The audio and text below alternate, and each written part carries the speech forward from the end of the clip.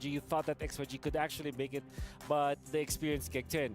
Falcon Esports, on the other hand, that was when the first surprise was actually where. I mean, we weren't able to watch it because we were watching Stream A. We heard about it. We heard about it. I was watching it. Oh, you were watching? Yeah, I was watching it with our good friend Trex as well as VZ, the two from NA. I haven't seen Trex that disappointed and that tilted for quite a long time. It was he was not very comfortable. Yeah.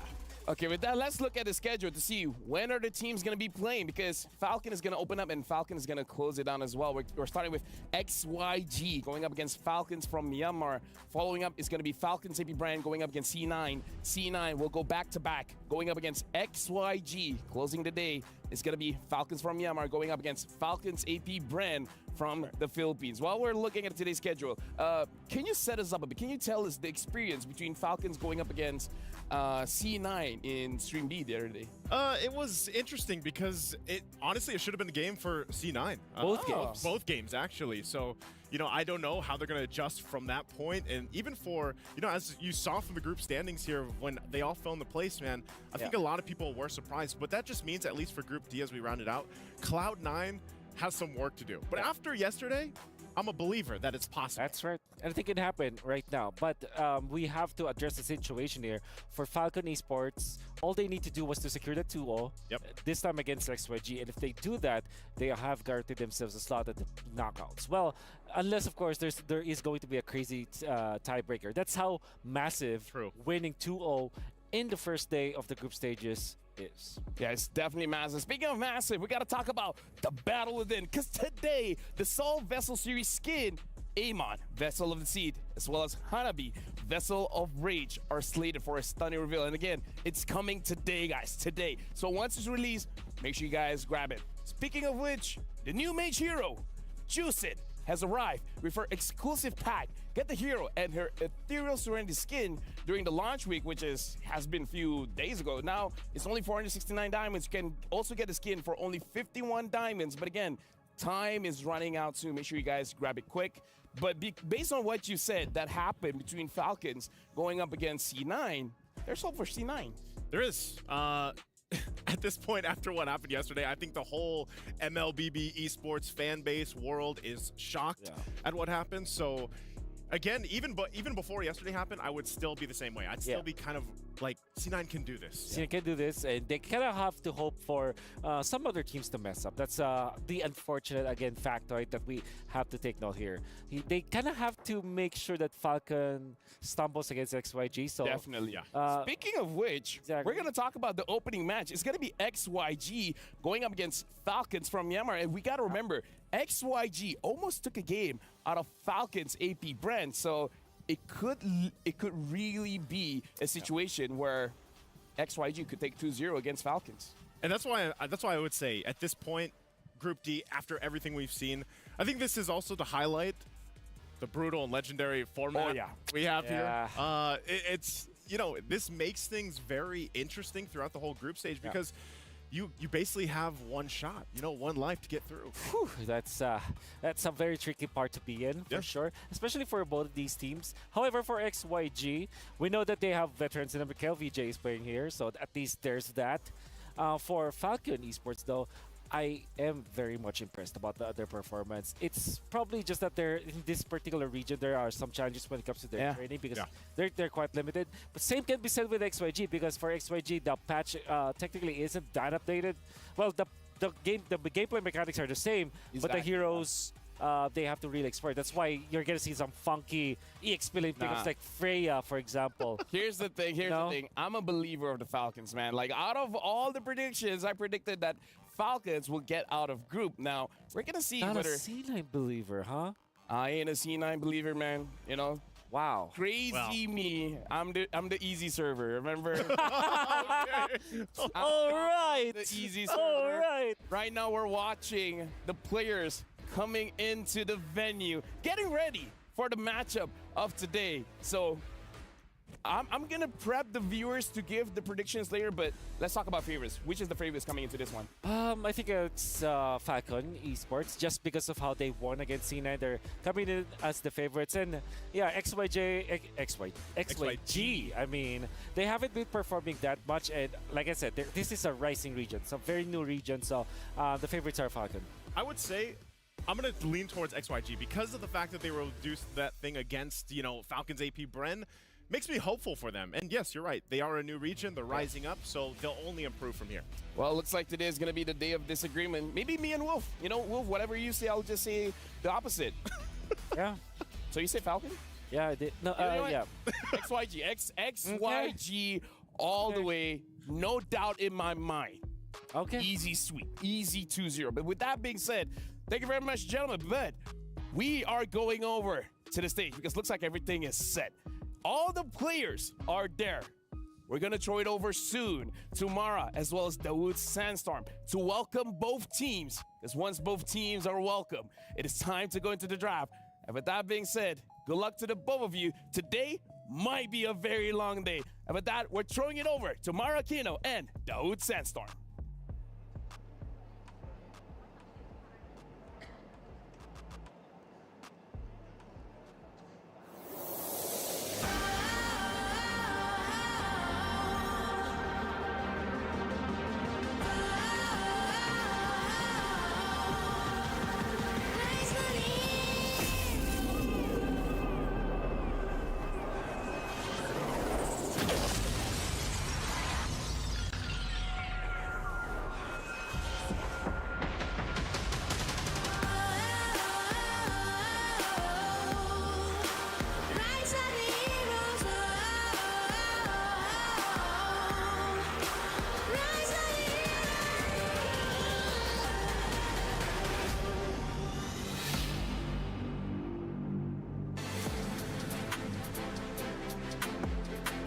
Ladies and gentlemen, get ready for a day full of MLBB extravaganza coming to you from the vibrant city of Riyadh, Kingdom of Saudi Arabia. أيها السيدات والسادة، مرحبا بكم في اليوم الرابع والأخير من مرحلة المجموعات بجروب دي في بطولة MSC. I'm Mara Aquino. And my name is Dawood Sandstorm. Welcome to the Amazon Arena.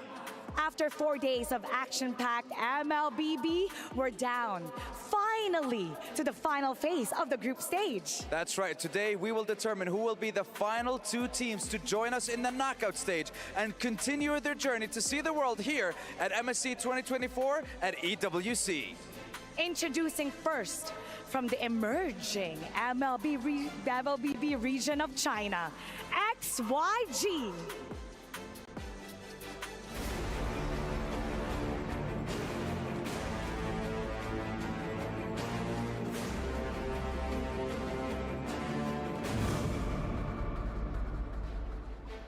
XYG's campaign opener may have been a loss against the reigning world champions, but they definitely gave them a run for their money in that second game of the series, and today they have a chance to keep their dreams and hopes alive. If anything that we can take from that match, we can see how great their potential is. And you know what, Sandstorm? I can't wait to see what they have to show today. I can't wait for that either, because we have to welcome their opponents to this incredible stage here at the Esports World Cup, looking for that redemption-seeking squad from Myanmar. Ladies and gentlemen, it is Falcon Esports.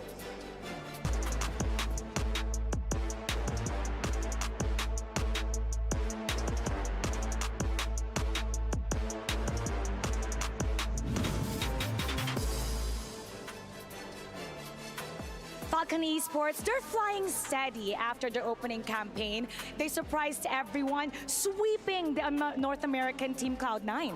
Yeah, and right now they are on the road to redemption, and who knows if they will be able to keep their keys intact and continue their journey on seeing this beautiful world here in Riyadh. And honestly, I'm curious to see if they're going to be able to surpass their previous performances as well.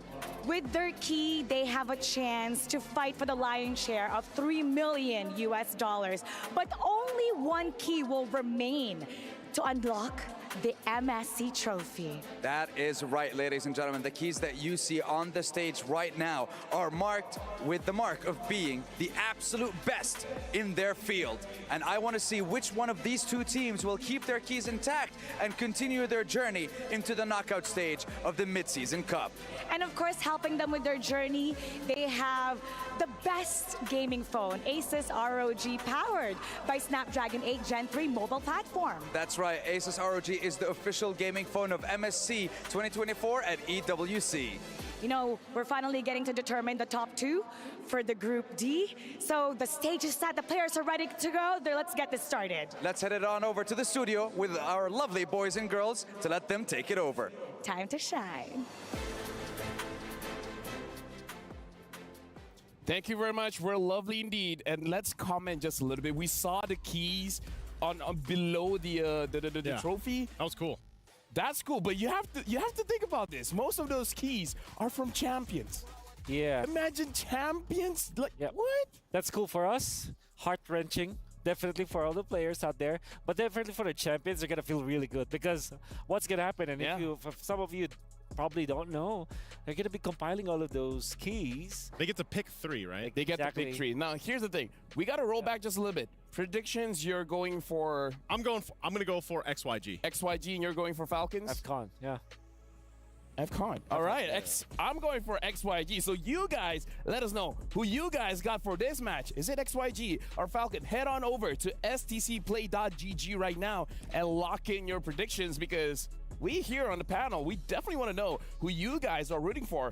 Especially for the group today, there are no clear winners. And again, after what happened yesterday, I'm hoping for more diversity when it comes to the predictions. Yeah, I believe that this is now the time that we can be believers for upsets. We've seen some upset in day number 2, I would say, with Farflux, eventually. But technically, they're not an upset. I think we're just basing it on their day 1 performance. And then day number 2 went very natural. Yeah, nothing really crazy. unexpected. Nothing unexpected.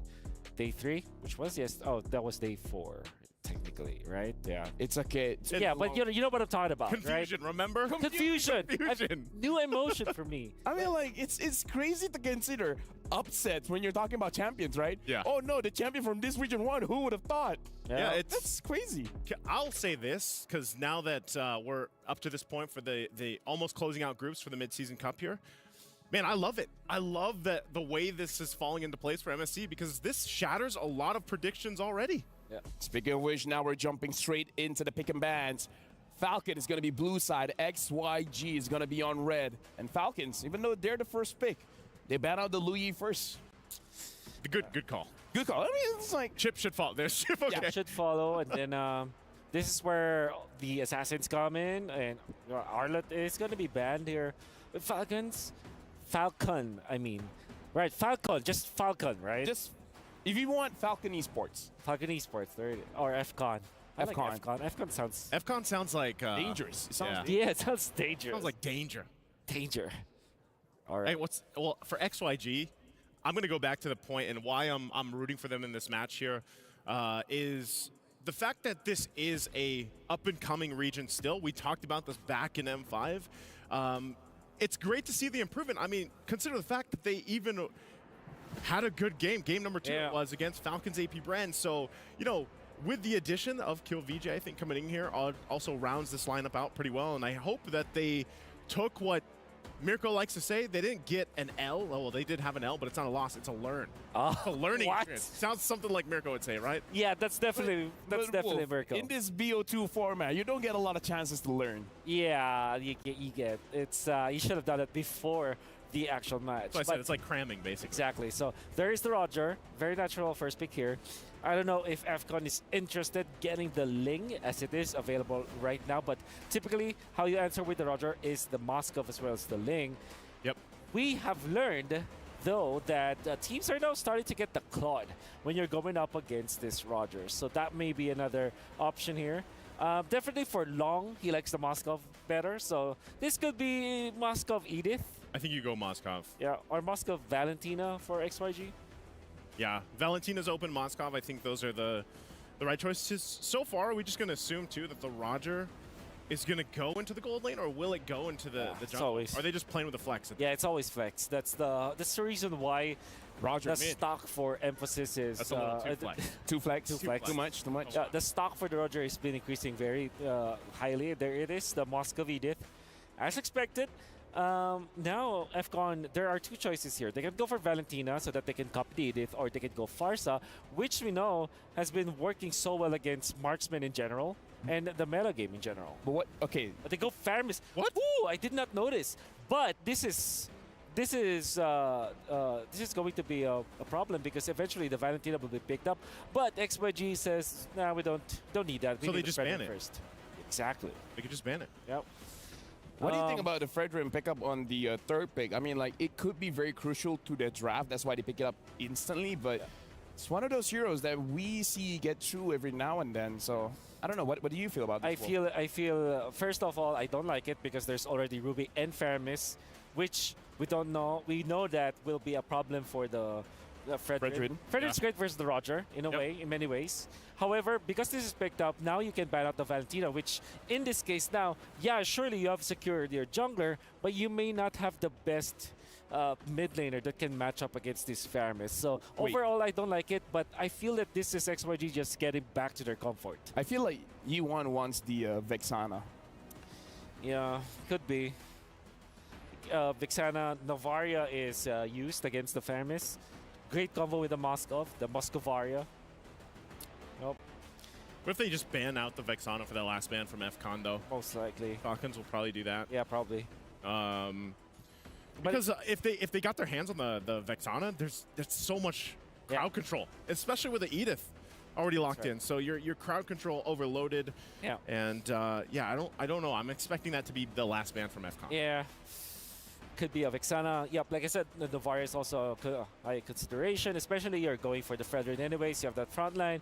Edith is a hero that can be played in the EXP lane as well as the roam role. And playing the Edith in the EXP lane kind of gives a lot more reward for XYG, just because you can clear out all of those extra shields, extra HP from the Faramis. And I believe this is a no-ban situation from XYG. Is that... Yeah, because now it's FCON's turn. Yeah, I think at this point, you don't want to contest this. Unless you ban Natalia or Helker. Oh yeah, which yeah. It makes sense. Natalia, Helker, like, you don't see them. You don't see them. You don't see them. Like, they're there, but they're not there at the same time. The last team that did this won an M5 championship. So. I was gonna say we've actually seen this before, right? Yeah. And where it came to success. Yeah. So I wonder if we see the same thing from XYG. It's like, oh, you want to open? We can. We'll open one too. We can play that game. Oh, the Freya. The Freya.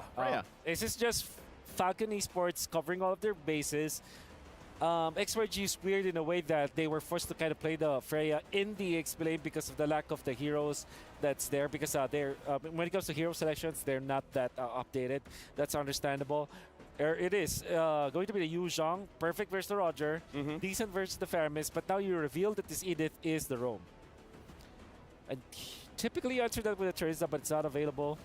Maybe you go... go CC. CC. So Ruby roam. Yeah, Ruby roam, perhaps. Or maybe a Ruby Gold, CC in the XP. Yeah, Ruby Gold. Oh, okay. It's going to be the Florin. Interesting. A mishmash of different ideas coming in from FCON's draft here, but it's mostly about staying alive as long as you can. You got a Ruby, you got a CC, you got a Florin, you got a Faramis. There's so much. Yeah, that's so much. It's like, we'll die, but eventually. But we'll also be healed. Truly. Truly. So we will die, but like maybe tomorrow or something. Yeah, you need a confirmed kill here, like a Farsa, for example. Novaria can be a hero for XYG, but that means that they will go very late into the late game. The Vexana is also good, but it's not like a confirmed kill. It's more of a bruiser. But then you have the Moscow to kind of finish the kill. Yeah, but Vex is the easiest route, I would say. There it is. There it is. Yep. Makes sense because you already have Yu Zhong and Edith. Yeah. So lock that in. Fred can do his thing, you know, and you're playing around the fact that you can extend the fights. Well, we'll go ahead and just crowd control you. And now the draft is over. We got a draft coming in from XYG. Do they have enough damage? And we got a draft coming in from Falcons. It looks like they won't ever die. And with that, we're passing it over to our casters. Leo and Gideon, take it away. And away we shall into the Land of Dawn for the first matchup of today. The final day of group stages here at MSC 2024 at EWC. Leo and Gideon Q at your service. For the first time, there is a no ban in MSC. Yeah, no, this is rather interesting. But then again, it doesn't mean like it's a bad thing. I think that right now, XYG, their draft, at the very least, their advantages is when it comes down to wave clearing. So that means they get to move first. And they get to clean up the map, make some space for Long, the international marksman. But what this affords for Falcon Esports, the pride of the Burmese, is a very comfortable yet unorthodox lineup. It's very Myanmar. It's very 1-3-1. It's the first time I've seen this in a while. Yeah, no, honestly, even Malaysia, Indonesia, everybody has got a little bit of a taste of this Ruby gold lane. And generally, you're just trying to smother your opponent, right? As long as you clear these waves faster, I don't think Lung can win out these trades against the Ruby as long as they are minions. And Falcon Esports, what they want to do is play the Predator. They got to be aggressive with a capital A. Looking at the loadouts here, Warcry on Dax's Roger, which I expect to be ahead of Zed's Fredrin. Again, a big head scratcher why the Fredrin came in so early, but then again, we reckon it might be down to comfort. Yeah, I think it does come down to comfort. And I think, you know, they still need a brick wall at the end of the day, right? Having 2 brick walls with Godyang on this Edith as well as the Fredrin isn't a bad idea. I think the main issue right now is how does XYG start getting a lead? Because once they start getting ahead and invade the enemy jungle, I think Dax is going to have a much harder time to scale to a relevant state. Which is made possible by Zed and Godyang's rotation. Again, even through the first wave of buffs, that's what they've been doing. Usually you see a roamer go with a gold laner, but then again, this Long we're talking about, you have to go with the less than favorable matchup. KelVJ getting a few beads on him by Dax. Godyang very close. Watching out. Something to note, KelVJ, this is specialty Yuzhong as well. We've seen him do well with this hero all throughout their season while they were playing in the China qualifiers. I mean, right now, they're trying to bait out emotion from the side of Falcon Esports, right? I think Dax has wasted way too much time up on the top side of the map, and in the meantime, on the bottom side, Zed, he's able to get like 2 camps up on him. And now he's making the long rotation. That's Godyang still checking in, trying to hit level 4. Dax with the pull on the turtle. Not going to commit just yet. Level 4 yet to be reached by our XP laner, Zed, now wailing away. Yep, this should be a free turtle for the side of XYG. I don't think they're going to contest it at all. And Black Dragon form just to find absolutely nothing here. This is definitely a set play from XYG's side. They're not going to find anything, but still a free neutral is a free neutral. And what this does for XYG is put them up about 500 gold. When are we going to see the rubber band effect from Falcon Esports? Because again, if you guys caught the Stream B broadcast of C9 versus Falcon Esports in our opening day, I think they played a very similar tempo. We're just waiting for when. It's not if they could, but when they will, especially since they want to smother XYG. When are we going to see that, Gideon? When do you think that'll come in? Are we waiting for second turtle, third turtle, maybe even when a Lord comes up? Okay, personally for me, I think that if the momentum, as of right now, there's slight momentum for the side of XYG. If that momentum continues and starts to like 2x itself, second and third turtle might be tough. If you go for the stereotypical way of how Falcons Esports usually contest, I would say second turtle, there'll be a bit of recon that needs to be done. And then afterwards, I'm expecting the 12th minute for them to really start to pop off. Man, sounds like a slow takeoff. They got to work on that, maybe spread their wings a little further, because that's what this lineup is made up for. They're made to be aggressive, and now that we see that they've all reached level 4, we know that there's a Bloom, we know that Royal Milk might have his first item, and I think that's one of the weaknesses that this lineup has, since we are seeing Benny on a gold lane Ruby. Usually Benny is your late game finisher. He's your insurance policy, as we like to call. But now that he's more of a fighter, I don't know if that's going to happen here. XYG looking to capitalize on this early advantage. 4-man rotation down bottom. Kid X sandwiched. Benny just doing his darndest to get some farm in. Yeah, I think at this point, XYG are doing a really good job. I mean, Kid X, he's got flicker, so don't worry. As long as he gets out of the energy eruption, he's totally fine. But just the rotations, right? They're trying to make sure that Dax is on his toes when it comes down to these camp timers. Previously, he ran down to the bottom side to pick up that orange buff. And Zed, he had already rotated to steal 1 camp, so he already had a rough idea of what that timer was going to be. Grand Theft Orange. Falcon Esports looking like a wet blanket. That's what their lineup is. Again, they're meant to smother. All this while, Shanyu Gaming is a brick house. Yeah. Running through you. going from objective to objective. Now they're going for their second turtle. And again, it looks like Dax. He's a baby werewolf. Like, he can't really do much. Here comes KLVJ. It's just not worth it. I think KLVJ can actually go really push the tempo, but I think XYG, as of right now, we're going to take the free neutral. No need to actually put ourselves at risk at this point in time, because if we're talking about leads, Zed already has the lead onto Dax, a full level ahead. KLVJ is doing a pretty good job against Royal Milk so far, but most importantly, Lung is starting to get ahead of Benny. He's 2 levels up on him. That's right. The international marksman building it up, mewing to Lux Max very soon. I wonder what the items are. Here we go. Let's check in. 500 gold.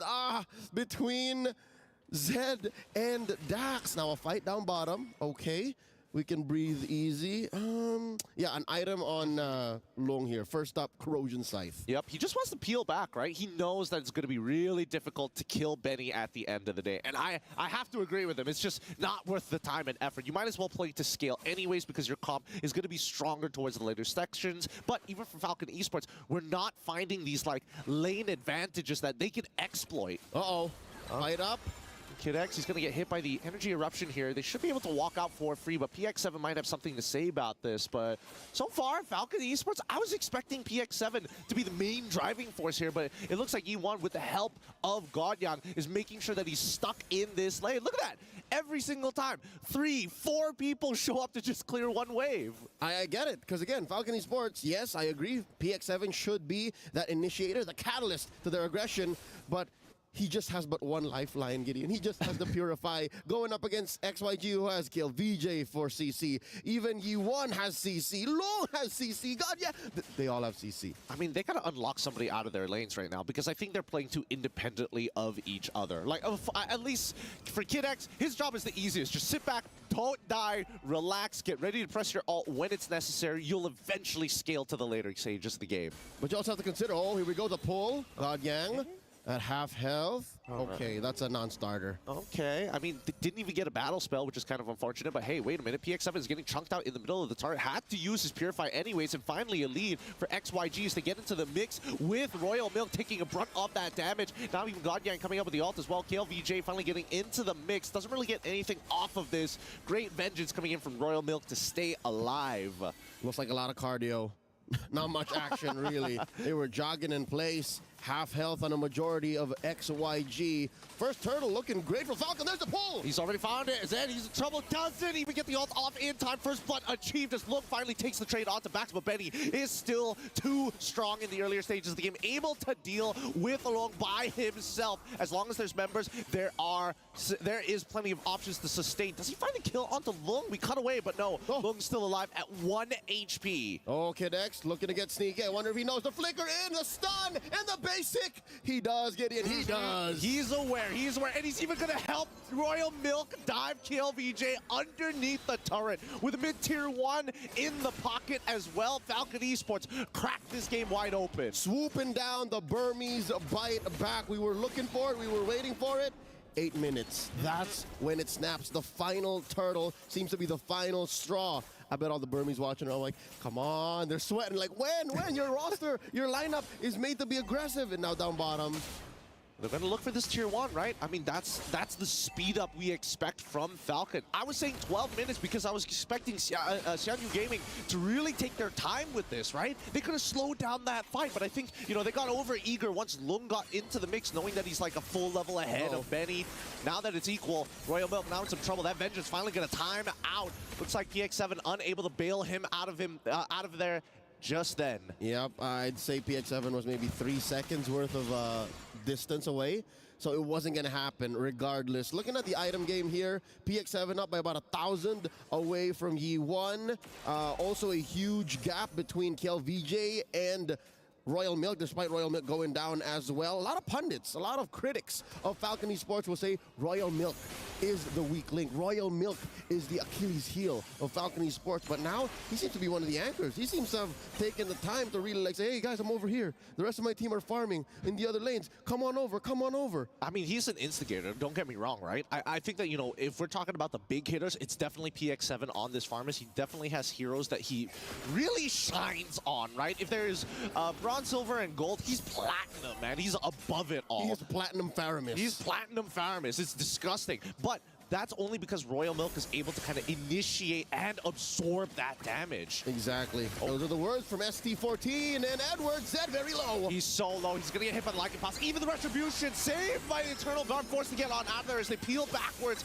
to try and make something happen. But a great pull. I'm offended. But wait, hold on. They're turning it around. Long is able to find the pin 2 times and even gets PX7. It's a 4-for-0 trade in favor of XYG. There's only so much a lone Florin can do. She can heal you.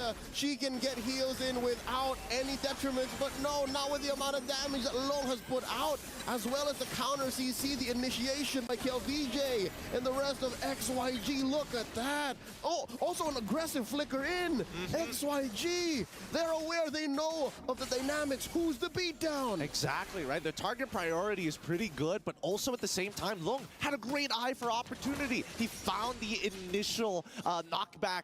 Actually, it happened twice in that fight. The initial knockback happened here in this part of the map, right in the middle. And then as they, rolled back a bit and then pushed forward again. They're stretching them like dough. Amazing. The back and forth really rocked Falcon Esports there, and that led to XYG being up by about 2,000. And the international marksman doing work, clearing up that top lane. Now, the tier 2 in mid in jeopardy as well. How do they defend? Falcon Esports is the first time they've actually been on the back foot. I mean, the early game is one thing, but now XYG's knocking down your base. Well, let's see here whether they lose an inhibitor. Benny's going to get hit by the Eternal Guard, but he's fine. He can sustain through all of the damage as long as there are waves. Unfortunately for XYG, they don't have a clear way to initiate without their battle spells, and it doesn't help that their sieging isn't that great without the Black Dragon form. Yep, 2 minutes until the next turtle comes up. 2,500 gold ahead. Chinese squad are over the Burmese. Look at the damage that Long is putting down. This is dangerous what he's doing. There's a knock-up. He's confident. He wants to get more into the mix, but he's kind of slowed down thanks to Royal Milk. Regardless, they still get all the tier 2 turrets from Falcon Esports, and this is what we were expecting from XYG. When they find the opportunity, they're going to start from your tier 1s all the way to your inhibitors. They are thorough. They are procedural. And maybe they can work on their precision, but hey, if you're playing with a sledgehammer lineup like this, a comp that just relies on Long, I mean, almost single-handedly Long, and then maybe a little bit of a E1 on the step back, then yeah, definitely. There's a lot that Falcon Esports need to work on here.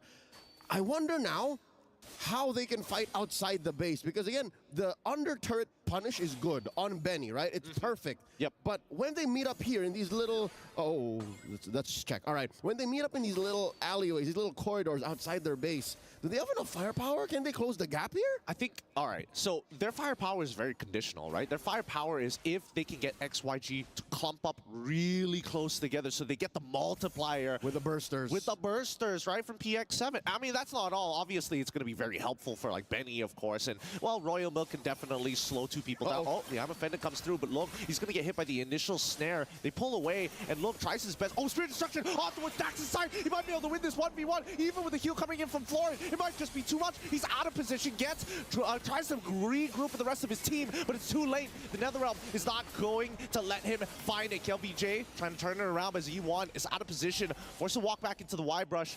God Yang can really take his time. Benny is sustaining through so much pain, and even for VX7, he's just waiting to slowly encroach upon their positions. It's now they're all running away. There's nothing that they can do as they get picked off one by one. The slow march by Falcon Esports allowed for 2 I'm offendeds. 2 I'm offendeds to go off cooldown and can continue the assault. 8-6 now. Another swing of the pendulum towards the Burmese. Now up by 1,000. They're looking for a penetration. I think they're going to get it. Yeah, they're going to get this. Dude, hello? Hello? Why are we not taking out free inhibitors here as the Eternal Guard comes down, forcing the rest of FCON to start taking away tier 2s? No. SOD. He wouldn't. He wouldn't. There's He's a retribution. I mean, there's retribution, and also the last time he tried to 1v1, it didn't go well because of Kid X. All right, good rewind. Let's go back maybe 20, 30 seconds. A nanosecond of hesitation. of speculation on Long. I'm not so sure if Moskov mains will question me on this when I say maybe Long could have leaned hard on that engage. Maybe that would have won him the fight against Dax and would have killed Dax even before this all went down. I don't think so. I think that the heal coming in from Kid X was just a little too big, right? I think if you take out the heal, 100% he kills him there, right? I think the only other advantage he could find is if he decided to switch out that Purify for maybe an Inspire. Maybe it would have ended the fight almost single-handedly. But that would make him more vulnerable. Now, the Lord jumping in, crashing through that top inhibitor. A big, I'm offended! Finds two into the Eternal Guard, and then straight away into the Netherrealm to try and peel some time. With the Lord already knocking at their base, they should be able to get one more inhibitor before they try and close things out. But that's a lot of resources, and a dead jungler, and a knockback of a lifetime! Long! This is why he's the international marksman, turns it around single-handedly. God Yang with a God mode, Earth Shatter, and they equalize. XYG almost in finger. SOD to the back. He wants to go for more. He's already locked down, but it looks like he bit off more than he could chew. That's going to be a 2-for-2 trade at the very end of it. But man, I'm telling you, this fleeting time on Kid X, the heals with his ult, and KLVJ, hello? He's going to make it out. He's not going to make it out of this. He's not going to make it out of this. No, not when CC gets the ult back up. Zed is already here to start peeling him off. Eternal Guard actually towards PX7's side, forcing the Netherrealm to come on out. Target acquisition looking a little disorientated from XYG. I get it. It's sensory overload. Falcon Esports are doing so much on so many different fronts. The Lord, that push in mid, up top, a fight on many different angles coming in, especially now that the lead is the biggest it's ever been. A quick look once more on the attempted clapback. They don't even get PX7, because again, they didn't know that the cooldown off of the Netherrealm would have been done by then. And now, 5K, approaching 5K. Falcon Esports is, after a punish in mid, they win a fight down bottom.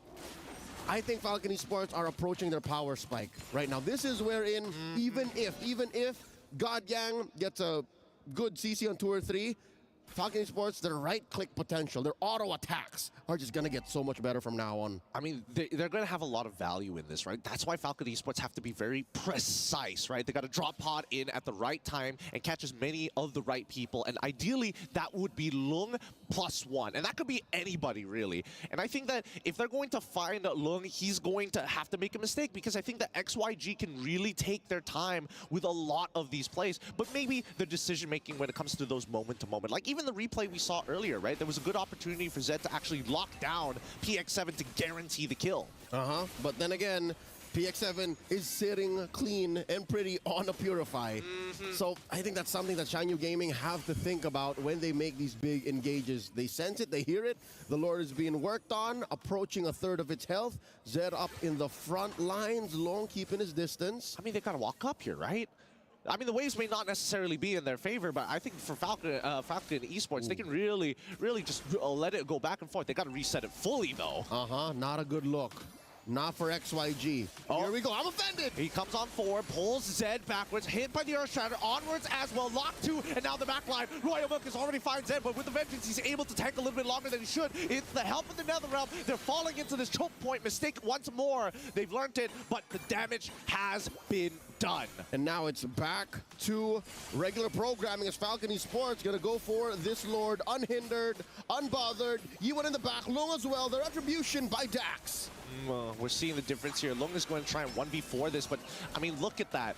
PX7 single-handedly just blowing them up. Godyang does find the trade backwards on towards it, but man, they got to be super... No, Dax, he's in some trouble. Kid X might have to sacrifice his life in favor for Dax, but he's going to stay nearby, get the heals down, try to turn it around, get him low enough, look for the opportunity, and Dax finds it. Netherrealm to ensure that this Primal Wrath is worthless. Godyang should be going down, and now with a exposed Crystal, FCON looking to close things out. They smell the blood in the water as they go in. Zed at half health. The Black Dagger from my kill VJ. It's done. It's over. They've cracked open the crystal. These fights, they need to be decisive. And it's not even about the macro decision making. It's about target acquisition. I agree, Gideon. I agree more than ever. I'd say of the dozens of games we played in the group stage, this might be one of the most micro-specific matchups we've seen. I totally agree with you. I think that XYG, they definitely have the micro, but they gotta calm with each other how they're going to do it rather than just feel it. Close calls on many different fronts, moments wherein they should have made the call and maybe they shouldn't have made the call. I wonder what our analysts think about this because there's a lot to break down here. It was a medium-sized match, but I'm sure there are plenty of pain points that they should be talking about. LaFell, Naisu, and Wolf, hey, tell us what you think. Well, what we think is that you guys are correct. This game is really about the mechanics. Like, we're looking at the highlights here. A lot of time we see Benny actually catching out of Fredrin, causing the match to go to their side, but can I just say, like, every single time I watch the play, I'm like, no, no, like, I think that was all of us, man. no, why? It's like he's his worst enemy. But then again, you have to give credit to FCON. Yeah. 3 comeback games so far. They're the new comeback kings? Is it really a comeback when they plan for it? Well, Hey, the lineup that they had, this, you know, we talked about like extending team fights because of the Nether Realm plus the heals from the Florin. This was the perfect picture of that idea. and you know, I will indulge in what you just said, Mr. LaFell. Is this part of the FCON plan all along? Well, one thing that I can say is that their composition is very dependent on the late game, right? So it looks like it is good in the early game because you have the Ruby as well as the Faramis, but this is a Ruby in the gold lane, which kind of needs farm.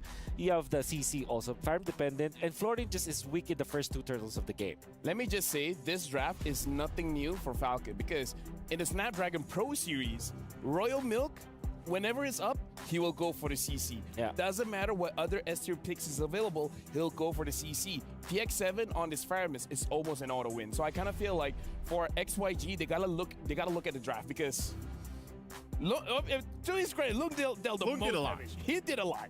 But I will say he did a lot, but sometimes he was too forward. Too forward and a little bit too trigger happy on the Spirit Destruction, man, because I think every single time we saw that fly, we're like, don't do it, right? And then the healing comes through. Oh, yeah. What if his teammate's like, please don't hit it? I hope the Spear misses. Like, okay, let's you guys are the analysts. Talk us through this. Why did the Moskov go through with the Spirit Destruction, but why did he lose those trades?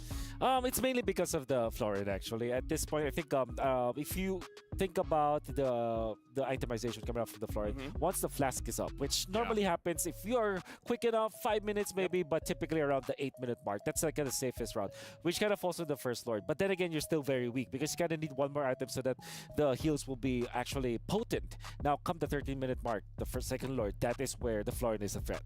Yeah, I think once that Flask of the Oasis comes up, like Wolf mentioned, it just got too much because typically it's just a Florin, but then the Nether Realm on top of it. That's right. So it allows even more of that extension, more of that sustainability to play a part in these fights. And when you're looking at a lot of these kind of breakout, even though they had damage, they just didn't have enough to overload. And there were some good moments there, some good setup potential like we talked about. They had a ton of crowd control available to them. A godlike set from Godyang back in the base. I know the casters mentioned this, but that's the thing. Even with that, they just didn't have enough firepower to get through all that. Oh. Unfortunately, that is going to be the case. Unless, of course, they kind of dialed in on just literally one hero. That is going to be possible. But then, unfortunately, for the Moskov, it's not much of a burst hero. Maybe if you get the right combo, it can deal a lot of damage, but it's not like burst, you know? Which means that sustain normally is the counter to the Moskov, right? The sustain when it comes to like big heals, because that means that your initial spree of big attack speed is not is totally going to be nullified. Yeah. Honestly, I feel like, I mean, looking at this, Royal Milk, he looks pretty chill with all things considered. Actually, the entire team of Falcon, it shows that this is a good win, but at the same time, they don't want to overextend, right? They don't want to be too excited because this is a best of 2. And we got to talk about this. If they win this one against XYG, doesn't this mean that they're automatically qualified to the knockout stage? right? They already have a 2-0 against C9. Yeah, they would have 4-0, right? They will for all. I think they're automatically qualified unless there is that crazy 3. Of course. But then again, if they win a big, well, technically they don't win fast, so they might not get the better end of the tiebreaker. Of the tiebreakers. Yeah. But for all intents and purposes, yeah, they're 70% into the knockout stages if they do win a 2-0. That's big. You know what? Here's the thing, Wolf. I feel like a lot went down in that game. So yeah, this is a special segment for Wolf. Let's actually check out the talent rate to show us what happened in the game. Well, you were wondering why Mr. Long was very confident in many cases. This was one of the first few stumbles. And maybe you're not seeing this enough. I'm going to kind of zoom in on this part. You can see. Whoa. So that is the wind of nature. Actually, first pick by Long. That is why he felt very confident. So if you play this out, now he... To be fair, he lands great Spheres of Destruction. He's going to hit it this time against Nax, and you're going to see it right there. He's trying to kind of duel, but then the Bloom comes up, and now you don't have your attack speed boost anymore. You're kind of controlled by the Curtain Call that actually was landed by Royal Mix. So even when that was a single hero Curtain Call, it was still potent enough that you kind of lock Long in place. And the thing with Moskov is that you have to be locked in place. Now, this is where the problem starts for XYG. They don't have the damage dealer anymore. Royal Milk is just outplaying them up top. As you can see, they're just baiting everyone. Like, everybody's just very low from the side of FCON, but they're not dying. And now the sustain comes through. Kidx is gonna be landing all of those heals greatly, and then Royal Milk is just, you know, he's just fighting against everyone and surviving all time. At this point, no more spells, no more skills, no more firepower for XYG. It's checkmate. The kiting coming out from FCON is just phenomenal. The thing that surprised me was in one frame of your teleprompter, Telestrator, we saw like 2 curtain calls. Yeah. Right, one on the Moskov and then one on the Edith as well as the Frederick. Like that's how prolonged the fight was when you're able to use your ult twice. Yeah. Hey, we said this in the draft. Like, we knew this was gonna happen, you know, and that's playing the lineup to the T. They knew the game plan. They brought it out when, especially when you have an aggressive decision from the opposing team here, from XYG.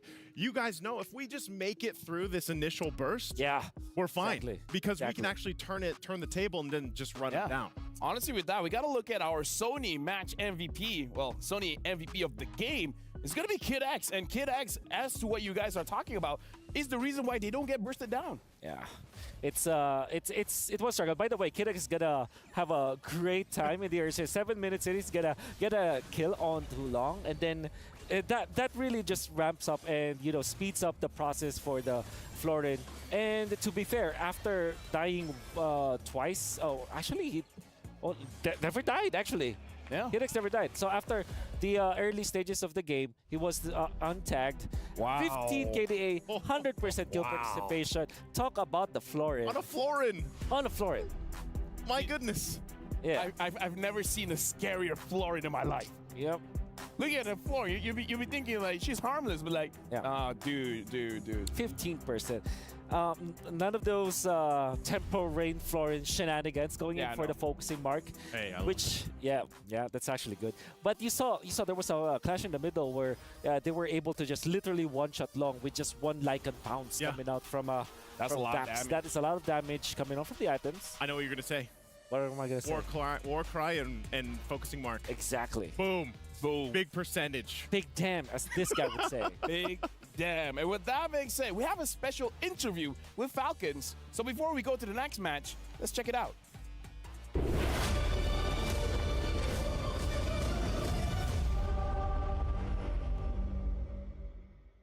Hello, I am Ryan May from Falcon Esports and I play ESP.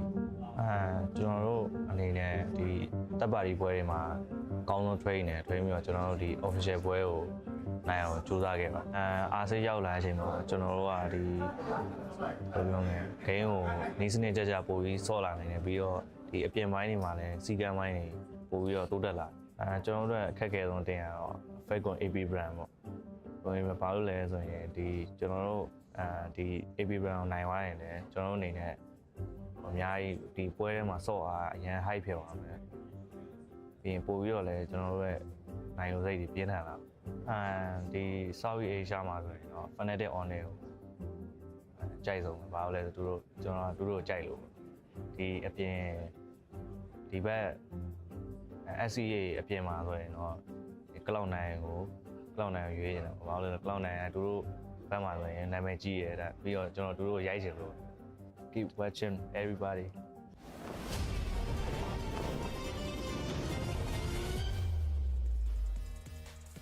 Something about Royal Milk, the teams that he said, it's not doing well.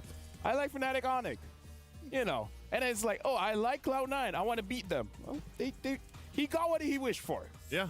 I Is feel he like a seer? yeah, he might be. He might be able to tell the future. Yeah. But the thing is, Maybe he has a curse. maybe. I'm just surprised with how many times Cloud9's name comes up. Oh yeah. Yeah. Shows us that they're a team to watch out for. But then again, Falcon, they have already overcame that hurdle. Now they're just one win away from securing the knockout stage's berth. Well, 70%, I would say. 70% is good enough, don't you? Yeah, that's nice. pretty. 70% is good. Yep. And you know, I think even with how things are going to kind of like fall into place here with Group D, if they get the sweep here, that's great for Falcon Esports, because from that interview, you heard it right from Royal Milk that their preparations leading to this, they don't have as many, I would say, opportunities as other regions here. They really do compete in these third-party tournaments. They use that as their practice, and then eventually when they get to chance to scrim and everything else, look what they bring to the table. Yeah, now we're jumping straight into the pick and bans here. Falcon's going to be blue side, XYG is going to be red side, and again, the Luyi gets banned, but I'm kind of on the camp for Falcons, like, don't change it up. What has worked before, just keep using it. They used it from the Snapdragon Pro Series up until MSC, and until someone stops it, might as well just use the same thing. But what do you guys think? I think that, yes, super duper agree with that, especially because we know that XYG might also do the same thing. This Yuzhong pick, although it is not the most optimal pick, especially because there's Florid, there's Faramis, or well, they did not see the Florid prior to the Yuzhong pick, but it's more of a comfort kind of pick. Like, it doesn't have an actual combo with the Fredrin. Imagine if they picked up somewhere along the lines of Lapu Lapu, for example, they will have the burst to go with the Moskov. But that tells me it's comfort pick. That also is the same with Fredrin, although Fredrin works versus the Roger. This is Faramis plus Ruby, which Fredrin actually hates playing at. So what I'm trying to get at is XYG is playing around their comfort heroes, so FCON should also be playing on their comfort heroes. Yeah, so honestly, nicely looking at this match here, Falcons, they're betting out the Moskov. So even though, yes, they won against it, but they're still respecting Long having the highest damage and the highest goal in that game. Yeah. Interesting that they go that route. It makes me wonder if we're still possibly going to see a Florin come up. It was such a detrimental part of the lineup here that we saw utilized. Also, the Faramis is still open. Yep. So those are two heroes that could still play a big role in actually either of the teams that decided to go this rate. Yep. But because of the first pick is going to be up for grabs. Harith maybe is... I mean... Yeah, very natural, actually. And then you answered this typically with Roger, but yeah, Roger's available. Yeah, maybe XYG... Roger Valen. Roger Valen looks really good. Another hero is the Fredrin, which in this case now is a legitimate answer to the Harith, and XYG showed us that they're not gonna think twice about picking that hero up. Picking up both Rogers plus Fredrin is not that good because you can reveal a lot, so maybe Edith plus Fredrin, perhaps. There it is. There it is. Wolf always on point. He's good. I'm sure that his glasses has screens inside of it that he has like 5 seconds ahead or something. I'll say that, you know, so far through the group stage, I don't know what Wolf's percentage is, but he's pretty on point. And 120%. Thank you. 120%. 120. Thank you. Like I said, 120%. 120. Wow. Like meaning to say, the draft that he got wrong, he was right. He was just right too fast. Yeah, that's right. It's going to be in a knockout stage, so he was drafted for that one. I take that. I take that. That's enough for That's enough for me. Do you get the Ruby or the CC now? I think CC. Oh, Roger, obviously. Roger Faramis. Faramis still open. Oh, this. I hope XYG picks up the Valentina because now they have access to the Faramis. Netherrealm, yeah. Netherrealm Fredrin is great, and it's great versus the Roger as well, right? That's because true. Roger hates playing against the Faramis. I think part of the problem the last game was they locked in the Fredrin early. Yeah, I like agree. they I didn't agree. have to pick it up that last pick with the first phase. Oh, whoa! This is Whoa! interesting. I mean, Whoa! talk about early, right? Talk about early. Like Man. you did assume Bruno getting banned in the second ban Yeah. phase. Oh, You don't expect man. it, right? So now I'm guessing. Oh man. I'm still saying the same thing from the last game. I'm surprised with their last pick for the Oh, first man. phase. Same thing for this No, game. no, This no. is- No, I feel like because you said that, it's like, you know what? Hold What's my the coffee. No, hold my rock star. Oh. Let me Oh show- my Rockstar. Let Oh me my let Pepsi. me, let me show you my third Oh. pick. All right. Oh man. This I, is, I wonder how the casters are reacting. You know, I am confusion. you're Yes. You did say that's gonna be the theme for The today. theme for the Today is going to be Confused Wolf, but Yeah. let's jump back into the draft here. Yeah. Raz getting banned now. We have to consider that the Valentina should be banned here, right? It has to be. Yeah, Has it to has to be. It's great. Oh man, the XYG. There it is. Oh my goodness, this is absolutely a mistake. I would say this is a, you know, when you're playing chess and then there's a game review where it's like a blunder or something. Yeah. This is definitely a blunder from XYG because surely I understand why the Bruno will be picked up. And like I said, FCON might not even be thinking about the Bruno. The slot where the Bruno was picked, I mean, who would you think? Carrie, Claude, Beatrix, Nathan.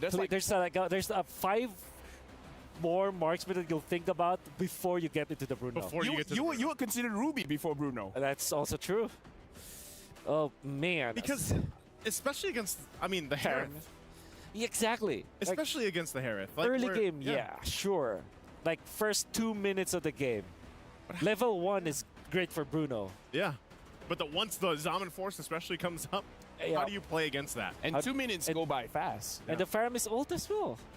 And Freya banned again, but at least this Oh time my the CC God. got banned. Now here's the thing: Royal Milk, if he doesn't get a CC, he has one more hero, and that's the Yuzong. Yuzhong. So that means that XYG might be pressed to pick up the Yuzhong now, which then reveals the Edith. Oh my god, this is literally the same as last time. I would say just pick up Lapu Lapu. I think it's much better. Give up the Yuzhong. You're pretty much set for that. Maybe, Pick out your mage now or something. yeah. Maybe just go Vexana again. I don't Vexana. know. They don't have that many options when you look at this. Valentina was Aurora? Novaria. Aurora? Or Aurora's perfect versus Yeah. both Roger as well as the Aerith. That's great. I want to see Odette. I mean, if this is elimination game for you, just you pick up the Bruno anyways. What's another crazy pick, right? So Yuzhong. yeah, they indeed got pressed to pick up the Yuzhong. Yep. All right, that's Oh, what we man. expected. Oh man. Oh man. The question is, what does Royal Milk pick up now? Because the type of guy that's you know, the farming kind of hero. So we're looking at the Benedetta, the Paquito. Yeah, Benedetta is great. Maybe even the Lapu. Paquita was also amazing. I think I'm thinking Grok actually for FCON, but at the same time, I love the Lolita. It's great versus the Bruno, decent versus the Edith. Ruby is also one of those heroes that Fredrin doesn't like to play against. How about going back to the oh yeah, there you go, Oh. the Minotaur and the Ruby. Minotaur plus. Dude, This is difficult. long team fights, right? Long team fight still Oh, because man. there's still some healing Oh man. from the Minotaur. Go Odette, pick up the Winter Crown. You're not that scared about the Mino and Fury as well as the Ruby. That's the only option here. Otherwise, you're pressed to go Vexana. You're saying that because they need the damage? Yes. They need tons of damage. So it's not about crowd control here. It's not about, you know, like lords. No. Come on. You need a swan song. You need a swan song because how much damage does Worldy do?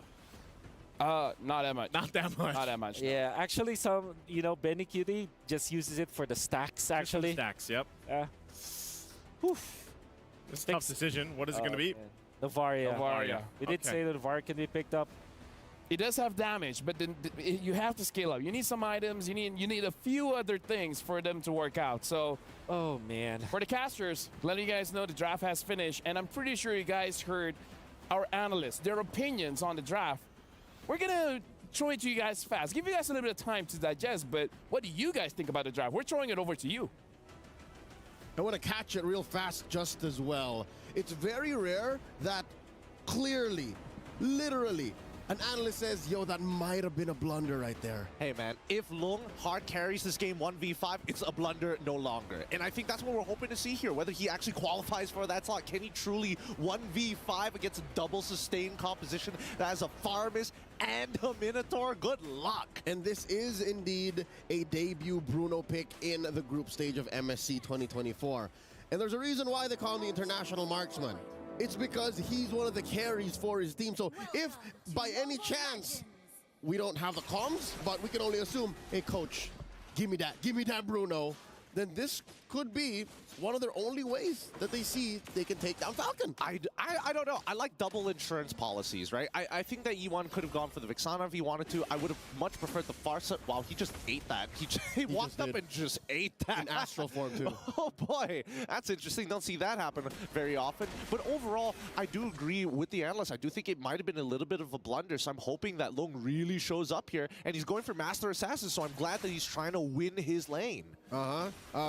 Checking in again. Ooh, eats a good amount of CC from Kid X again. That's how you build Bruno, folks. If you want to try Bruno, if it works out, then you double down on it.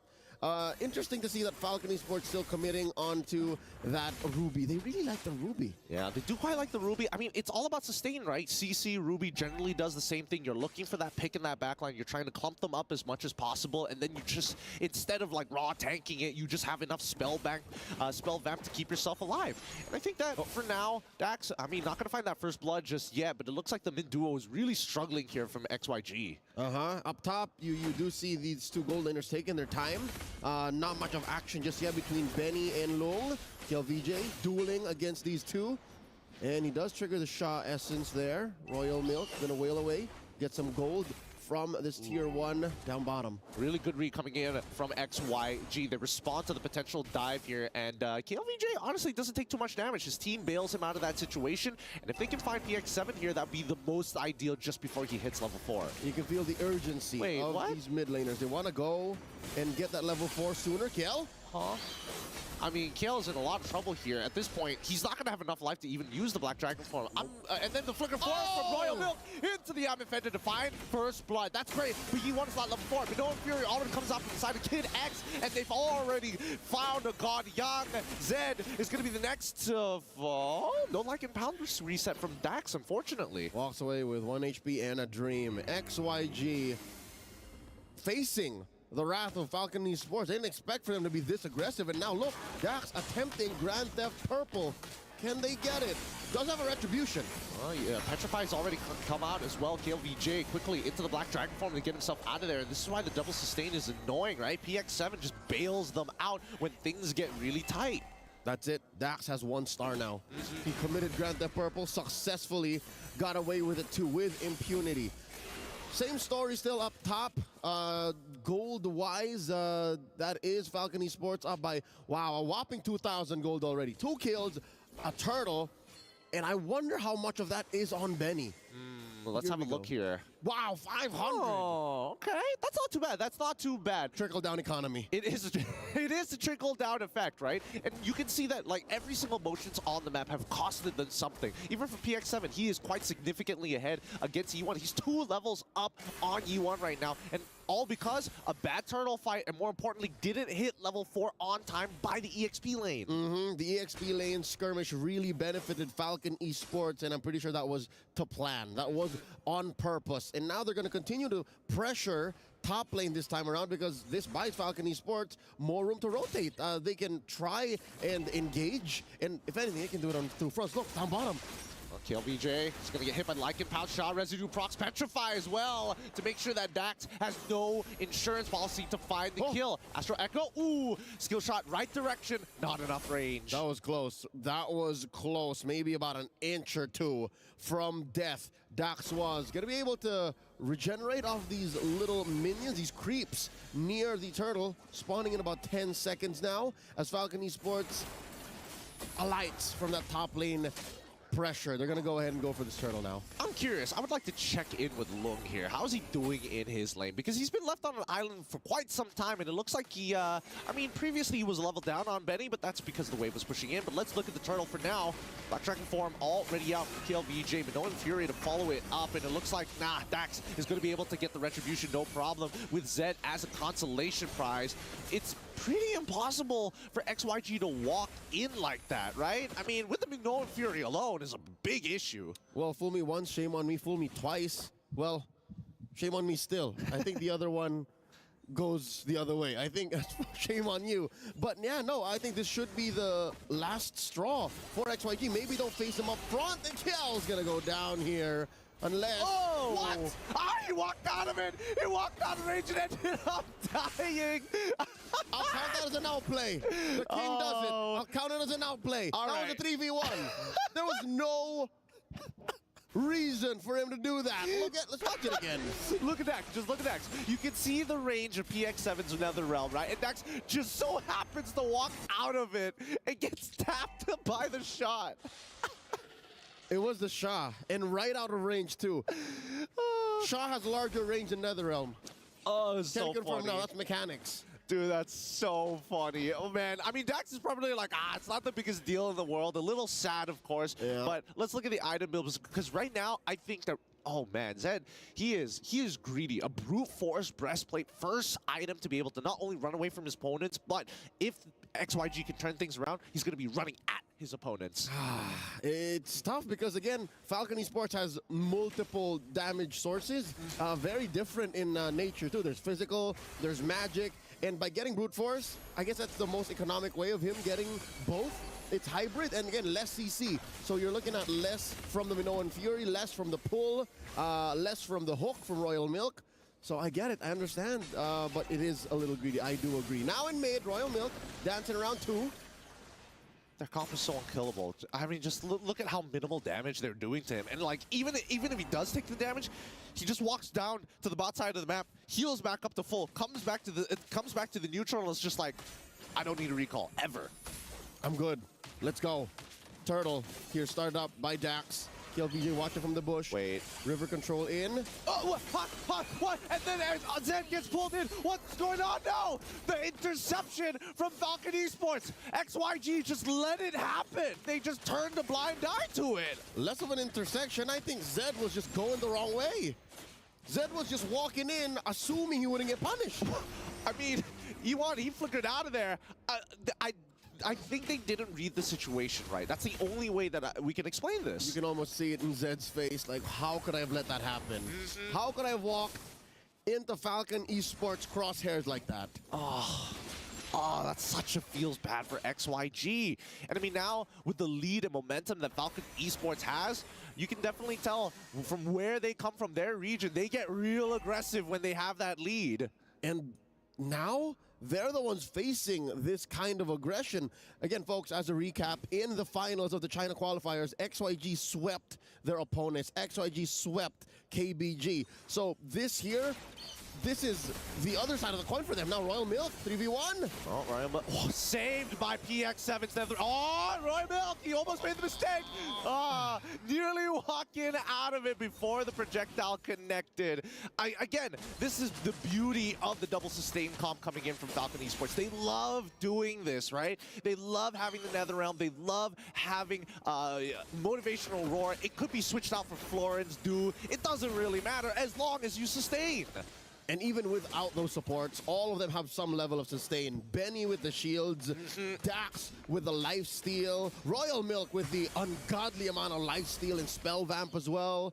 5-1, 6K gold lead ahead for Falcon Esports. XYG gonna struggle to keep this turret. I mean, they can fight if they want to, but they find the I'm offended flicker backwards, and it's too late. The Minoan Fury stops any aggression from XYG, and even KLVJ, he hunkered around for a little too long, and the Netherrealm is going to keep everybody alive. How many chain kills can you get? And it looks like XYG admit, okay, we're only giving you 2. We can't give you any more, man. Uncle, I call Uncle, and they back off. They're eventually gonna get the orange and that turret up top that they started. Odd how mid lane tier 1 hasn't been touched. Look, now just eventually they'll push. It's I don't know. I don't know what to feel about this game. I feel like XYG aren't playing that well this time around in game number 2. I think they did much better in game number 1. Something in game number 1 broke them. I think something must have snapped. Something changed because now XYG, they've been playing on the back foot since minute 1. There were small outplays, small little mechanical, double 2 steps here, but Falcon Esports have been calling the shots. They've been setting the tempo and the pace, and XYG aren't ready to dance. Yeah, it's so true. I mean, let's look at the items first before we continue the subject, right? Because now we finally see fully completed boots from Lung. He was greeting out with the Haas Claw into the Berserker's Fury, and I think he's going to go into the Malefic Roar as his third, but it's kind of late now that Benny has the Holy Crystal, so he still can't win that 1v1 if given the chance. Yep, and the Radiant Armor and God Yang and Zed, sure, it'll help you from PX7 and Benny, but what about Dax and Royal Milk? Now that Dax is the endless battle too, you're playing with true damage. It's a little tough here, but let's see whether an inhibitor falls, right? They've got synchronized waves. They're all pushing at the same time. It's really stretching out XYG and E1. He's so low. Look, he's already down 50%. Here comes the Black Dragon form because KLVJ needs to force them away to protect these inhibitors. They don't want checkmate angle this early on into the game, but Falcons one last wave up on that top side and maybe cracks it open. Yes, gets it open just in time, and now they back away. Checkmate angle set up. All according to plan. About 2 minutes until another Lord comes through with a contest from XYG far from the horizon. They can't even think of defending here because they have to watch out. They can engage. I mean, God, yeah, he tries to get on out of there with the Primal Wrap, ends up getting punished too with the I'm Offended, and that's going to be GG. Well played as FCON 1 has just landed. The crystal going to get cracked open after Dax gets the Maniac. Falcon Esports does it again. Both teams tried to draft as close a lineup to as they did in game 1. And eventually, it's Falcon's aggression, what we were expecting from the early moments of game 1 that won them through. This is the Falcon we know. I mean, you guys can't see this. Leo's eyes wide, and just the way that Falcons played, how quickly this double sustain comp, which is known to take some time, really ramp up fast. It's like they loaded up a new game plus save. That's what it looks like. They picked right back up from where game 1 ended, and you can see here the faces of XYG. The little monsters. I mean, I don't want to be the one to say it, but I think it's official. This is it. I think this is pretty much it, and I think that XYG, they know that their performance in Game 2 was not up to standard. It was not the way that they wanted to go out. Game 1 looked better. Game 1 had promise. Yeah.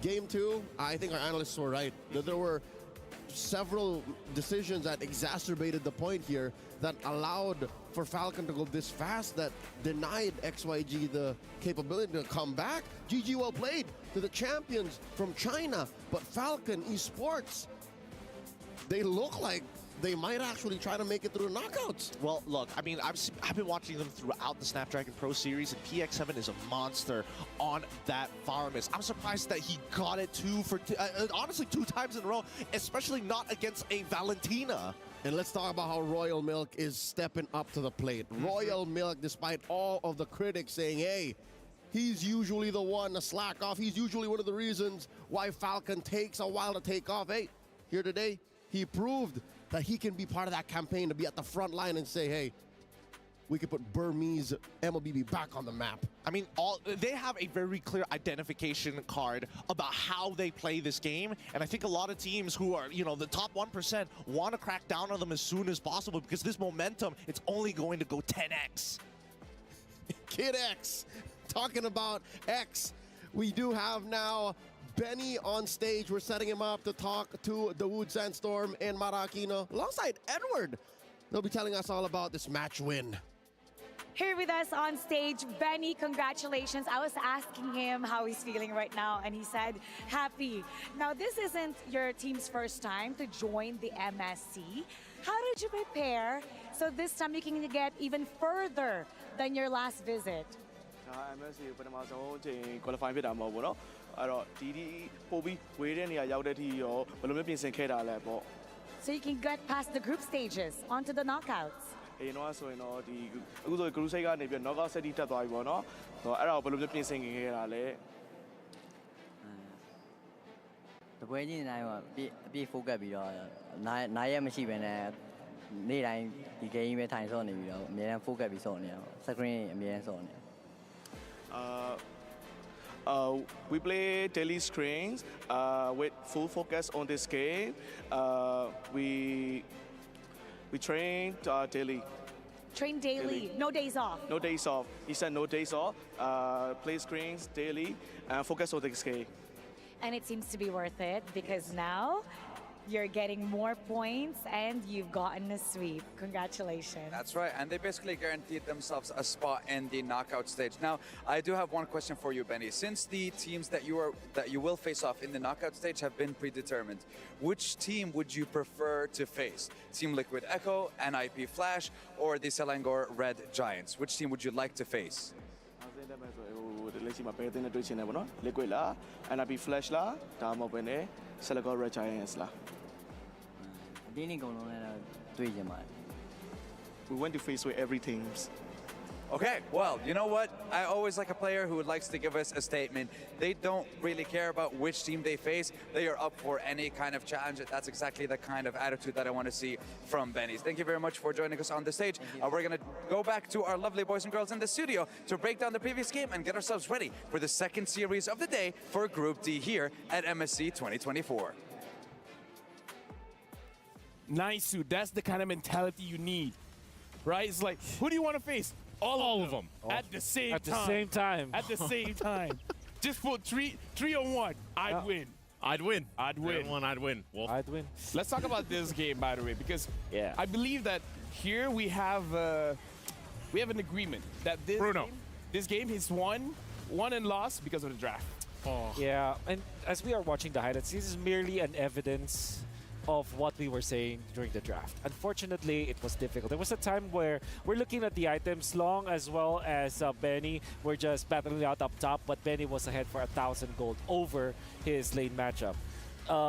Dax was essentially freely running across the map because of the Faramis as well as the Minotaur. If there was a Faramis, if he is about to die, Faramis ult is up. Actually, the only reason why he died was because he himself went out of the range of the Nether Realm. Yeah. He's his worst enemy. Yep. Exactly. And then during Lord team fights or Turtle team fights, the Mino 1 Fury as well as the Mino Motivation Roar was enough to sustain this Roger. So yeah, unfortunately, all that you've seen in the highlights are just evidences of what happened in the draft. You know what's weird is going back to the Bruno pick, this is an almost 11 and a half minute game. Bruno was one of the marksmen where you would just need an item or two to actually hit that power spike and pop off here, but I don't know. This is not a good showing for, all the Bruno mains out there, and as you saw, he wasn't able to really get a kill, get anything. I mean, even with the Novaria pick. There wasn't any movement to the top lane. That's the thing with Edith plus Novaria. Very strong when it comes to just the mid lane, but when it comes to rotating to other lanes, it's difficult. And they're also facing up against the Faramis as well as the Minotaur. You might not have seen it in the highlights, but during the game itself, and you can review this, the lane was frozen against the Novaria For a long time. That's why the Novaria didn't have enough impact as well as the Edith because they can get out of their lane just because of how strong the Faramis as well as the Minotaur is. Crazy how even here in her astral form, the Minotaur is able to knock her up and then damage full one coming in from Faramis. Yeah, that mid lane was frozen for who knows how long. While this is playing, we got to talk about the stakes here because now having 2-0'd XYG, 2-0'ing Cloud9, the next matchup is going to determine whether they're going to the knockout stage or not because if Falcon AP Brands wins the next one, that's it. That's it. Yeah, that's it. Even with the tiebreakers, I think they had a great time because I think this game was 11 minutes and 23 seconds. Thank you, Floor. Thank you, Floor. Thank you, Floor. 11-23. What was the first game? What was the first game time? It was also pretty quick, 13-ish. Yeah, around there. Yeah, very quick games. We should give the floor a name. For another time. What do we? Time, Maybe for knockout. Albert. I'll go with Albert. Right. I'll go with Albert. But for now, we gotta look at the Sony match MVP of this game. And you know what? The choice is all over the place. Like this is an amazing showing coming in from Falcon Esports. Looks like he's going to be Royal Milk, where Neil was talking about him a lot.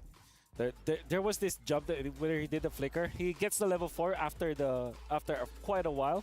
And KelVJ might have not expected that. With just the flicker and the I'm offended was already enough.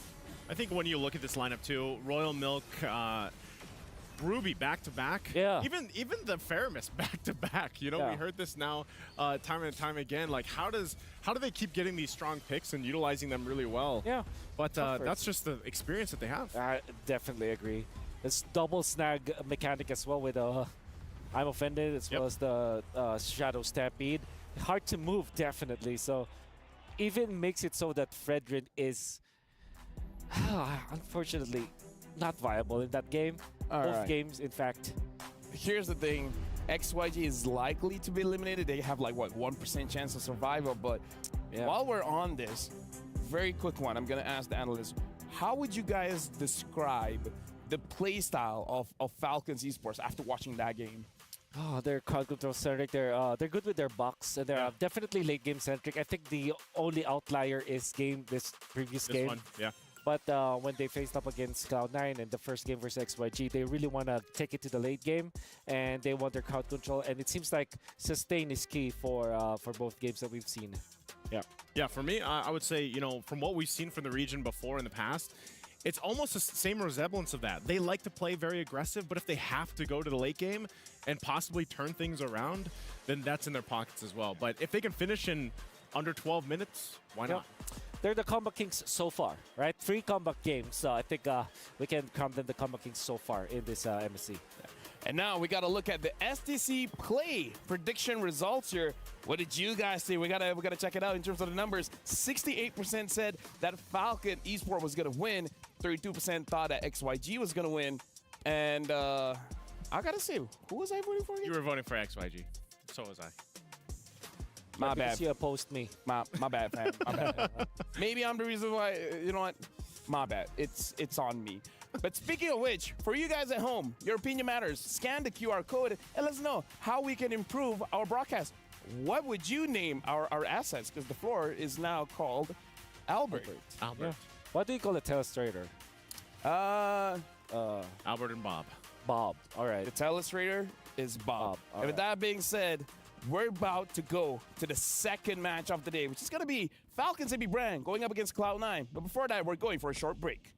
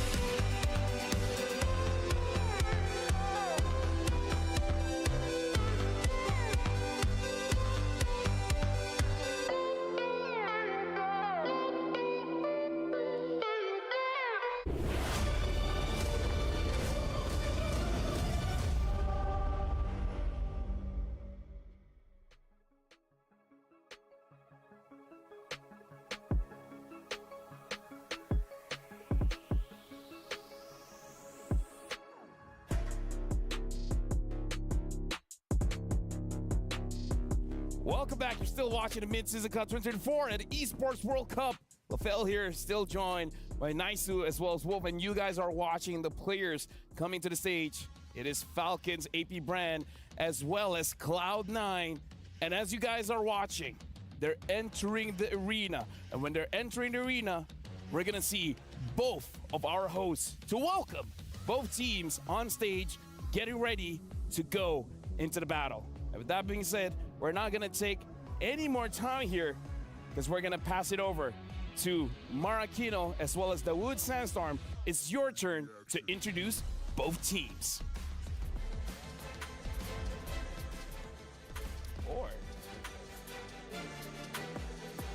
The Amazon Arena is set to welcome the second teams that will headline today's second match. That's right, and it is going to be the reigning world champions taking on the pride of NA.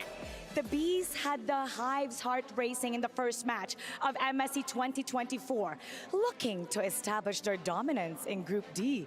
Let's welcome Falcons AP Brand.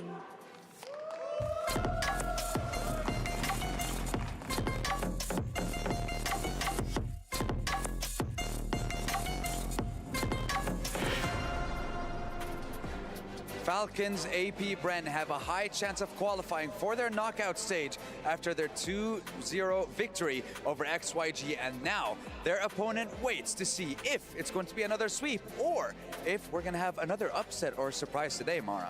Qualifying for the knockout stage gives them one step closer to completing the only title, international title that they don't have yet. They've gone on a world tour collecting trophies, and the MSC 2024 is the only one that they have yet to get their hands on. And on the other hand, we have the pride of NA looking to get their redemption here at the MSC stage in the Amazon Arena. Ladies and gentlemen, let's welcome the second team participating in the second game of the day. It is none other than Cloud9.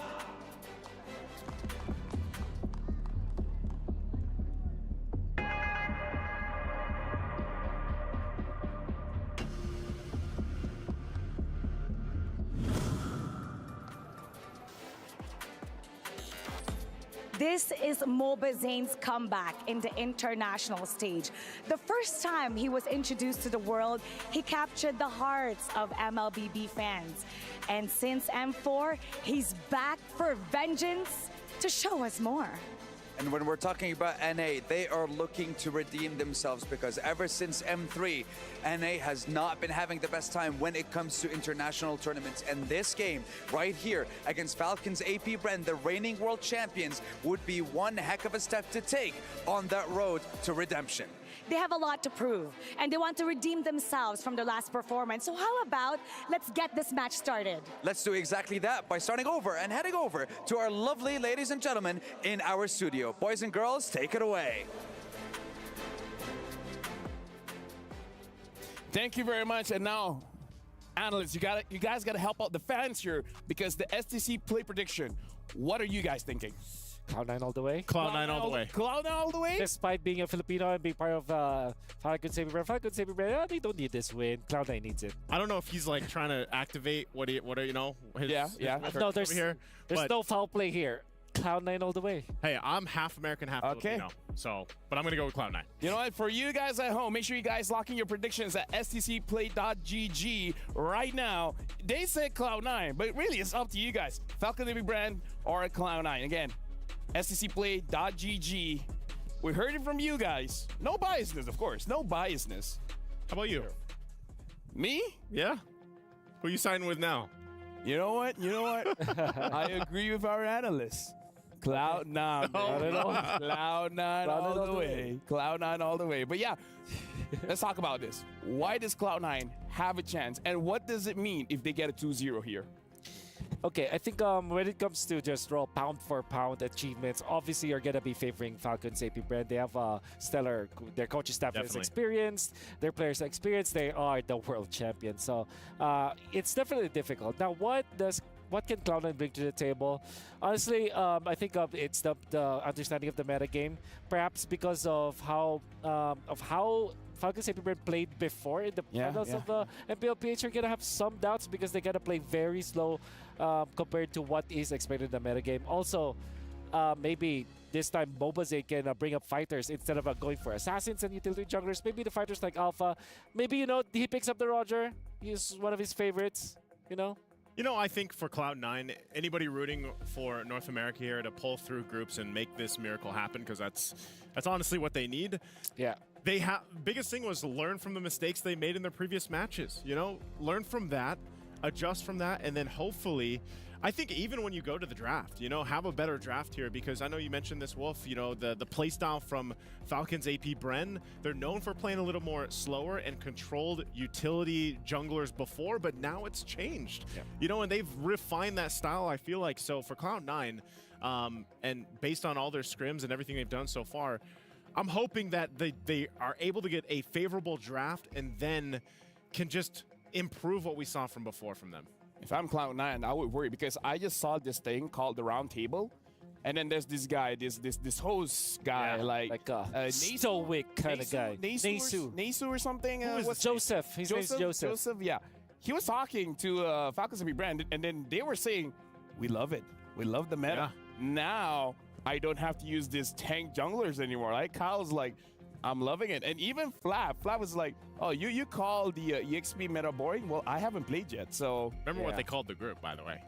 The easy group. The easy group. The easy group. I can't blame them for that. I think You can't blame them for that? yeah, Falcons AP Brenner, like these are confident young lads. And probably the oldest one is Few, but then if you look at Few's age, he's actually pretty young still. He's still I think young. He's around 20, He's still young. Probably It's 24, 23. He's not 25 yet. Yeah, no, I believe he's not 25 yet, you know. It's crazy. As he grows, I grow too. Yep. Yeah. It's like I feel like our age gap will get closer, but no, it stays the same. Yes, yeah. That's how. That's typically how age works, Lafel. You know. Oh, yeah. I guess you learn something new every day. Exactly. But then again, you know, if you're looking at Falcons AP Brand, surely they made a stumble during the playoffs when they were 4-0'd by Team Liquid Echo. Yeah. At the same time, there is a way for them to play in the meta game that might, and you can really see through the round table that they understand. They said that there is no Lord Dance anymore. Yep. It's all about clashes, it's all about Clashing. team fights. Which really benefits them. Maybe this time Kyle TZ shows us his assassin skills, you know? Yeah, I think that's a good point, because I think for part of this is Kyle TZ goes assassin, Mobazane doesn't. Maybe he goes something different. He picked Alpha twice. Yep.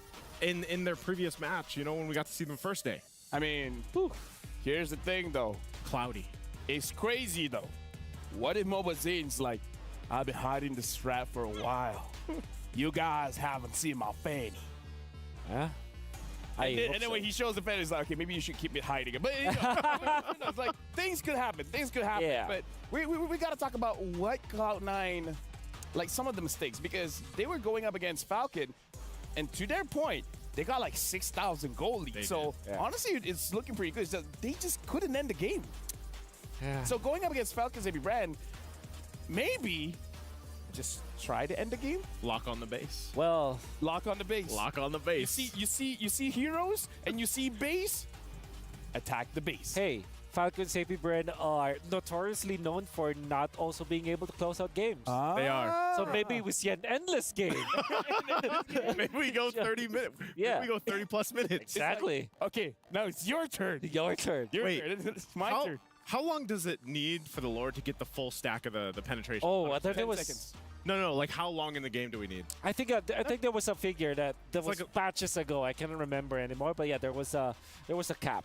As long as he's hitting them, it stacks, right? It's up to 10 stacks? You're talking about the physical penetration, right? Oh, yeah. the physical yeah. penetration. So penetration. first hit is 10%, and every second it raises by 10%. So after 10 seconds, 100%. Oh yeah, you're right. penetration. Yeah, sorry. There you go.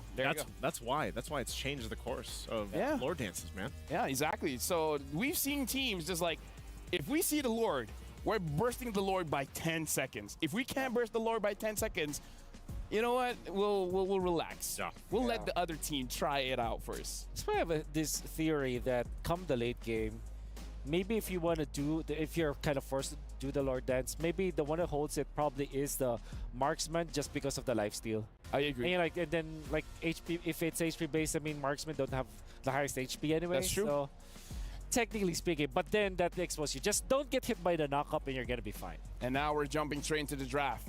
Falcons AB Brand, blue side. Cloud9, red side. Falcon AB Brand banning out the Angela and C9. Without thinking that long, banning out the Ling and follow it up. It's gonna be a Valentina ban. So what does this tell us, Wolf? They want to go Assassins for sure with the Valentina ban. And I think they're respecting Marquide. And by the way, Marquide has been performing well. Like yeah, yes. I think he's not originally part of the C9 gang. He went there during the finals. During the finals, yep. The finals. Came from Area 77, a team that I also thought that could be a finalist from NACT. They're pretty strong. Shout out to my boy Jay, who's still playing there. Jay Cutie. Jay Cutie, yeah. It's IGN in. I can't believe you guys haven't talked about the GOAT. The GOAT? The GOAT, Milo the Yellow? GOAT. Milo the GOAT. He's against, oh man, the GOAT versus GOAT. It's just Flapteasy. Yeah. Yeah, it's just MVP of the M5. Yeah, it's just MVP of M5. He just has his own unique emote in the game, you know? Yeah. Did you guys see that picture going around with all the GOATs?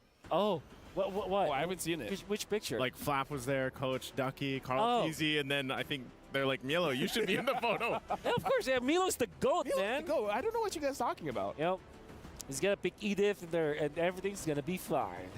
So now we see the chip ban. It should be a Lo Yi ban, It right? should be. It should be a Lo Yi ban. You don't want to give Few that pick. Yep. But then after that, what happens? Are we thinking a Harith, a Roger? I'm personally, for me, I prefer Roger at this point. Harith hasn't been winning a lot of games. Had an argument for but for me, Harith, Roger's easier because it's a flex. It's a flex, yeah. So you get to play around that, but yeah. Again, this is part of the fact too. You know, Super Marco's performance throughout the season leading up to this. What was the nickname we gave him? Bulletproof Marco. Yeah, but something like a bulletproof Marco, like a Superman. Yeah, he was just impossible to kill. So I think even if Marco doesn't get the Roger, or let's say the Harith in the gold lane, he could just pick up the Claude and do the same thing. Okay, so that should be a Louis ban. We did not see it exactly. So there's the Roger, the first pick coming out from Falcons AP Bren. Everything's normal now. I think you pick up the Harith as well as Edith if you are. Definitely Edith, yeah. Yep. What is Harith worth considering? Yeah, I think with all due fairness, I think basic plays a main Harith. So that should be a. And you obviously don't want to give both Harith and Roger to Falcons AP Bren, right? Oh yeah, that sounds like a bad idea. Yeah, it really is a bad idea. So you're better off at just picking up. So which makes us think, what is the actual pick that is combined with that?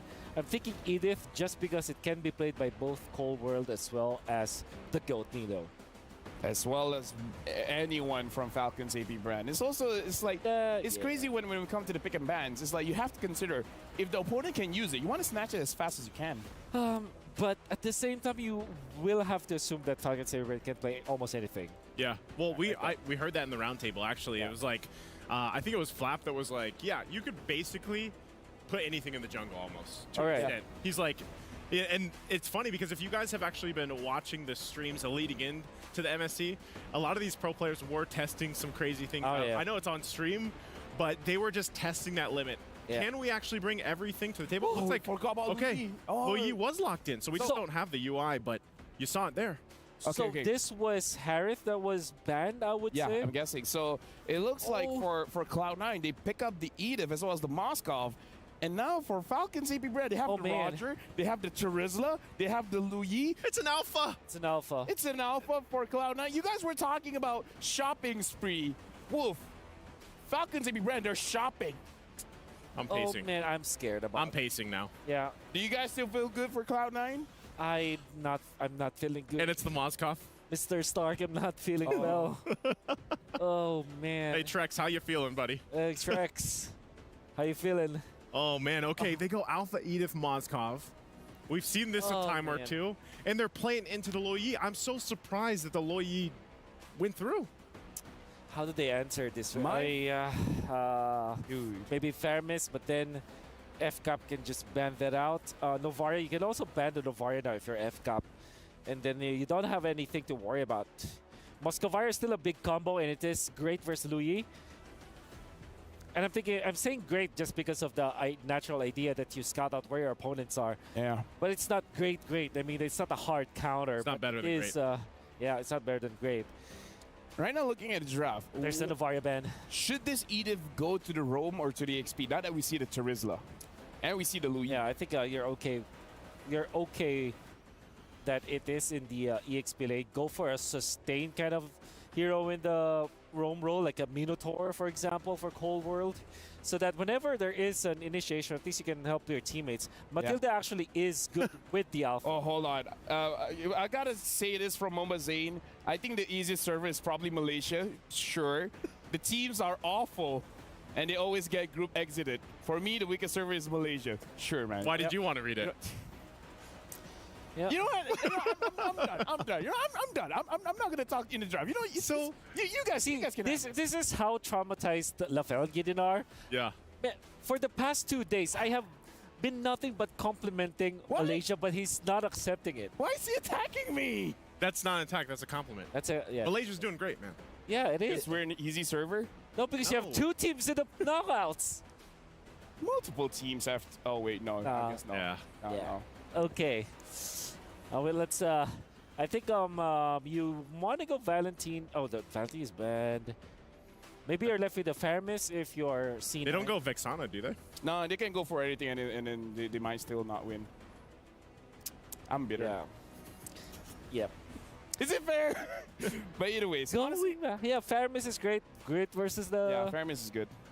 Great versus the Roger. The only thing is that Faramis going up against Louis as well as Terizla is a bit iffy, you know? In a way, oh. Aurora. Okay. Aurora. So you're kind of not incentivized to go for assassins now if you are FCAP, right? Wow, she has a 100% win rate, huh? You don't see her pop up that often, but all right, Aurora. Yeah, Aurora. So you're looking for But going up against an alpha, you kind of don't want to go tanky as well, right? Yep. You're looking for a roamer here for FCAP. I think Matilda looks great. You kind of shut down it, scout out where they are. Minotaur, they snatch his Minotaur. I love that a lot. Busa. Okay. All right. The Hayabusa, man. Okay. So I think you're left with Group B. If you guys were talking about FCAP, that maybe they're playing for the longer game, but looking at this draft, I kind of feel like as long as they see anyone, they're gonna go for it. Yeah. Yep. I think the hardest part about this too for Cloud9 is, okay, they lock in a Cho pick, but still, the idea is the same. Playing against the momentum that we're going to see set by FCAP and the diversion. Cho might be able to slow them down, but for now, the casters, you guys have heard what the analysts have said. The stakes are high for this one. Cloud9 needs to win, because if not, they're knocked out. With that being said, we're passing it over to our casters.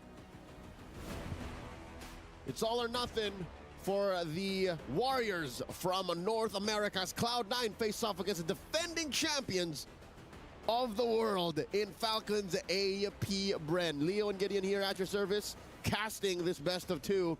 And can I just say, FCAP got away with so much in the draft in an order that would surprise you. Yeah, I'm surprised. I mean, it really just came down to that final ban on the first phase, that Aerith ban. Maybe they could have considered opening it up and then hopefully get a decent pick. But I think at this, it's as good as it gets for C9, right? I think that C9, I like the Aurora a lot. It's going to be able to buy some time here, but let's see how creative FCAP are going to be with that Loyi. And it might just be that creativity that Cloud9 might use to shock the world, to shock everyone watching, and to get into a position where maybe they can fight for the knockouts. Here we go, an early start. Cold World getting into Cloud9's face. Forces out an early retribution, which is exactly what you want to see. But in the meantime, right, you can see the FCAP, when they receive a push, they're going to be pushing somewhere else. They're going to find other places to find small advantages. And that's a very early recall on Mark QT if he commits to it. But no, he needs to be around just to fight for Litho. Doesn't seem like this is going to be much of an engagement. Checking out the bottom lane here. Basic and Super Marco. Again, this is as even a matchup as you can get. Super Marco definitely can bully the Moscow, but the Moscow can find an angle to CC predator that is the Roger. See, like that. Checking out Mobazane's emblem of choice. That is a killing spree. Long time no see. Yeah, I think it's bold that he's going for killing spree here. I do feel like I don't think he's going to be able to snowball as hard as we would like to imagine. But then again, I could be entirely wrong. I think that C9 could just be pivoted towards playing around Mobazane then, rather than Basic, just to let Basic kind of sit on an island by himself. Because right now, his laning phase seems to be perfectly fine. No real bad trades coming in from him. Yep, it's an honest approach to the scaling. Cloud9 is going from 0 to 30 to 40 to 50 to 60, and then maybe jump the gun when Mobazane is ready. Turtle coming up in about 10 seconds. You can see in the minimap Kyle TZ playing around with his quad shadows. And is this right, Gideon? Can we expect for Kyle TZ to do this? A delayed take first on the purple and then commit to the turtle? Because look, I think Mobazane is rushing it. I mean, he could rush it potentially, but I do think that there is a gank opportunity on the top side of the map. But for Kyle TZ's sake, again, he's an assassin. The early levels doesn't really matter. And I think even Mobazane recognizes that, right? As long as he is keeping level with Kyle TZ, these neutral objectives honestly don't really matter as much. Oh, Chris, aka Cold World, looking to reach level 4. He needs a kick. There we go. It's online. It's a fair fight. Oh, wait. Mobazane turns around. He's not actually taking his purple buff. He's coming for the contest, knowing that Falcons, AP Bren are all around Cold World, trying to force something out from FCap's side. Great ult! It lands on the 3 targets. Can he steal Kyle? Finds the turtle. Minoan Fury gets the knock-up of first blood. It's going to be Cold World who goes down as Mobazane takes out Flap TZ. Mielo ends up dying alongside them. 2 for 1 plus the big one. The SOD coming in. I'm sure it hit someone, but that's not a position you want to put yourself in the early game as a Moskov. One more look at the team fight. It would have been great.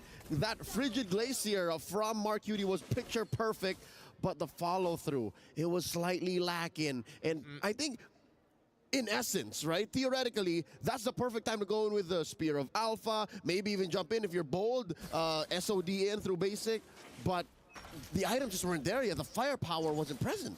The firepower definitely wasn't present, and I think more so, it's kind of difficult to lock down the Hayabusa without having the space to do so, right? You can see that Mark QT doesn't want to go further than he has to, and Kyle TZ can just sit back with the quad. This is the kind of situation wherein you look at the emblems and you see the difference maker, even if they were at relatively the same amount of items just yet. The war cry made the difference for Kyle TZ's basic attacks, definitely. 100%, right? That's why war cry is pretty effective on assassins. We're seeing Ling users pick up the war cry because it's just that good. In the early, it helps you get the extra 10, 15 damage per basic, which would eventually lead to the win. In the late game, don't get me started, it amplifies the damage all the more because you get the late game.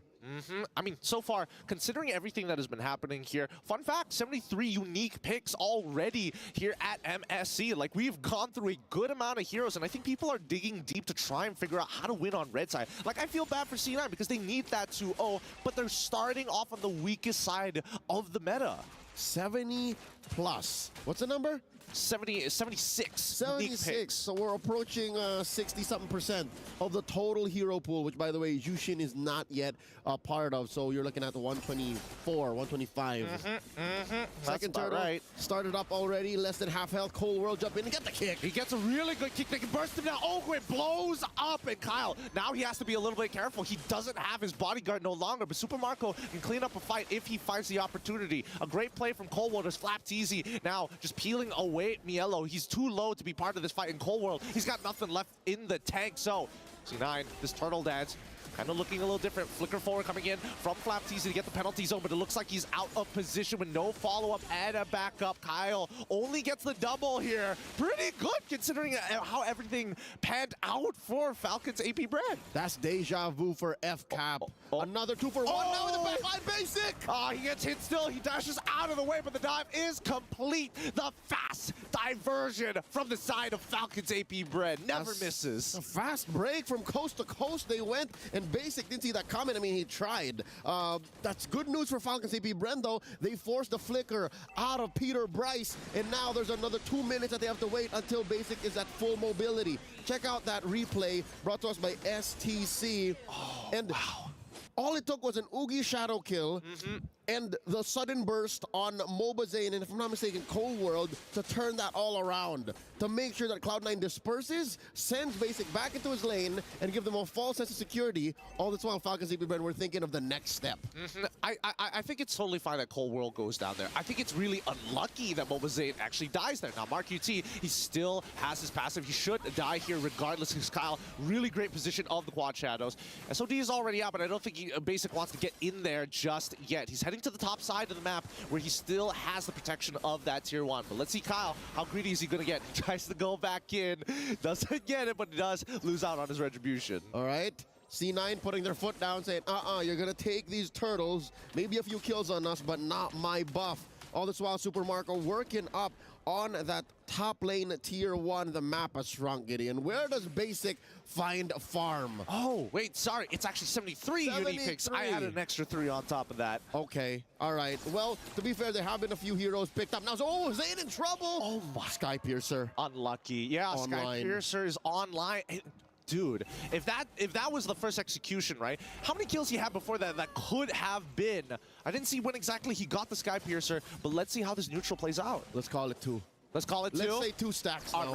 All right. I think that's fair. I think that'll be fair. That's a free turtle for the side of Falcons AP Bren, and I think that C9, they've lost so much tempo from that one diversion play. Everything currently on the map belongs to Falcons AP Bren. Looking at it from a roll-to-roll, lane-to-lane perspective, what is the biggest gap we've got?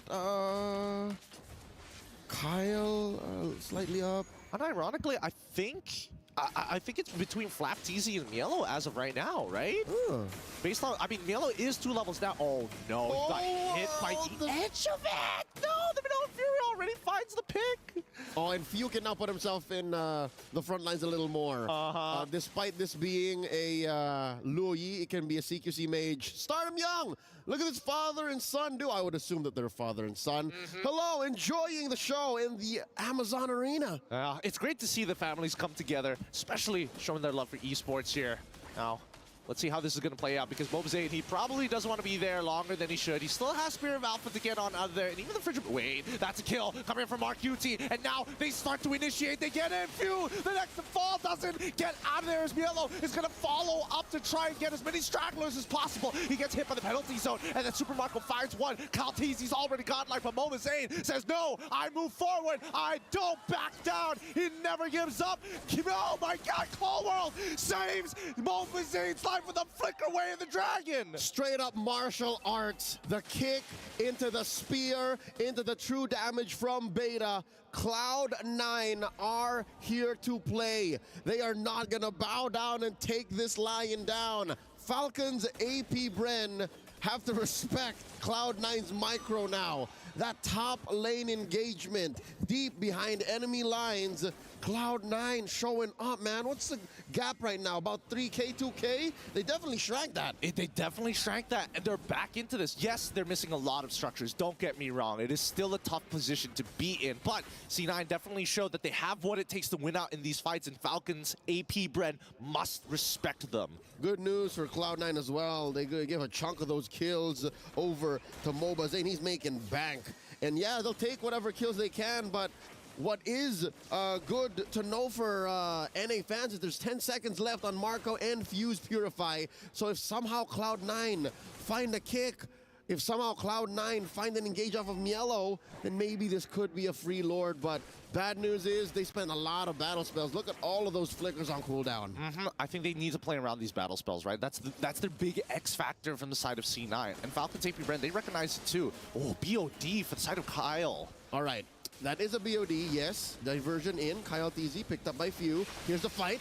Mobazane does get the Lord, but now the Frigid Breath is already down. Kyle finds Cold War instantaneously as the Minoan Fury is going to be coming out, and unlucky because right now he's just chaining kills upon kills upon kills. This man's making stacks. That is the most expensive Lord I've seen in a while. 4 for a major objective. And now Falcons AP Brand making a beeline for this mid lane inhibitor. Oh my goodness. Like, can Kyle not, like, he lost at least 30% of all, 40% of his stats. He got it all back in a single fight. Maybe even more now, because he just got 3 out of that single engage by pressing his ult. Looking at the items, there is the Sky Piercer, the Blade of Despair, and the Hunter's Strike. As for Mobazane, he's definitely building a little chunkier now. Oh, diversion out. War Axe, Queen's Wings, and Oracle on its way to a BFB. Huh, interesting. I definitely think Coleworld, I guess C9 called him off. I think Coleworld was thinking the same thing that I was. He maybe could have gotten a single kick onto someone just as the diversion is completing, just to isolate one person. Yep, a kill is a kill for Cloud9. You'll take anything you can, but you have to consider a death on a member of Cloud9 now could mean suddenly an inhibitor lost. A death on a member of Cloud9 could mean suddenly Falcons AP Brand calls it the GG push and says you can't defend without Mar, you can't defend without Coleworld. And where does this put Basic, right?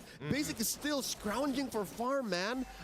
He is down a level from Super Marco, and I don't know if he has the Wind Talker by now, rather the Wind of Nature, but he needs to survive the Yogi Shadow kill. Yeah, I think the Yogi Shadow kill is the biggest problem. It's chaining too much, and I think that Kyle TZ is just way too far ahead in the game, right? Just him throwing the shurikens alone is pretty devastating. It's gotta feel like a third of Basic's health at this point. He's on the way. So close. He has a Trinity, but he's still afraid of the Yogi Shadow kill. And we're not even talking about Flap TZ. We're not even talking about Super Marco.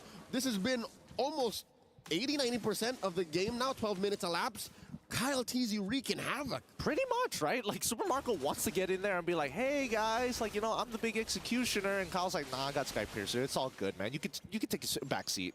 Yep, just clean up. Yeah, the ones just that can't kill. And that puts Cloud9 in such a bad place mentally, because they can clump up, feel the wrath of the Shadow kill, or clump up, feel the diversion, the yin-yang, and even defending the waves. Looking at their wave clear, Cloud9, Marcutie, and Basic are really their only hopes. Because if Mobazane puts himself in a weird position, then he's using Beta and his skill set to clear waves. He wants to get into the fight as soon as possible. Yeah, I mean, I think it's really tough because even so, right, it's not like Cloud9's composition is very fluid when it comes down to team fights. They usually just want the traditional front to back, and ideally, they always want to keep moving forward. That's what's really cool about this composition. But Falcons AP Brand, with the addition of Kyle TZ, they have 4 members that basically hunker down in the fortress while Kyle is like, you know, throwing artillery at C9, forcing them to kind of spread apart because he's just that much of a threat. Yep, and of course, there's the penalty zone you're thinking about. 2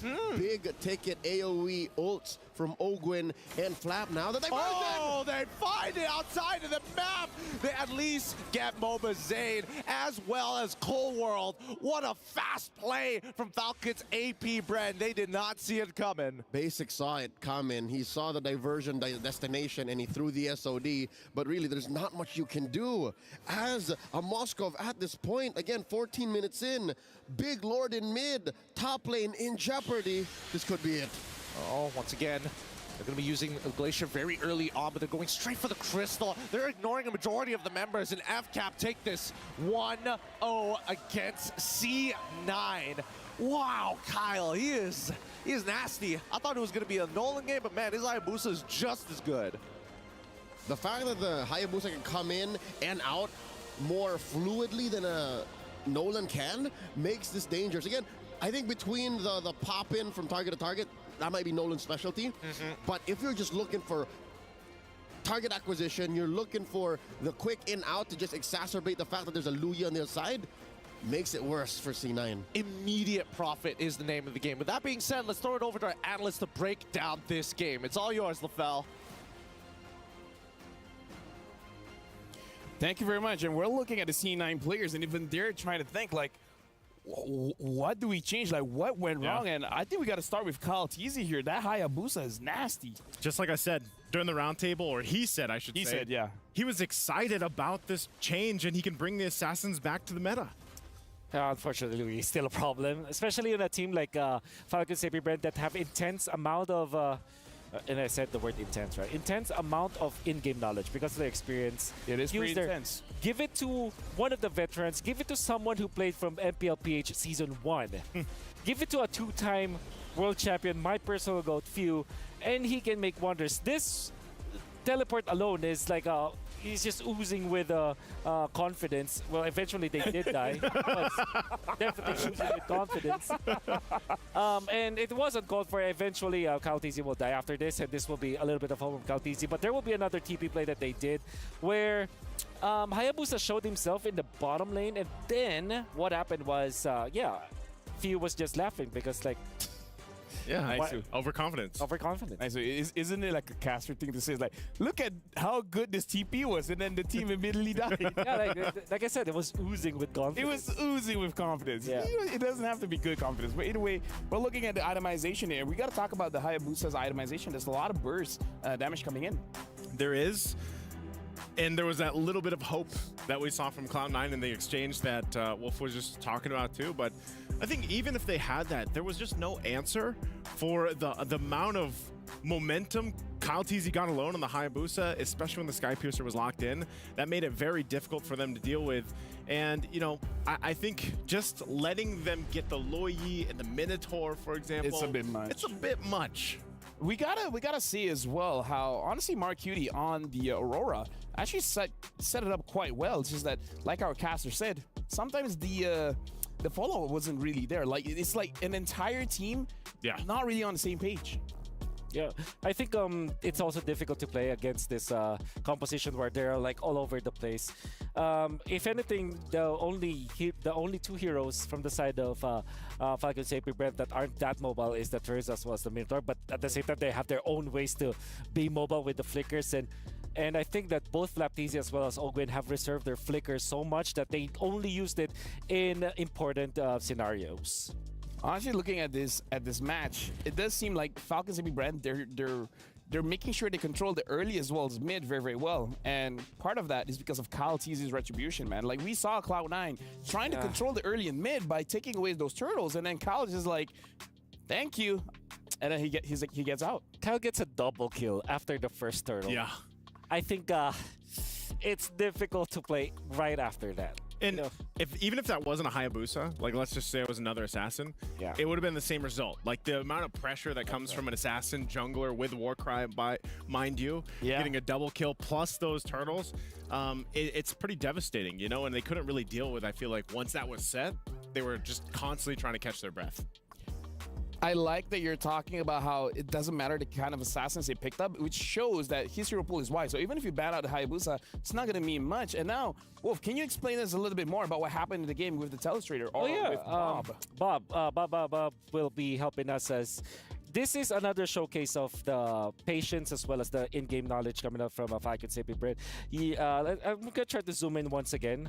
So you may not see it like literally, but there is the Blade of Despair. Just like, show it to us. Yeah, so that's one thing. Kyle TZ was farming, and you also with the mini-map, you can see that they are fighting around the Lord area. And you'll be surprised that the entirety of C9 actually burst the Lord. Milo activated the ultimate.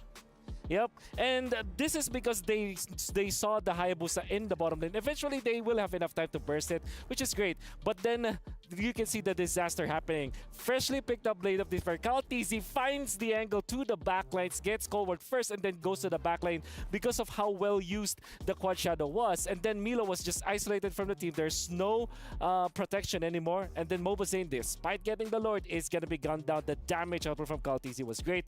And what I'm trying to say in this particular clash is that Falcon Saber Brand knew their timings. The reason why they showed the Hayabusa in the bottom lane before the Lord fight happened, which eventually prompted the Cloud9 gang to burst the Lord, was because they had the teleport with the Luyi. Few did not show himself in the map. Obviously, C9 didn't know that even when the Hayabusa was in the bottom, that you could just TP the Hayabusa into the Lord fight, which was, I think, was insane amount of game sense. That's why I'm going to ask. I would love to get your guys' opinion on this. More value, is it Loyi or Chip? Still Chip for me. Still Chip? Still Chip. So I think still Chip.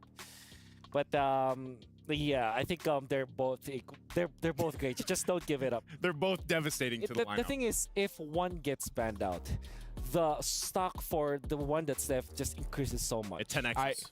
I agree. I agree so much. But now we got to check out the Sony MVP of the match. And it's going to be Kyle Teasy on that Hayabusa. So, again, honestly, looking at the game, how do you stop him? That's the only question. Like, even though you have a Cho, you have a Edith, but it's almost like, how do you stop him? Well, pray for the first Lord fight to go badly in their favor, which unfortunately didn't happen.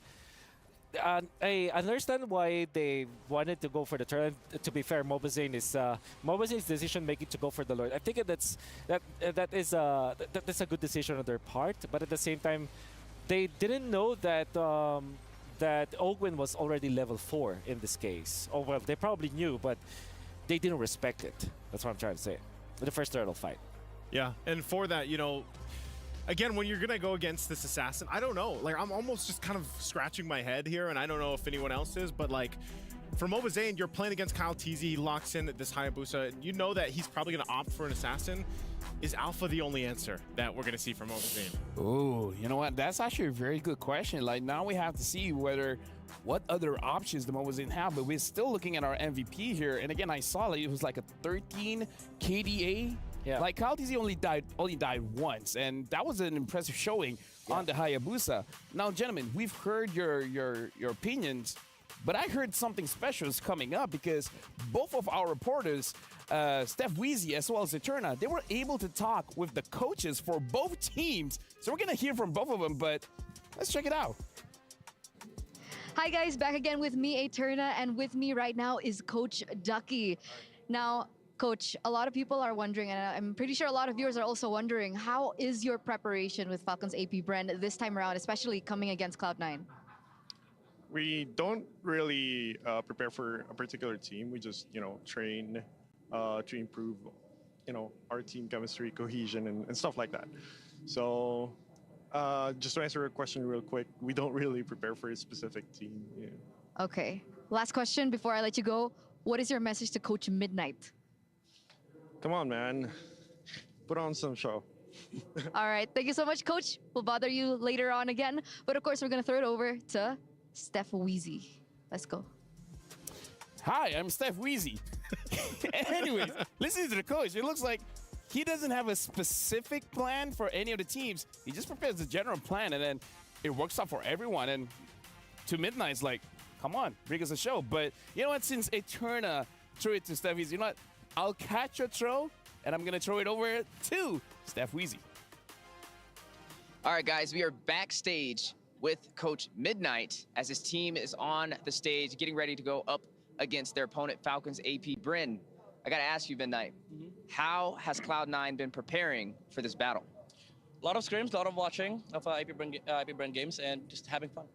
Having fun. I think that's one of the most important parts, often overlooked. Well, for you, do you have a message you want to give out to Coach Ducky? See you back in Manila. There you go. See you back in Manila. Cloud9, good luck on your guys' journey in MSC 2024. But what does that really mean? I don't know what that means, actually. What does that really mean? I'll see you back in Manila. Sounds aggressive, Midnight. It sounds very aggressive. Yeah, I think it depends on the time. Like, see you in Manila soon, or see you in Manila after MSC. Is he saying that both of them are gonna get eliminated? Yeah, that's what I felt too. Like it, right? Yeah, okay. Yeah, I don't understand, but yeah, sure. Is that confidence? That is him putting on a show. Is that confidence or negative confidence? Where's the aura here? That's negative aura, hey, maybe. What is the theme today? Confusion. All right. With that being said, just letting you guys know, Midnight is a close fan of ours. Yes, shout outs to Midnight. Shout outs to Coach Ducky again. Both coaches are showing, I would say, charisma and enthusiasm for each other. But we got to talk about the games here for now, because going into game number 2 is definitely going to be an uphill battle for Cloud9. Must win. I think if they lose 0-2, this means that they've just literally forfeited their chance of getting the knockouts. Even winning the next game, they will have to wish for a different scenario. Maybe get it through the tiebreaker. So definitely a must win. No, it's easy, just win. Boys. It's easy, just win. It's not that hard, you know. Just like get a few kills, destroy some turrets, and then go to the base, and then just destroy that too. Why is it? Why are they finding it difficult? Don't overcomplicate it. You know what, Midnight? Maybe you should let the player. We won't go there. Don't overcomplicate it. It's like, you know. Okay. Get good heroes. Pick your hero. Well, maybe that's. I don't know. The alpha has to change, man. Yeah, but maybe the alpha has to change. What? Like a Balman? Yeah. Yisun Shin. Yisun Shin. You know what? Throw it you know back. What? I like that. Throw it I like back. that. Granger. Oh, I like that better. I like that Granger. better. Actually, the Granger looks interesting because You need some early game. Yeah. Yeah, I think well, the revamp hasn't kicked in yet, but the upcoming Granger the updates will be nasty. Dude. But it's not usable now, so. Great. What's the new spell that isn't a war cry? People. War cry? No, the one with that's Temporal Rain? Temporal Rain. Temporal Rain. Temporal Rain Granger. Yeah. Yeah. Okay. After you deal the Death Sonata, you're just You're moving and grooving faster. You're moving and grooving. You're moving and grooving. You may not get kills, but you're moving and grooving. At least you look cool. At least you look cool. Yeah, right? Sure. Whew. I mean, okay. Yeah. Jumping into the draft, because the problem with drafting against Falcons AB Brand, because we heard the coach say it, they don't prepare a specific strategy for Cloud9, meaning to say that they're not like, oh, against them we got to use the Bane, against them we have to use the Hayabusa. It's not that. It's like the draft is open because they don't prepare a specific hero for them. But Cloud9 seems like they prepared specific heroes for AP Brand, but it's not working out. Now I have my opinions about like drafting as well as specifically for the alpha argument. While it's true that maybe they should not think about the alpha anymore, I think that conceptually letting go of a Luyi is bad. Yeah, I agree. For Cloud9. I concur. Because not only is the Luyi very strong, they also like to play utility junglers like Fredrins, for example, the Barats. Technically speaking, the alpha is there, but all of these heroes, they struggle facing up against the Luyi because they essentially kind of amplify the potency of the Luyi, because they just bounce off of that. Yeah. You know, speaking of Luyi, because we didn't talk about her much, but I feel like that one diversion play to catch basic was like enough early pressure, and it stopped any build-up for basic. Yes. You know what? Let me just throw this question just to show how strong Luyi is. You're talking about how this hero is bad going up against the Luyi, right? Who's good going up against the Luyi? Chip. If you can get There's an argument for the Ling, actually, because you can really catch up. And honestly, you can kill the Luyi as the TP was charging. You know, that's enough time for the Luyi to be killed. But yeah, but frankly, there isn't any good hero to face up against the Luyi, unless of course you get your own, which is the Chip. Yeah, but I don't see a world where both Luyi and Chip gets through. Even crazier. Even crazier. Imagine if you first pick the Chip, and then the opponent doesn't pick up a Luyi, and then you get both. And then you get both. That's too much. Yeah. What is Lui's win rate now? I mean, for a while, she's 100%. Only losing one game. Twice. Lost twice. Oh, twice? Yeah. Fnatic Onyx won against Luyi. Love this new setup, by the way. Oh, yeah. We're in the draft. Yeah, right now looking at We are the draft. We are the draft. We are the draft. Cloud9 has banned Ling as well as Luyi.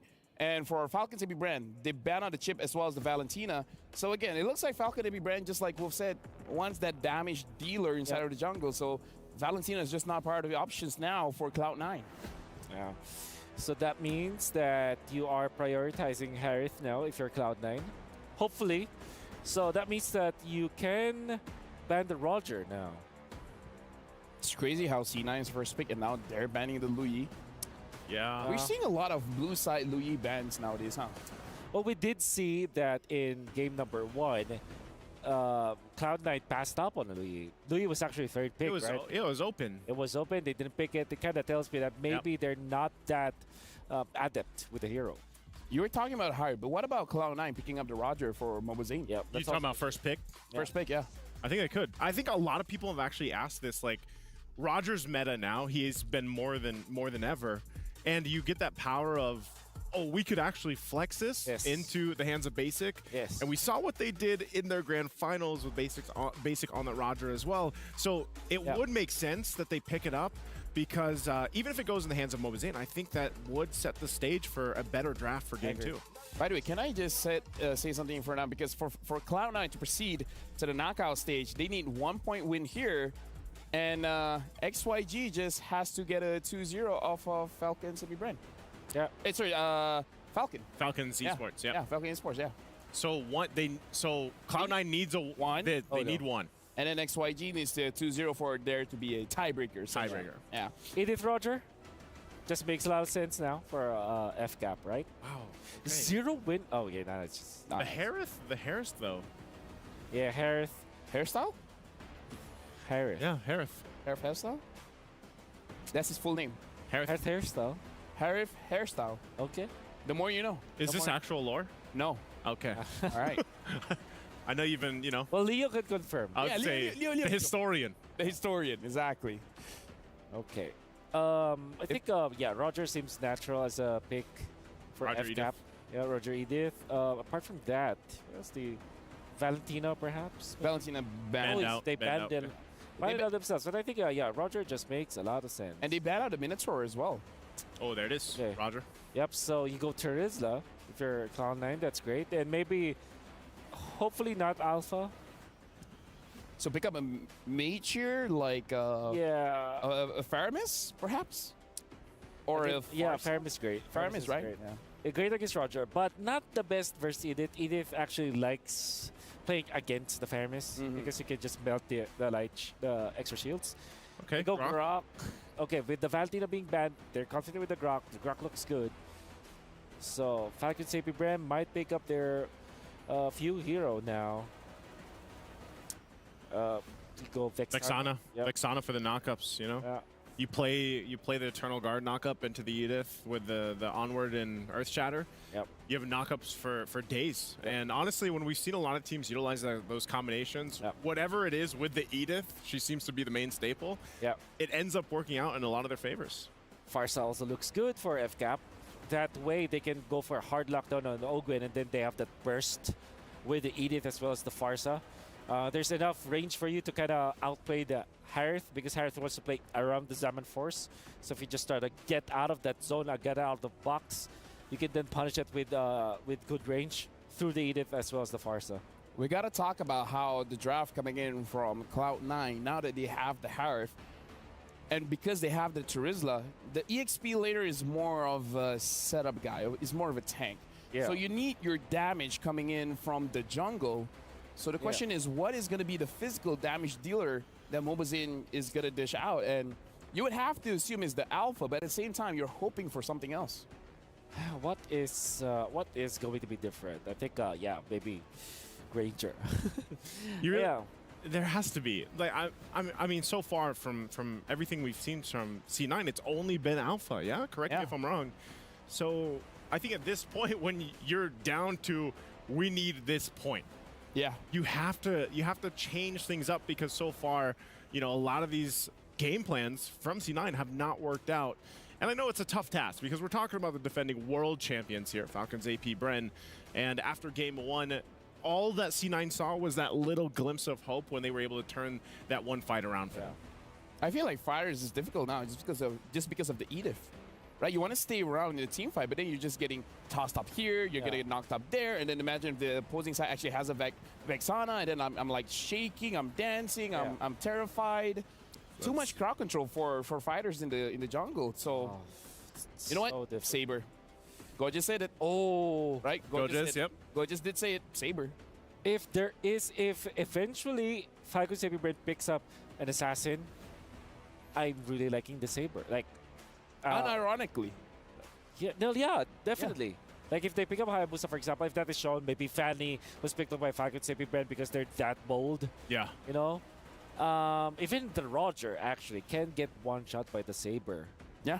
No. So I hope I mean, like this is essentially tournament life for Cloud9. Just show us something. Get one notch on the unique heroes for MSC so far. What was it? 73 so far? 73 so far. We had 63 last MSC, was that right? 64. 64. Wow. Man, we are making numbers. That shows how healthy the meta is right now. Yep. Yeah, right? it is. Okay. Well, we're not seeing any of the draft. Yeah, I'm not sure if we're actually still going with those picks. Oh, yeah. I mean, like, anything could happen. So we might as well talk about the significance of this match because it's do or die, not just for both teams involved. Yeah. For the entire group. Oh, wait. There it is. Oh, okay. They still went Fireman's X-Borg. X-Borg. We forgot about this. This could be a good flex. It could be played in the. It could be played in the jungle role. It can also be played the XP, but of course the Terizla was already open, so maybe X-Borg is indeed the pick. Honestly, X-Borg against Terizla is not a confirmed win, just because the Terizla actually has a lot of damage on the second skill, so that you can actually take down the Friaga armor. No, I mean like Terizla is already the EXP for. Sorry, I did. Cloud9, right? Oh yeah. So they have they confirmed the X-Borg in the jungle. We have not seen most of the draft. Falcons AP brand picks X-Borg. Okay. Oh, Falcons AP brand. Yeah, they pick up the X-Borg. I wonder what that reaction is. Oh. Okay, wait. Oh, there's YSS? Yeah. Was that the reaction? We talked about it. Hey. We talked about it. Love it. He's just like, you know what? I love it. Send it. I love it. Reaction. We did say win or lose, we love it. Yeah. Yep. YSS. This is gonna win. If not the Granger, the YSS. This is gonna win, man. You know what? Clip it. We called it first, okay? Yep. We called it. What are we calling it? No, we called the YSS. Yeah, we called that YSS. Like, I have his WhatsApp number. All right. It becomes an awkward conversation. I'm like, yo, when are you coming back in the meta? And then he's like, when did I leave? And I'm like, okay, you know what? You know what? Fair enough. You have Yi Sun Shin's number. Phone number. Gotcha. Yeah. Wow. Locked in. Okay. So Cloud9 has Yi Sun Shin and Farsa, and Falcons to be the last pick in the Fredrin. So the X-Borg is going to the EXP. So Oh, I love the Fredrin. you love the Fredrin for this draft? Yeah, especially going up against Harith. And there's, I guess the only problem here is the Farsa, but then you have Edith and Faramis together with your team, and then you have the X-Borg that kind of some players actually call it the bidet. The bidet. Yeah. You know what? With that being said, the bidet. I don't just know. to confirm, Flamethrower. right now the draft has been completed. Yi Sun Shin is here. I hope the casters are ready because it's your time to shine. Breaking news, Yi Sun Shin makes it into the Land of Dawn here, upping once more the unique hero picks in the Mid-Season Cup 2024. Get in, Leo, about to bring you game number 2 in the second broadcasted game of this series. And just to address what our casters were wondering with, does Harith have a last name? Does Harith have a last name? Harith Styles? No, he does not have a last name. Does he? He is just known as Harith. Is he just a species? No, the species is Leonin. They refer to him as Lieutenant Harith under the Moonian Empire. Lieutenant! Yep. Interesting. He's a officer in the Moonian Empire's army. Interesting. Okay, did not know that. Yeah, did so not know that they at just all. call him Lieutenant Harith. They just call him Sir. Sir Harith, how you doing? Good to you? Yep. I mean, when we talk about this draft, with the fact that we see Yi Sun Shin is already very, very impressive. I'm not so sure if Cloud9 was ready to bring out the Yi Sun Shin though. I mean, I felt like, based on the lip reading here from Coach Midnight and Mobazane, he probably gave him a bunch of options. He's like, you can play what you want, but here are some of the options that I'm thinking. So and so. So. And I'm thinking that it's Yi Sun Shin, Granger, and to a certain degree, Julian. You're right, the Julian was open, but I'm thinking, hey, if those prior two choices were legit, the Granger and the Yi Sun Shin, why not the Bane? That's the thing, right? I will admit, the Bane would have been very interesting to see, and it definitely disincentivizes Kyle to actually play the only other assassin available, technically, which would have been Nolan, right? Yeah, or even the clumping up through the Faramis. You're totally right about that. But I mean, they've got answers, right? They've got the penalty zone, they've also got the Farsa as well. Hopefully that's not too much of an overkill, but at the same time, hopefully this Yi Sun Shin will work, because I'm scared that it's going to come to a point where it's like, it reminds me so much of the previous meta. You want to be farm heavy, and then Fredrin casually walks in, level 2, steals away 1 camp, level 4, comes back, steals 2 camps, level 8, takes your entire jungle. And what are you going to do about it? Yeah, what are you going to do about it? What's interesting is the way Cloud9 is looking to inject a new flavor into the current metagame that is still, I think, at this point, developing. You're now inputting global presence via the jungle. I think the only real global presence we have now comes through mid and Roam, if I'm not, like, sometimes you still see Roam Angela, right? So you have Loyi, you have Angela, you have Florin. And now they want to go like, all right, maybe we can go for the Earth Shocker, a Mount Shocker, rather, and see if we can use that as a way to influence team fights across the board. I think that's fine, right? Like, as a utility ultimate, you're not using it as a means to an end. You're just using it to kind of identify where your opponents are. Are they setting up a dive? What are some of the motions they're making across the map? You can even delay the motions because of the free information it gives you. And the slight slow. Oh, no, they took out the slow. Yeah. See, it's been so long since Yushin has been in the meta. They've changed him a couple of times, and we didn't even notice. We didn't even feel it, except for those Yushin mains. Yeah, Yushin mains. Like MOBA Zane. That's the one that he was known for, right? He loves those marksman junglers. And I think, you know, in this game, if he is able, well, I do think they still need, quote-unquote, a tank buster here. And I think by the time Yushin gets to that point of tank busting, DHS, like, it's so far down the road. I mean, I'm thinking that Mielo, he already has a hard time, but he has by far the most important job in the first 5 minutes of this game. Yep. Again, not just them, not just Mielo, not just Zane, but all of C9 have to be on the same page, because that might be one of the main points of what made game one seem so one-sided. That's why it seemed like FCAP were always just right in C9's faces, is because it seemed like they weren't communicating as much as they should have. I suppose. I mean, we did hear from Coach Ducky. There's like, we don't prepare for anybody. We work on cohesion. And I'm like, it's us. It's about us. Yeah, it's about us all the time. And I'm thinking about it. I'm like, wait a minute. Where else have I seen this before? Who else is just talking about like cohesion, not really preparing for anybody else? I'm thinking about SRG, who has, we have a great bond. That can be associated to cohesion too.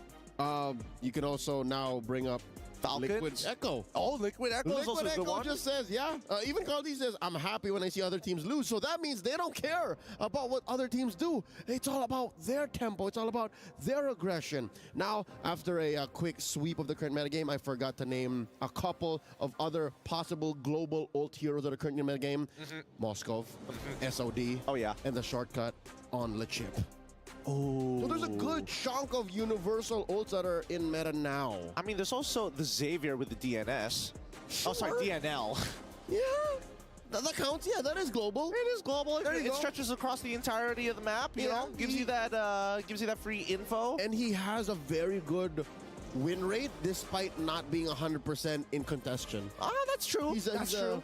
He's a acquired taste, but if you love Xavier, if your team plays Xavier, your team plays Xavier. An acquired taste. I like that. I like that a lot, as a matter of fact. But even so, right? I think that if C9 wants to have any chance of winning this game, it's really going to boil down to like some strong decision making, right? Even in the previous game, we saw a couple of times where like, hey, MOBA Zane is already making his way over towards the purple buff, and then they all corral together despite having that level lead. The team says, hey, we might actually be able to do something, and it turns around. They need to not waste that time walking back and forth. If you make a decision, you commit to it, and it's too late to go back on it. And I think the way that they forced Falcons AP Bren to respond, or the kind of lineup that Falcons AP Bren ended up with, allows for that. It's not a Hayabusa or a Nolan that suddenly snowballs out of control. It's a more controlled kind of push forward combat that Falcons AP Bren are playing with. Okay, now in hindsight, I'm a little afraid because an assassin can slip up, but a utility jungler can just choke you slowly but surely like a vice grip. I mean, I still remember the previous meta, right? It really boils down to like we've seen these matchups time and time again. Where that's why these utility tank junglers were so effective, because it's just, how do you punish them? You have all this damage, you make a mechanical mistake, and I can just eat the damage, make a mechanical mistake, and still kill you. Which makes this a scary thought. It's like the metas of 2023 and 2021 are clashing in one matchup here in Game 2. Falcons AP Bren versus Cloud9. Here we go. MOBA Zane secures both his buffs so far, while Kyle TZ is still trying to get his. I mean, he is power farming, right? He is quickly trying to be as efficient as possible, leaving the very small camps to pick up later on, because he knows that Falcons AP Bren, they want to get aggressive here, right? And MOBA Zane wants to be ahead of the curve, which he is right now. Currently about 200 gold ahead of Kyle TZ, who is taking his sweet time, Both junglers now working on small camps, but mind you, Kyle TZ is still behind, folks, despite... Oh, basic. Oh, man, Super Marco was playing this lane perfectly. He's got a slow push on his side, even throws out the taunt knowing that he's basically won this lane. Like, basic, he's got to land a really good synchro fissure. Yep. And we'll check in on mid now. There you go. There's the Mount Shocker.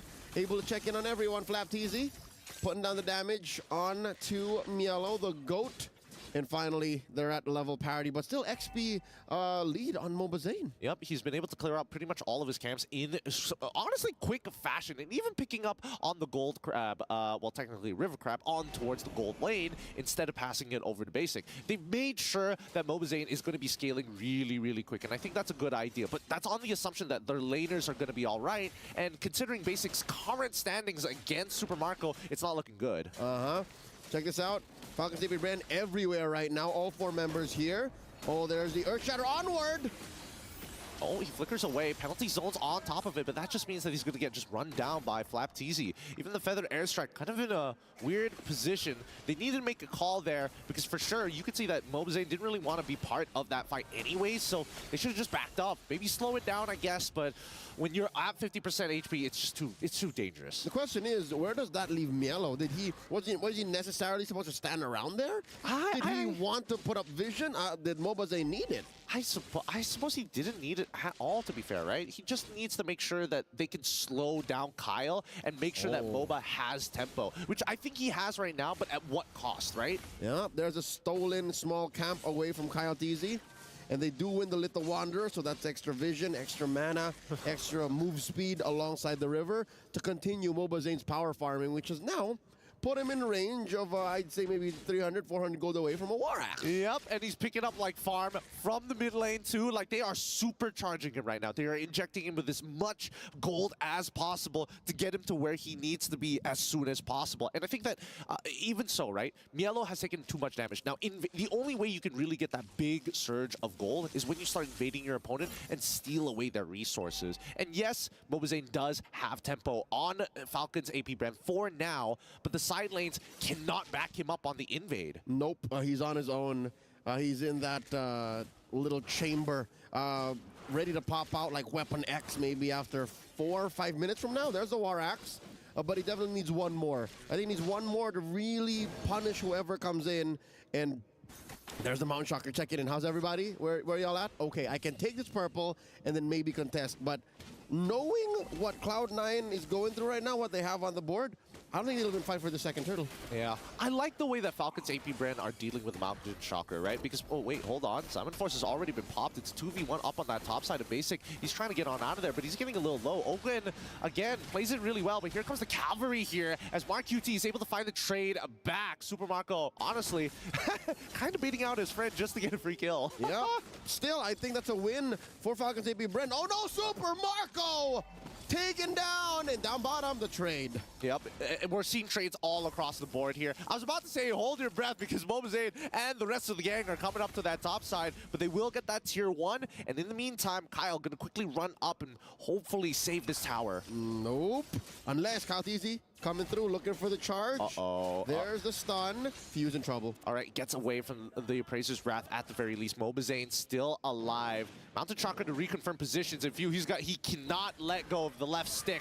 Mobazane now in some trouble as, like it pounces. Whoa! Super Marco finds it! Great microwave from Falcon's AP Bread. Whole world maybe 2 or 3 seconds away from a response. He does not have the wild charge, so not much he could have done to save his jungler. Now it's Kyle TZ's turn to dig into Mobazane's farm as there's a turtle spawning in about a minute. This puts Falcon's AP Bren up by about 1,000 gold. That's what happens when you shut down Mobazane's power farming. The fact that he hasn't been on the map for like 20, 30 seconds means that the lead for Falcon's AP Bren will slowly balloon up, close the gap, even push him further. I mean, let's think of it this way, right? It's like music. He's 2 steps ahead, but now FCAP, wait, hold on. Full world, no, still gets it. I mean, Mobazane is still making sure that he is still on top of that retry. He is a full level ahead and make sure he says, hey, get out of my jungle. This is my property. But as I was saying, it's all about that tempo, right? C9, we're 2 steps ahead, and then with that 1 kill on Mobazane, they fall back 1. Here's another Mountain Shocker. Checking in on positioning. Wall charge. It hits on towards Ogren's side. Earthshatter doesn't connect as well as Basic leaps past him, but away from the Zaman Force. The key doesn't slow Ogwen down. They do lose that tier 1 regardless, but even so, at the very least, they don't give another kill over. All right, FCAP on the defense up top. Oh, so Marco, interesting, turned into the Lycan. Didn't think he wanted to pounce there, but I also think that Super Marco wasn't expecting that many people to show up. All right, for the first time in this 6.5-minute game, looks like Cloud9 are looking to ready themselves up for a turtle fight.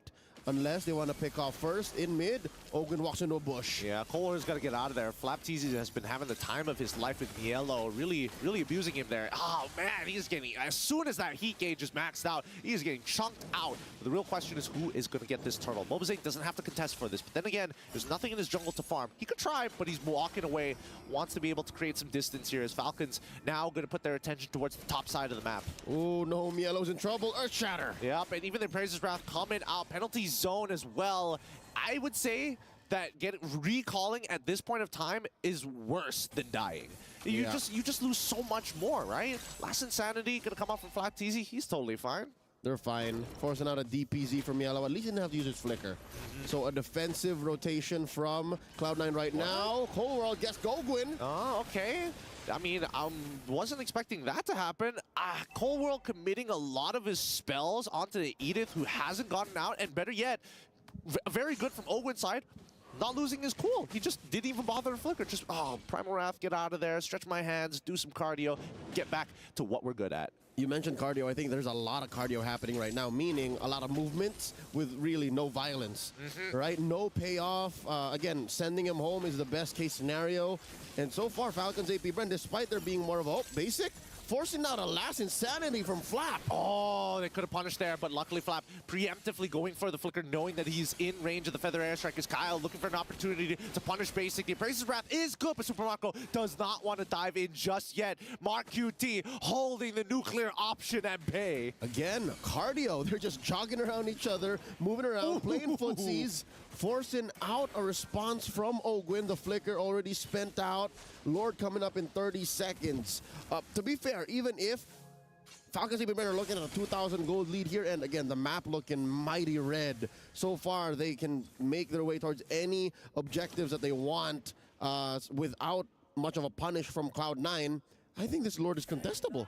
It's definitely contestable, right? Let's just compare the stats up to right now. 2 towers to 2 towers, 3 turtles to 0, and I think that's the only real difference that these two teams have in terms of economy. It's just 3 turtles. The farm is on the right places for Falcons AP Bren. Marco had a basic, few ahead of Marcuity, and that's all you need really, because Kyle's playing a very different game now than he was in game 1. Yeah, and I think the next problem is about to occur. Like, Flapteasy is going to be an issue here, and they're going to have to like trade a resource, and I'm thinking that maybe it's going to be that Feather Airstrike, but they need that Feather Airstrike for later down the line when they have to deal with that Netherrealm, right? So this is a 2-layered problem, as now we get into the fight. Ogwen, you forced to use the Primal Wrath very early. Zaman Force coming out basically a little early here, but Kyle, great game sense, locks him down, forces the Purify, instantly takes him out with the Primal Wrath. Nicely done as they get on out of there. Sorry, the Appraiser's Wrath. As we see Flapteasy trying to get on out of there. Nah, Few, as much as he wants to save his boy, the Netherrealm only has so much HP, but they do push C9 away from the Lord. There's that signature clean Filipino play style. We get a trade, we get the Lord, we walk out, we don't force anything else. Falcons AP Bren pushing the envelope, even taking a mid lane tier 1. Now again, a check-in on the farm here. Now even Flap is way ahead of Mielo. So again, can confirm the goal is where it needs to be. Yeah, kind of interesting build coming in from Mark QT. Opts to go for the Genius Wand, right?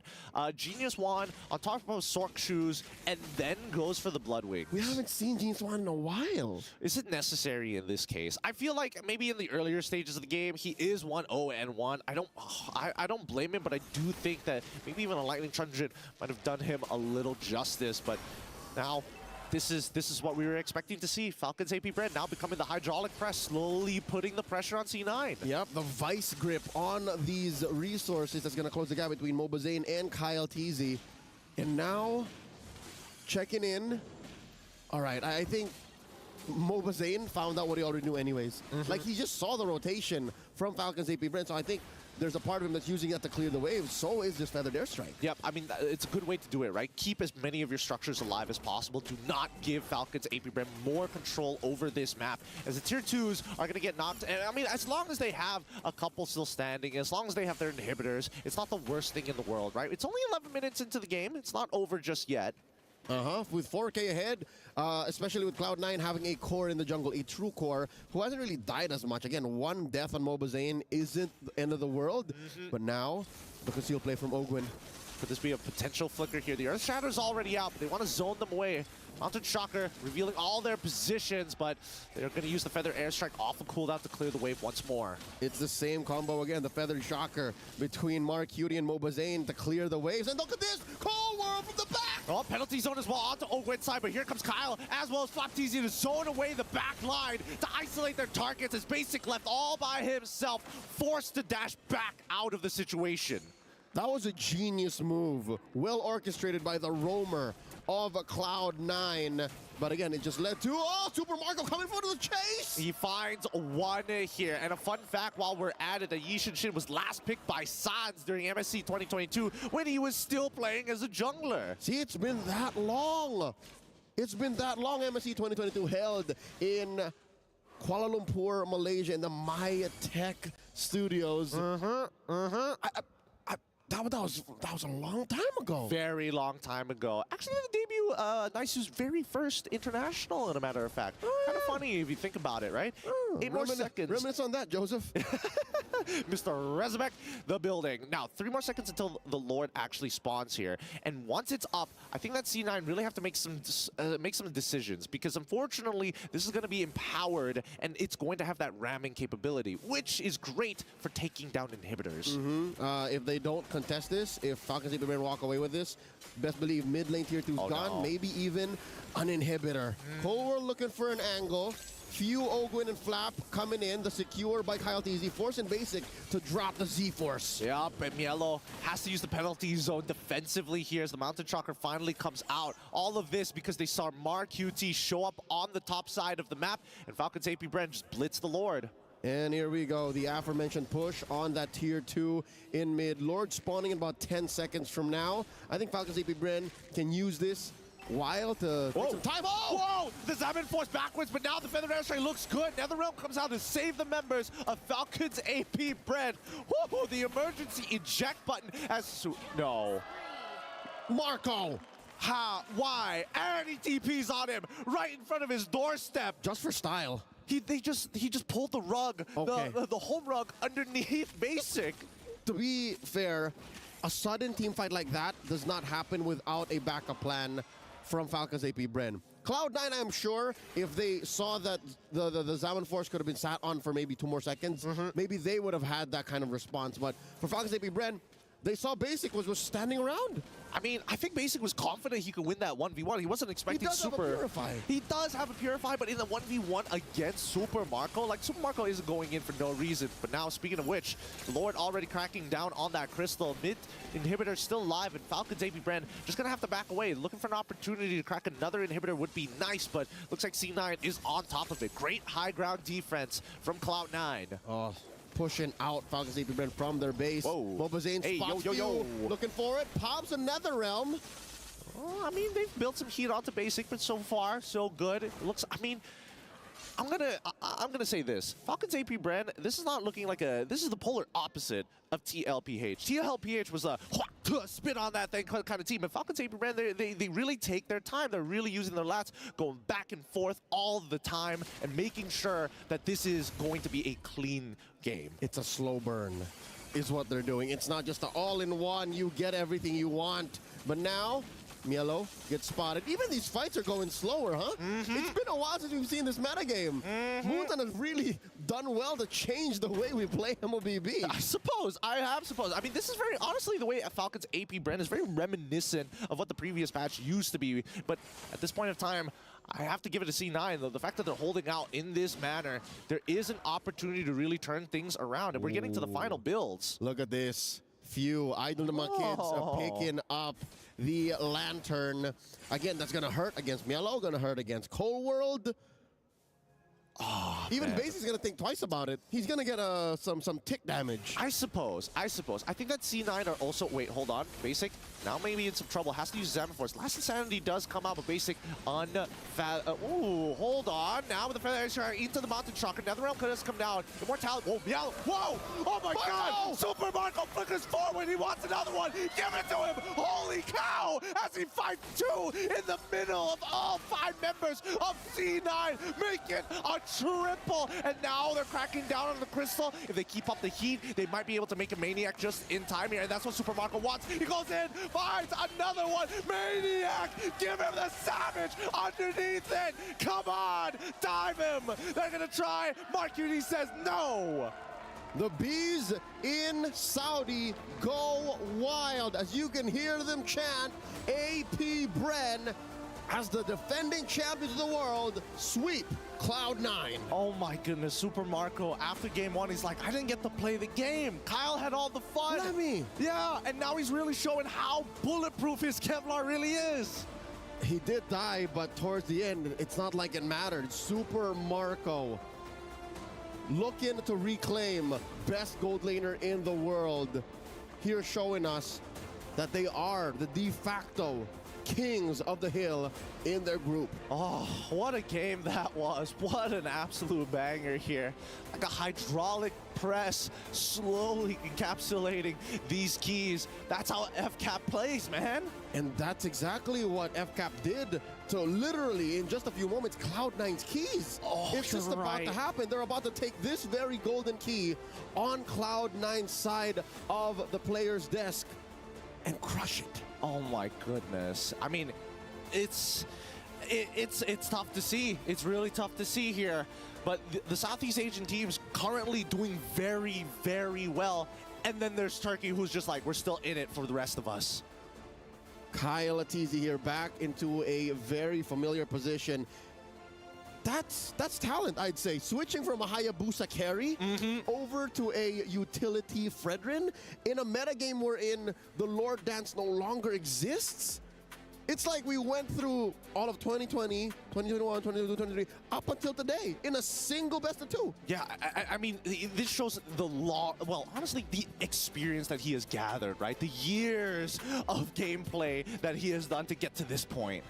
Well played, FCAP, and GG well played too for Cloud9. We're on stage with the Idol of my kids, the Wood Sandstorm and Matt Aquino, with you. We're here with the captain of Falcons AP Brand. Few, congratulations.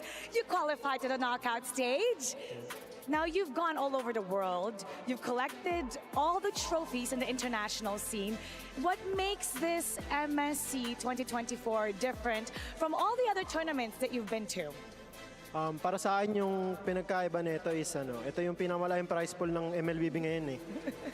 Tapos to him, this is the most different because this is the biggest prize pool of MLBB. Tapos ito na lang yung kulang kong title na major MSC. And this is the only title that he hasn't received yet, a major title, which is MSC. Yeah, and it's definitely one of the most prestigious titles out there, considering it's the first one out of Southeast Asia. Now, I do have to ask you, you will be facing Falcon Esports for the first seed of your group. How do you feel going into that series later on in the day? Para sa akin, confident naman kami sa laban namin against Falcon Esports kasi una sa lahat, qualified naman na kami. Ang paglalabanan na lang namin is yung top 1. He's very confident heading up against Falcon Esports because first of all, they're qualified and they just need to make sure that they get top 1. That makes their road a little bit easier when we're talking about qualifying for the knockout stage of MSC 2024 here at EWC. We're going to be heading over to the studio with our lovely boys and girls to take it on over and see exactly what's going to happen with the rest of the day and hopefully break down that last series for us. Boys and girls, take it away. Thank you very much. Now, we do have to say the Yusin didn't work, but we still like that they tried. Yeah, I agree with that. It was nice to see, man, but tough that, and it was a slower game. I agree with Gideon and Leo that it was a little reminiscent of the old patch, that we played on, but great flexibility that you can still see Kyle Atizi switch up to the Fredrin. Yeah. It's just Falcons AP Bridge just utilizing this Lord as a bait. This is I would say the most I would say the turning point of the game, because they were able to pick up basic, then get the first Lord, and then snowball off of that. They were really good at trading and utilizing the Lord as a trap. Basic died 3 times very early. Well, 14 minutes is typically late already. Yeah. That's for a Harith, you want to farm as much. But this is the flex. Super Marco with the flickers, with the dashes, and look at his target acquisition. Literally finding the best targets, the lowest, the heroes that have very low HP, so that he can eliminate and then eventually snowball off of. The thing is, that's not the craziest thing about Super Marco. What it's is? his reaction. Oh yeah. Like after right here. There it is. After getting a mania, he's like, hey, what's up, guys? Great. You know, the only thing that made him quit was the smoke effect. What? Was the fog machine. Yeah, that's true. It's the only one that affected him during Only the the time. smoke machine can get a reaction out of Super Marco. Yeah, that's how. Maybe even winning the MSC is like, all right, cool. Can I like go home now? Yeah, he's always been like that though. He's a very like I want some kinda shy. Umali. Like is that Mali? Is that cool with everyone? But now we gotta look at the itemization here. Yeah, we gotta talk about like Mobile Zane as well, right? Yeah. Despite what we had the most damage, dealt the most damage. Well, Mountain Shower helped with that, but I believe that until the first Lord of the fight, Lord of the game, he was a little bit above Kaltizi when it comes to the farm. Yeah. I think despite all of those turtles that were able that FCAP were able to get. The farm was still up for the side of Mobile Zane, so that meant that he can still fight. Unfortunately, I think the last picked Fredrin was so good for the side of Falcons AP Brand, because now both Harriet as well as the Yisenshin isn't comfortable fighting. I mean, look what this has led us to, man. It's unfortunate that that's the case, but we got two teams that are now eliminated. Honestly, like, after Albert has done his thing, can we just like have the camera focus on me, just because, you know, it's like I want to officially say that the teams are eliminated. You know, just like, you know, like I'm just trying to do my job as a host. But you're the hangman now. What do you guys think about the game overall? Again, nice try from the Yisenshin. Unfortunately, there were a lot of traps that FCAP was able to make. I believe the Xborg was picked 4th. Yeah, I think so. It was 4th picked. So that meant that still is a flex. And even when you're trying to go for the Yisenshin, surely it can work. The Farce is great versus the Xborg because the poke damage, you limit the Firaga armor. But then that last picked Fredrin, which you kind of expect will be an assassin, but because of just the innate, you know, the hero pool, I would say, of Kyle, of Kaltizi, the entirety of FCAP, they're able to make the most out of their first picks, like Roger, for example, the Xborg, eventually Edith, even, right? But honestly, before we talk about the MVP, is like, it's unfortunate Cloud9 got eliminated. So sad. Anyways, we're gonna move on to the MVP, the Sony MVP of the game. I'm sad though. Why did you just mention Cloud9, by the way? You know, it's XYG too. Oh yeah, but it's like I like SYG though. But anyways, looking at the game, we gotta talk about the MVP here. And again, the performances, honestly, overall, coming in from Falcons AP Brand is outstanding. That's one of the, I would say, misses coming out from Mobile Zane himself. Already popped the ultimate. He knew that there were two people just running, making the beeline towards him, but he still got picked off. And now it's Super Marco with the eventually the flicker plays that they will be able to find out in the middle. Okay, so this is just a push, by the way. Yeah, they will just be able to push. So that's pretty. This is the one that you want to talk about. That's look at that. He picks up the Grok, and then goes back to the Harith. Then goes for the Maniac. He knew that he had a one-shot potential. That point. Well, he did smile. He did. So, okay.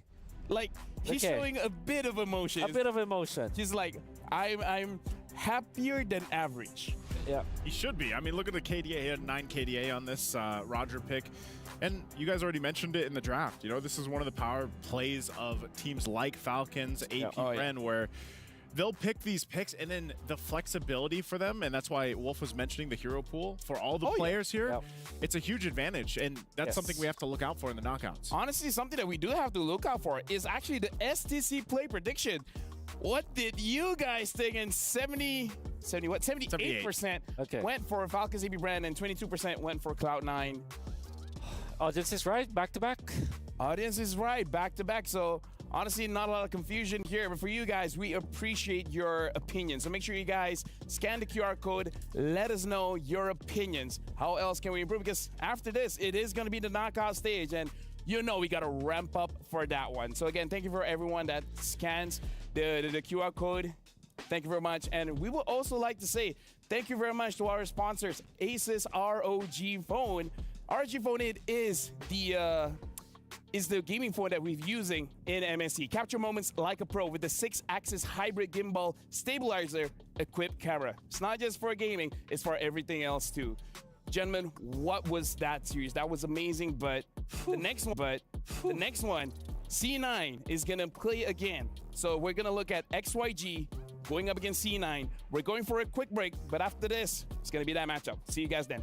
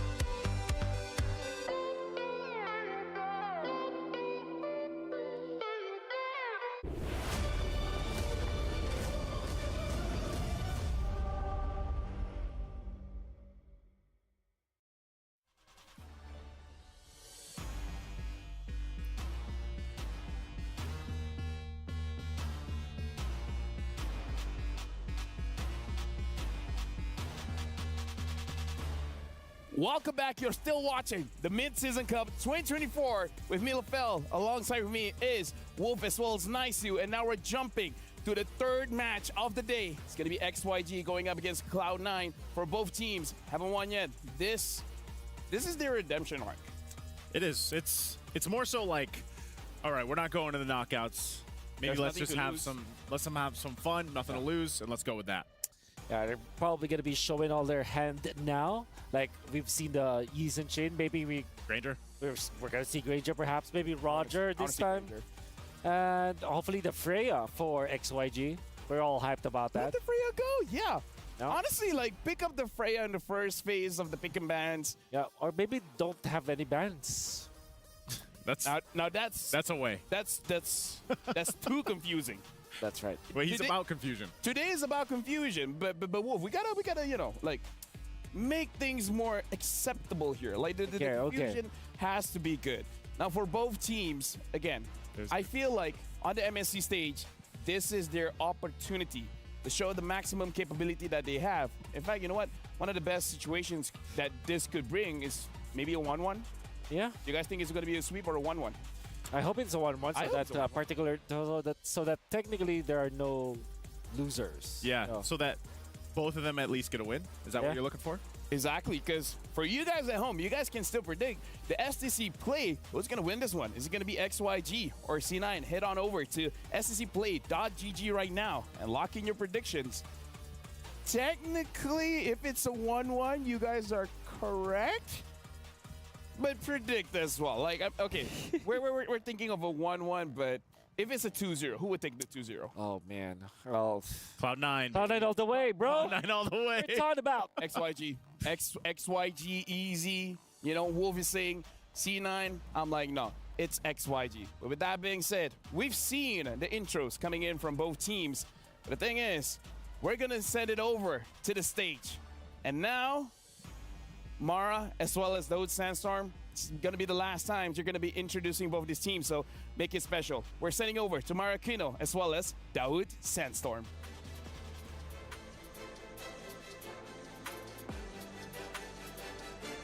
Two teams are back with us here on the Amazon stage for their third and final game of Group D, looking to see who will be able to come out on top with a game-winning series to wrap up their day. Now, these two teams are about to bid their farewell, but this match is an opportunity for them to end their MSC 2024 on a great note. And without further ado, let's welcome back to the Amazon Arena, ladies and gentlemen, Team XYG.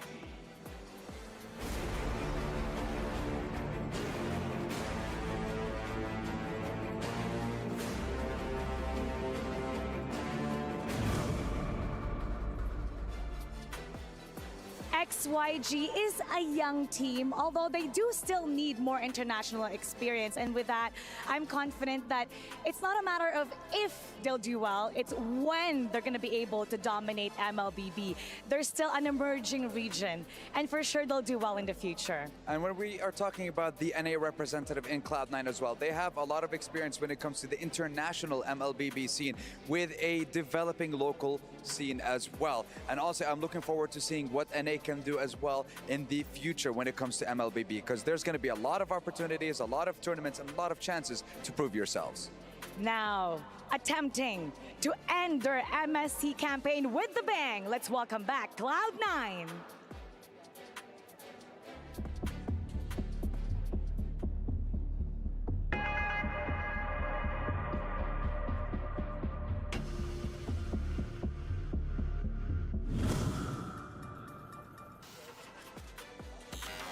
The NA representative in Cloud9 have one last series to play and one last chance, like you said, to end their MSC journey on a positive note and with a bang. And personally, I'm curious to see, are we going to see a 2-0 sweep or are we going to see a 1-1? Because when the panelists and the analysts that were discussing it, they were talking about maybe predictions for Cloud9 and predictions for XYG. So I want to see which way it's going to swing.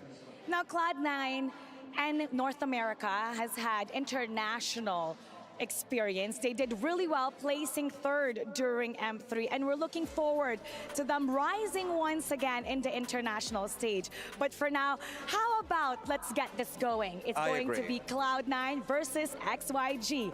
Panel, it's your time to shine. Shining we are. You guys may not see this, but we're like stars right now. Yes. We're like blinking. And we're like astral. We're like astral. Echoes. Echoes. You know what? Shatters. He is casting a shadow. He was. Yes, yeah, Nice actually is casting a shadow. So for this matchup, for both teams, this is East and West, right? I feel like for XYG, they're definitely getting a lot of experience here going up against Cloud9, and this is a unique experience for both teams, honestly. Definitely, and I think what we do know about both of these teams is that the way that they drafted is that it's not necessarily that their draft is bad, but more like they're giving so much comfort to their opponents. And by the way, that was a valid, I would say, approach to the draft. Yeah. Some teams just give up their comfort picks to their opponents and then they counter it. And I think that was the attempt from both XYG as well as the C9. Unfortunately, didn't work when it comes to their execution. You know, I know both these teams are not moving forward, but man, for C9, I'd love to see some resemblance of an NA team stick together for a while, you know, and like get better as a team.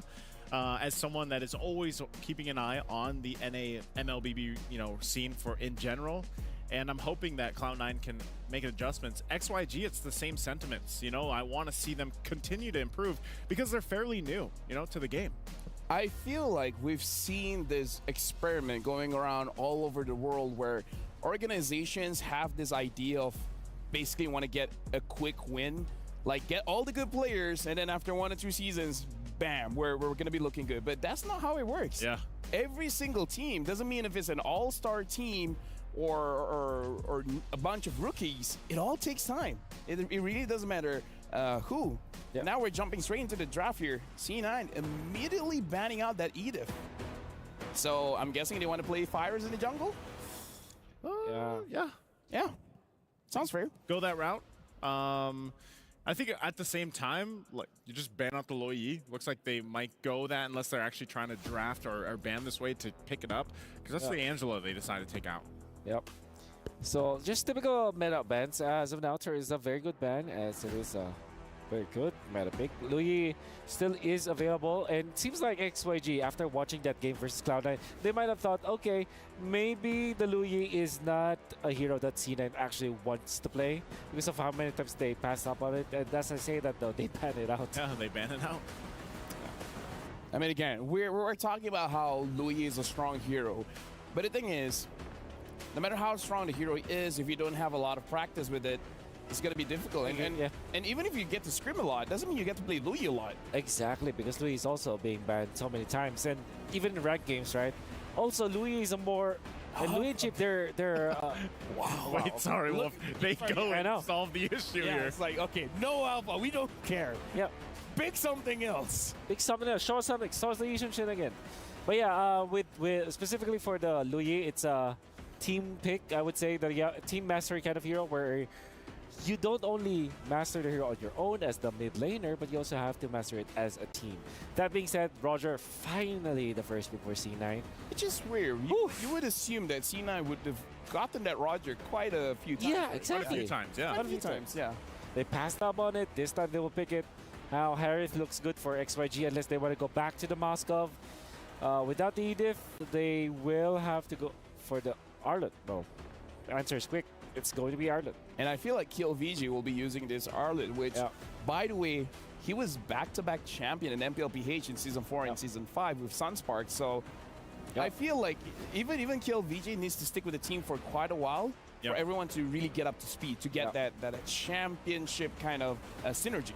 We've seen the impact of these, you know, Filipino players going into these different regions, different teams, and having an effect on as a whole. And that's why I think, again, I'm still standing by the fact that XYG has shown a lot of promise, has shown a lot of good things. Yeah. I'm just hoping, Kill VJ stays there, and maybe we get to see them, you know, have a better time in the next maybe international appearance if they get there. XYG, I think they want to go for... Oh, yes. Well, all right. Yeah. Somebody's happy. Yo. Somebody's happy. Is this a good pick? Why is it always when I'm, like, either involved in the stand or the cast, dude? Let's go. XYG, I'm voting for them. Cloud9, sorry. Every time that you're involved in a draft, Gord comes up. Gord comes up. Sorry, context. Gord's my favorite hero. Hey. #1 in the world at one point. Yep, exactly. That's very true, by the way. That's how he became a caster. That is, actually. Part of the audition is like, do you play? It's like, I'm #1 Gord in the world. It's like, you know what? How about Forget #1 about the in the rest, world? You're hired.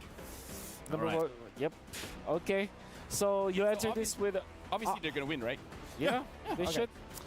What XYG needs to do next is to just ban the Lolita. Because probably it's the only problem now with Moskov and Lolita being active, you know? True. Just ban it out. Honestly, even having this Bara and Roger makes their draft kind of open for C9. Like, we haven't seen Baras in the jungle for a long time, but you know, you could still use it and put Roger in the goal lane and, you know, Yeah, etc., etc. That's why you still have to think about the Mathilda if you're XYG. Good combo nonetheless, be it from the marksman role, be it the bats from the jungle role or the EXP role. Mathilda just amps it up, and Moskov wants to sit back in the back lines or maybe, you know, dive, but Mathilda kind of stops that from happening. Oh. There it is. Good ban. Yep. Good call, Wolf. Thank you. Don't ban Freya C9, please. Yeah. Oh. Allow. But even if they get a Freya, where's the Freya going to play? In the jungle? No, that's EXP. That's KLVJ special. Yeah. Oh, man. Come on. You know why? Oh, man. No, do you know why they banned out the Freya? Why? Because XYG banned out the Alpha. Oh, yeah, That's true. Right? So it's like, tit okay. for tat, yeah. Yeah, so it's like, oh, you banned the Alpha? Well, you know, no Freya for you. Let's see how that makes you feel. Checkmate. Yeah. Checkmate. Checkers. That's like the ultimate draft move. Like, I know you're a hero. I'm going to ban it out. Yep. I like... Oh, Gwyn. Okay. Gwyn's great. By the way, first time I've ever seen Gord in AR or whatever you call this technology. Amazing. But I like that the Guinevere was picked up. I believe it was picked up. It's not showing up just yet, but okay, there it is. Pick up first pick, yeah. Whoa. So it's like... She's Nezuko, okay? She's Nezuko. She's small and then she grew up. Yeah, right. We need a Nezuko skin for hey, that'd be good. Right? That would do it. That's actually good. But I like the combination actually with them because most likely, eventually, maybe goes the Genius Wand build too. And that helps with the burst from the Gord. Okay, so what do you look for if you're C9? Maybe a Purify carry. Claude looks good. Yeah, Claude. I feel like Claude here. And maybe, Lolita, actually. It's really good for C9. Love it. And then pick up Julian. All right. Crazy we haven't seen a lot of Julians. Not too many. Not too many. I almost expected to see one at least, you know, a couple times throughout the group stage. No. It's not C1. It's C9. Sorry, my bad. Yeah, C9. Mixed up from yesterday. So if you have Lolita, you're looking for a knock-up. Minotaur looks okay, actually, for XYG. I don't know if that's banned. I have to look back, in fact. Minotaur, nope, not banned. Nope. So yeah, Minotaur looks good. Good combo with the Guinevere as well. What if it's Guinevere Rome? Oh yeah, then pick up the Fredrin, right? Yeah, there it is, Minotaur. All is well in the world. All is well with the world. Quite a lot of crowd control coming in from XYG, so it looks like they want to fight. And C9, finally we're seeing the Julian, which we know Mobazine has been training for quite a while. Thank you very much to our analyst Naisu as well as Wolf. Now we're throwing it over to our casters for the game between XYG and Cloud9. Thank you so much to the panel. Welcome, ladies and gentlemen, to the caster desk. Well, you don't get to see us, but it's me, Mirko, joined here together with Mr. T-Rex. I'm still going to call you that, Mr. Trex, but, you know, we're looking at the drafts here, Trex. C9, you had a lot to say about the previous match's draft. What do you think about this one? They switched it up. They switched it up? I mean, they switched it up a little bit. They've been switching it up. XYG also switching things up a little bit. We got the Gord pick, so both teams, you know, bringing some of those final cards up their sleeves for their final series of MSC. Well, ladies and gentlemen, let's welcome them one last time here into the game for XYG and Cloud9. We're going to jump into the Land of Dawn, straight up into this best of two. Cloud9. All right, so so jungle versus jungle here, right? Not many times do we see the Julian up against this. So it's normally we see the Fredrin get knocked up by the Violent Requiem. It kind of works in that sense of things. How do we think the Julian's going to be able to dance around it? Do we think, for neutral objective-wise, which team do we think kind of comes out on top in the early game? I would say, you know, Cloud9 have a great composition to play around the early game, especially when it comes to the clear speed of Mobazane on the Julian. But the thing is, what's a big concern for them has got to be the CC. If XYG get level 4 on God Yang and, you know, all the other members, their chain CC is going to be quite ridiculous into the first few neutral objectives here. Maybe the first two turtles will be a bit of trouble. C9 will have to utilize their damage output, maybe poke them down a bit. But we can take a look at the emblems here too, and we can see a very aggressive emblem set here for the side of basic. Master Assassin and the Thrill on the Roger with the Assassin emblem and the Quantum Charge. Mark UT, though, going for normal. It doesn't seem like, you know, there's anything too crazy, but I don't know if Naisu approves of this. This is the bargain hunter. No one Naisu, the building man himself. Maybe I expected Vitality. No, I'm just joking, obviously. The Gord here in the mid lane, though. You know, actually talking about these two teams, we do know that for MobaZane at least, he wants to try to raise the level of NA again. He wants to make NA great again. Yeah. Unfortunately, you know, didn't go as planned. Didn't go as planned. Doesn't always go as planned. But here they are facing off against XYG, a new aspiring region. And XYG has actually, you know, kind of surprised a lot of us. China in general has just grown so much. And if they can topple over C9 here, it's even more of a statement showing that, you know, they are the new up-and-comers. Then I would say now, Detona's welcome. Nice Detona's welcome. On to Zed. Zed gets bursted down. MobaZane with a first blood. Turtle should be going over to C9 here. XYG forced to back off, and now C9 going for an immediate steal, possibly onto this purple buff. KelvJ Yone. The bouncing ball comes out, but no stun connects. It lands onto the creep. Cold World with a big Numenon blast, just his own way, does not connect, but MobaZane gonna be able to take that purple buff. Great early aggression from Cloud9, right? That wave clear, the prio as well in lane for Milo. Able to bully kill VJ in lane, get towards the turtle side a bit earlier, and unfortunately for Zed, he wasn't able to pop into Violent Requiem for that anti-CC fast enough. So they just punished him hard, even with the invade Cold World. Big magic ghost, the flicker, nice Minoan's Fury from God Yang. Marquita responds with an IMU of his own. The disengage comes in and nobody's down. The damage output still overwhelming. A bit too much for XYG to handle in the early game. They still gotta wait for the Gord, for the Moskov, and even at this point, you know, some of their frontliners to be able to take in some of that damage, because it doesn't seem like even Godyang can soak in that damage. Going back, though, to what we were talking about, you know, XYG, they're coming in from China, up-and-coming region here in MSC. Meanwhile, for Cloud9, NA was once top 3, you know, top 3 regions in the world. So definitely the pressure, I would say, has got to be on Cloud9. Technically, both of them don't have anything to lose anymore, but still, going up against XYG, I think for the most part, nobody really predicted XYG to be able to beat anyone in the group. So if they do get C9 down, once a top 3 region, that's a big statement coming in from China. Very fair. And, you know, speaking of matchups, we got a head-to-head there, but that was not our players. But I want to talk about the EXP lane, right? Milo has had kind of a weird showing so far. Wait a second, nice Numeon blast. The magic gush comes in, trying to stop MobaZane. MobaZane still goes in. Gets taken out. Zed able to get the Violent Requiem and take the kill. C9 lose out on that engage. Turtle gonna be up in 7 seconds. Disconnected a bit in that initiation. Cold World with a great Numenon blast, but then Zane definitely overextending. Final slash into the Detona's welcome. Doesn't connect though. Milo misses. God Yang trying to keep up the front line. Nice Minoan's Fury. Cold World now just trying to get away, but KelvJ chases him down, finds the kill. Now Zed moving on to Milo. Milo actually moving on to Zed. One more shot and he's down. It's 1 for 1. Cloud9 trying to even the playing field. XYG still a little bit behind. Now MobaZane's gonna move on to this turtle. Should be for free now. No contest from Xianyu Gaming. And yo, you just mentioned it earlier. It's KillVJ versus Melo, the XP duel. And we're seeing it here, 1v1. Ooh, finally lands that Detona's welcome. MobaZane gonna come in and try to get the kill for himself. And a good way to feed there. Mielo kind of backs off. He knows MobaZane's coming. We want to get that gold to him. In the famous words of T-Rex, nom nom nom, right? Nom nom nom. There you go. And all the Clippers have been loving that. They utilize it at the start of every video. And we get to see it from the GOAT himself of NA. Milo chomping down on KillVJ on the Arlet.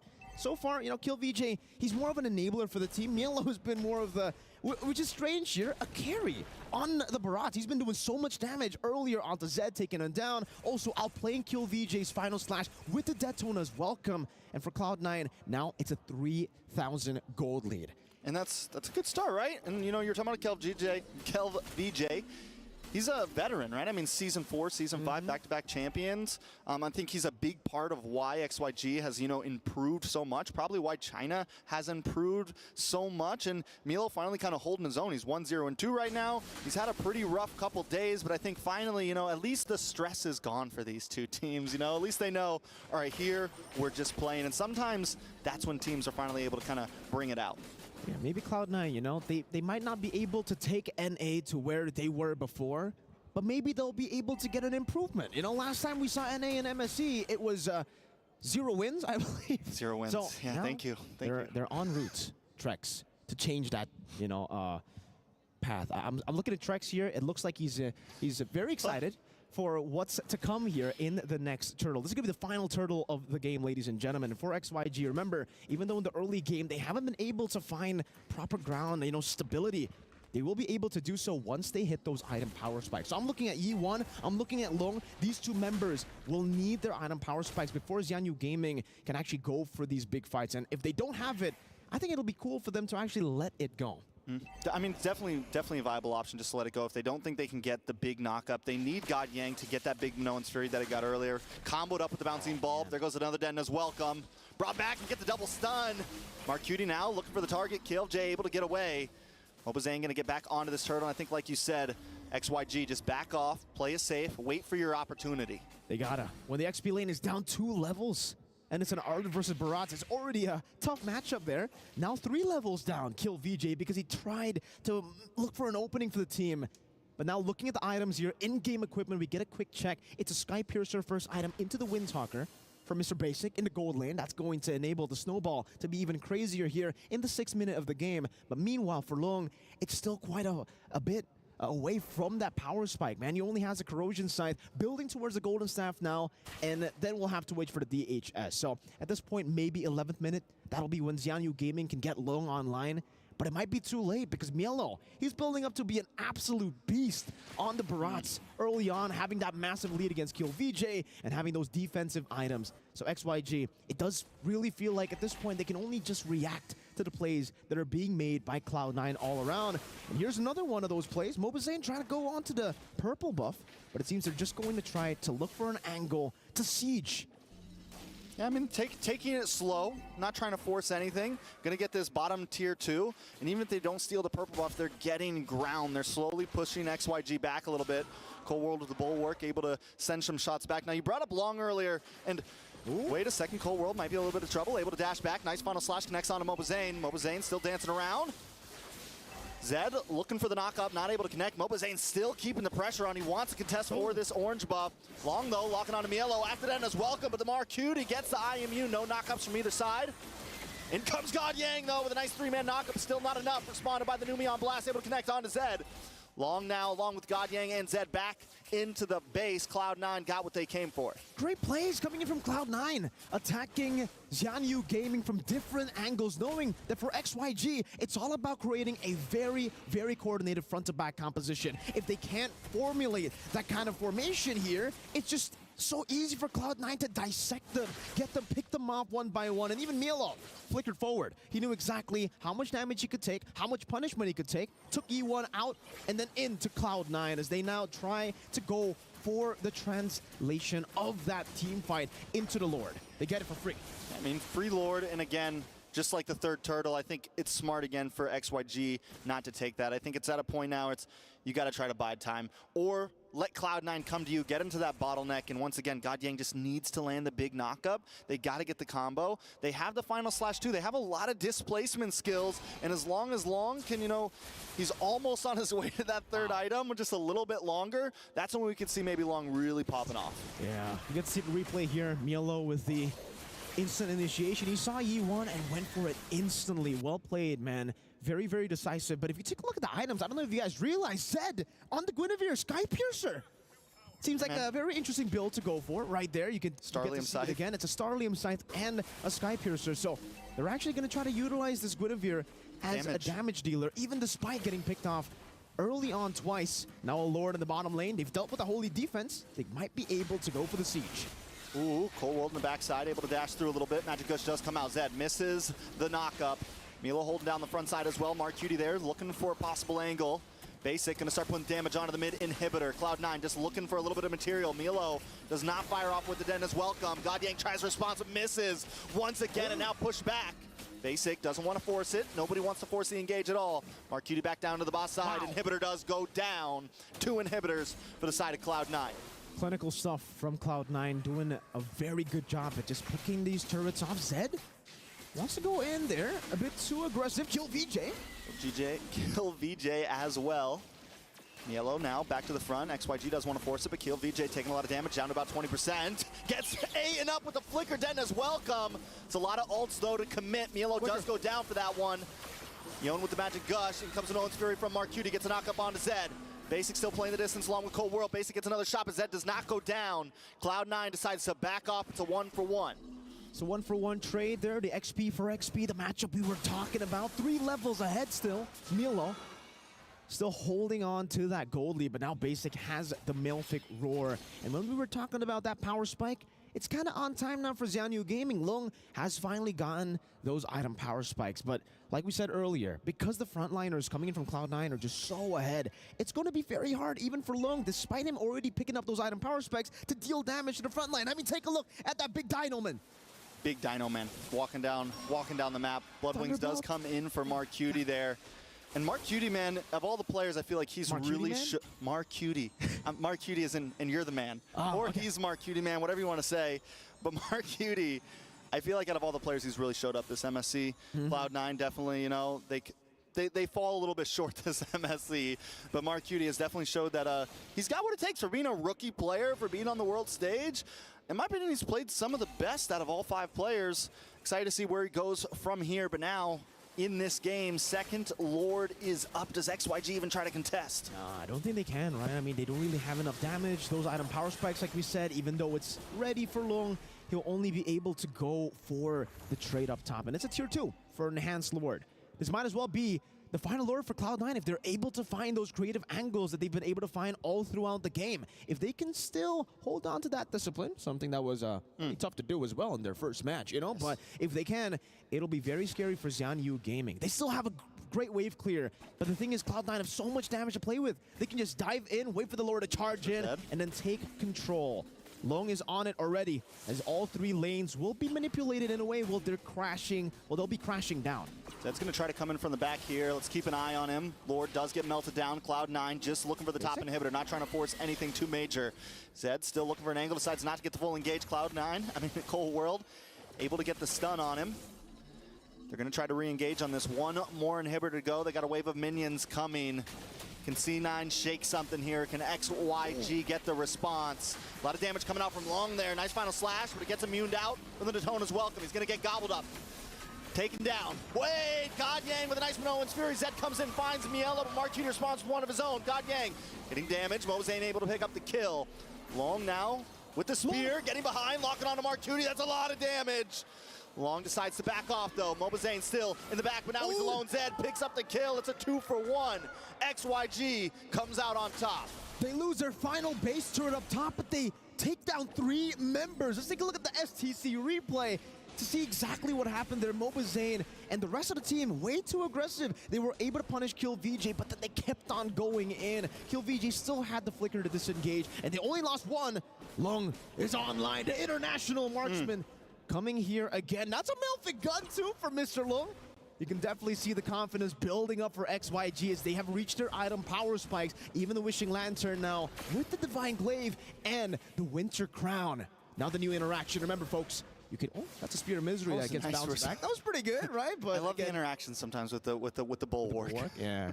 No follow up there, but it's okay. But for E1, new interaction for the Winter Crown with a lot of different abilities. You can miss the gush now. You can be gushing while you're freezing. You can be gushing while you're freezing. You ever freeze your gushers, bro? We don't have gushers in it, though. Yeah. I'm sorry. It's okay. But, Meal, can you detonate us welcome with the Winter Crown? That's something that I think you can do. If you get the nom down, you can just, Winter Crown, But can you Winter Crown before the dash? Now, that's a question that shall be answered by the GOAT himself, Mr. Milo. Cloud9. But Zed still sticking to that item build, a very, very aggressive item build. If he does get a pick with the Spatial Migration, you can pretty much say goodbye to whoever gets picked off. And you can already see here for XYG, it's a bit of trouble, really, for them to take control back of the map. They're going to have to group up together at all times to look for pressure on the map. And right now, they're prioritizing the far lane, clearing that bottom side up so that they can try to contest for the Lord, because at this point, they really gotta. I just want to say, wait a second. Denna's welcome. Does look on to God Yang. God Yang taking a lot of damage. Able to use the Winter Crown. Out comes Anumi on blast. Does not connect. Winter Crown. Does connect onto Long, though. Magic Gush does come out from Yeon. XYG forced to back off. The only ult they have left is God Yang's Minoan's Fury. Can he make it count here? Mark Cutie still has an IMU up his sleeve along with a Denna's welcome onto Mielo. Lord down to about 50%, but minions are on the base. XYG has to send someone back. It really is all about the decisive move for both. Final slash! Big final slash into Violent Requiem. Comboed up long, able to get the kill. Marquis responds though with the IMU and Owen's Fury. Members dropping, got yanked first. LJ gonna be next, Basic with a huge Lycan pounce. Out of the way from Eon's Magic Gush. The knockup does lock onto Zed there. Spear does not connect onto anybody. Cloud9 gonna try to move back onto this Lord. Slowly but surely, Cloud9 utilizing their advantages up top, making it so that for Xianyu Gaming, they really got to send someone up top. With a man advantage, they strike, and they were able to pick up the 2-for-1. But now Zed, look at the play. Zed able to come in, but he gets hit by the net as welcome. Just a frame, a millisecond, and Mobazane takes the Lord. It's 3-for-1, all for the price of Cold World. Long, though, gonna try to force something. Basic in a little bit of trouble. Immortality does pop. Long has the health to fight it out. Finds the kill, the shutdown. It's going to be some nice gold into his pocket. Will it be enough, Mirko? Oh, I think it will. The Lord's going to be marching down in the mid lane here. And remember, for XYG, they have a lot of wave clear to play with. They got E1, and they have Long. Ooh. Let's take a look at this replay here to end things off. I don't know why Basic was recalling with such low HP there. Oh, Basic, man. XYG, they can actually go for the clear right now. They don't have a marksman, Cloud9. They have Mobazane and Marcutie, but they don't have sieging power. Oh, the damage! Mobazane down! XYG with the Magic Gush, and here comes Long, looking for more. He's hungry. Marcutie forced to back off. Cloud9 are choking down right now. They gotta figure something out. This is reminiscent. This is exactly. Do you remember the first game they lost in MSC groups? I do. It was up against a Moscow. I do. It was up against a Moscow. I see your passion. I see your anger. I feel your sadness. But We're here did for not MLBB. expect We're not it sad. to happen again. Ladies and gentlemen, Cloud9, 3 base turrets, an enhanced Lord that they were able to get with such disciplined macro play. But again, one big mistake. Basic recalling in front of them. That might cost them. XYG 9-9, 17 minutes. Take a look at the item builds now. It's a BOD for Mr. Long. I would call him Mr. Chadman now. Long Chadman. That's a long Chadman. That's a... I mean, that's what you want to do with the Melfic gun, right? I mean, you shoot from afar, you deal more damage, you do, I mean, with the BOD, extra more damage. Extra more damage. Extra more together was usually... Big extra more damage. Big extra more damage. Big extra more big damage. Skibbity damage. I think we can just simplify it with just skibbity. That would work. But look at this. Look at how they're able to play. Again, granting themselves some more pressure on the map with the clear. And it's really great that they always send Long down below because you can always just match it with the Spear of Destruction. You almost read where Mr. Basic was there on the Roger. I don't know if he would take that Captain one. Basic. Captain Basic. Basic takes a lot of damage, though. Is that able to come in? Mobazane there as well. Let's see if Cold World can find an angle with this Numeon Blast. Does he have an inner shark in him, you know? The Numeon Blast. The sidestep. Numeon Blast. A nice look from Mielo. But it gets purified out. Now he's in a bad spot. Winterground does come out. Mielo goes down Long. Able to pick up the kill, and Cloud9 are on the run. KillJ with the force through the Vengeance. Able to get the dash. A lot of damage. Numeon Blast comes down. Cold World trying to find something in the madness. Mobazane there as well. KillJ brought low, but not taken out. And Zed finds Mobazane. Long with the long hits from downrange. Cloud9 still on the run, but minions on the base of XYG. They gotta send back Yeon. Basic looking for something. Marcutie there. Can they find an angle here? Basic in the backside. The Wolf is out. The El Capitan. He's gonna go for the minion first. He's gonna look for an angle. He locks on Long. Can he make the play? Too much damage. Zed finds Basic. Marcutie picks up the pieces for Cloud9. Can he get another? Marcutie, the saving grace of NA right now.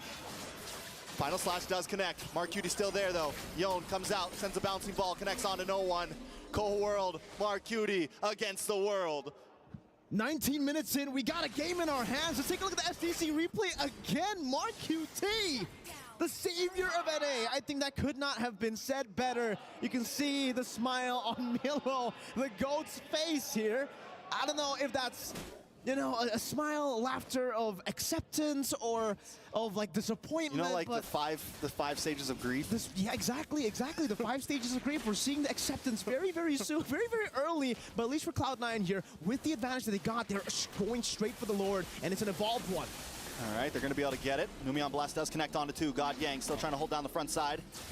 Spirit Destruction. Out comes the Spirit Destruction. Long coming down from long field once again. Mobazane locked up against the wall and taken out of the land of Dawn. Back to the Shadow Realm, Cloud9, and there's another Lord. And they're down Marcuti, they're down Mobazane, and Long's just gonna shred it down. It'll continue. They can't out, and Long is doing so much damage at this point. They're down 2 members, like you said. No Marcuti, no Mobazane. They got Basic, Milo, and Cold World, but I don't really think they're going to be able to help this Lord at all. That's an evolved Lord completely wasted now. XYG got the gold lead. They've been farming up all these Lords to a point where they got the gold lead back. You can see Mobazane there. Unfortunate stuff, man. Long just too good on the Spear of Destructions. You might as well call the BOD the Blade of Destruction, so you can see the face of Cold World there, too, you know? Zane as well, just with the ultimate face palm. I cannot believe that hit me. And now, Mr. Dynaman in the mid lane. Milo has already used a big resource. Long? To run away, and now Long along with the team. Going to be shredding down the mid. They still have their inhibitors. They still can survive this out. But XYG has brought it to the full amount of a game. Big final slash. Numion's blast connects to nobody. It's looking rough. Basic trying to lock on to KillJ here, but Cloud9 can't get anything. At this point, is it 50-50? I wouldn't say it's 50-50 just yet. When it comes to the team fights, yes, it's 50-50. But if you take a look at the map again, 3 waves of super minions coming crashing down. So for Cloud9, they've been losing a lot of these fights when it's all been on them. The advantages have all been on them. They've been dominating in the early game. Xianyu Gaming in the early game, we're just waiting for that item power spike. Once they got it, they started going for these big fights, and it has been working out for them. But Cloud9 slowly but surely are losing that advantage. If Xianyu Gaming get the far lane base turret, I think then it'll be a bit more 50-50, because really for the mid and the bottom, Xianyu Gaming have been able to control it really, really well. And take a look at Lung Chadman on that Moskov damage earlier. That was big extra, ridiculous. More damage. Big extra skibbity damage. God Yang brought down to about 50%. Mobazane! 60 seconds on the clock. When you're down a member with 30 seconds till Lord, and you got 60 seconds on the clock, the waves might not matter anymore. XYG, and I have a question. With 3 lanes going in, even though his record has not been great, should Basic go for a sneaky backdoor? You know what? At this point, I don't know. Skibbity. Skibbity. We're just gonna throw out some phrases here, because oh my goodness, 23 minutes in. It seems like Xianyu Gaming, they found a way back into the game, and this might just be a play that can get them to win. That's as well can beat it out. Ooh. He doesn't take the dash. Okay. He's going to be able to get away here, but Long focused on a Cold World. That's a lot of damage. Marcuti there as well with some damage of his own. 13 seconds. They're trying to stall things out, and watch for Basic up in the top side. All right. Watch for Basic in the top side. He's going to try to go for it. Basic, the hero, the man who has tried this multiple times. Can he finally complete it?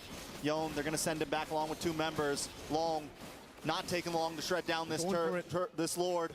Cold World there to try to help out. Ooh, nice damage. Long responding back. Mielo able to take out Zed. That's big. Mobazane just shows up in the nick of time. Lord should go over to Cloud9 there, and now Cold World collapsing down onto Long and God Yang. Mielo there. Marcuti with the sidestep coming in. A nice knock up, and the Immortalities are popping. A final slash response. Cloud9 in a little bit of trouble. Still able to find KillJ. It'll dash back. Look at the Lycan bounce. Basic trying to lock on. Gets stunned. Stop. Not able to fully commit, but the minions are here to back up Cloud9. Mobazane comes in. A lot of damage coming from God Yang, but the base will not stand. All they have to do is lock on, and Cloud9 takes game number 1. Despite the massive hurdles, Cloud9 able to get through it all here in game number 1. It's a victory, but I don't think they're going to be very proud of that one just yet. They're going to have to make a lot of adjustments to come into game number 2, but for XYG as well. Losing out in the early game, those massive advantages over to Cloud9 gave them so many more ways to take control of the game. And finally, even though we didn't see it in the 17th minute all the way to the 23rd, we finally got to see it. They finally utilized Mr. Basicman up top to clear out the way, to force an error out from XYG. And all that pressure was just too much to handle. It was hydraulic. But either way, man, XYG took it the long haul there. They've done such a good job at hanging out in games and trying to just, push and push and push. You can even say that's a long game from a Mr. long Long game. Chadman, and I believe the analysts here have a lot to say about that game. So we're just going to throw it back to them. What do you guys have to say about this game? I say that was one of the. It was a long game. My eyes rolled back so far behind when you say it was a long game. I mean, it's a fun game, right? It was fun. It was long. It was intense. It was long game. Okay, don't encourage him. Okay, yeah. Gentlemen, don't encourage Mirko. Okay, like the more encouragement you give him, he won't stop. Oh, by the way, LaFell said that verbatim, he said, so this is how the better servers play. That's what he said. That is what he said. Yeah, this is how a difficult server plays. Yeah, so it seems. Yeah, yeah. I can't comment on much, okay? Like, I'm the host here, guys. Like, I gotta behave, but still, looking at this match, we gotta say, a lot of opportunities were presented by both teams. Some were able to get it, some did. Like, the biggest blunder was definitely around the Lord. Yep. It was that factor where they were kind of pressed to go for the TP out. I think you always have to think about the death timers, right? So even when Mobile Zane was dead and the Lord was respawning, he will have what, 12 seconds or what, 12 to 20 seconds of a leeway, which is not going to be enough to actually take out the Lord. You can see that because of the fact that there was a lot of physical penetration that was actually put onto Zed, that moment that when Milo, the GOAT, landed the Flicker Barrett's ultimate onto Milo, he's already half HP. Like one hit from the Lord. You're going to see it. You too. Yeah, we looked at each other. Yeah. Milo the GOAT landed. The Barrett on Milo. The Barrett's ultimate. Yeah. On Zed. On Zed, yeah. That's confusion. Okay. That's confusion. That is confusion. That is confusion. Confusion is the topic of the day, but we gotta talk about this game. Speaking of confusion, we don't usually see Guinevere using the attack build or damage build. Yeah. But more so, first item Sky Piercer.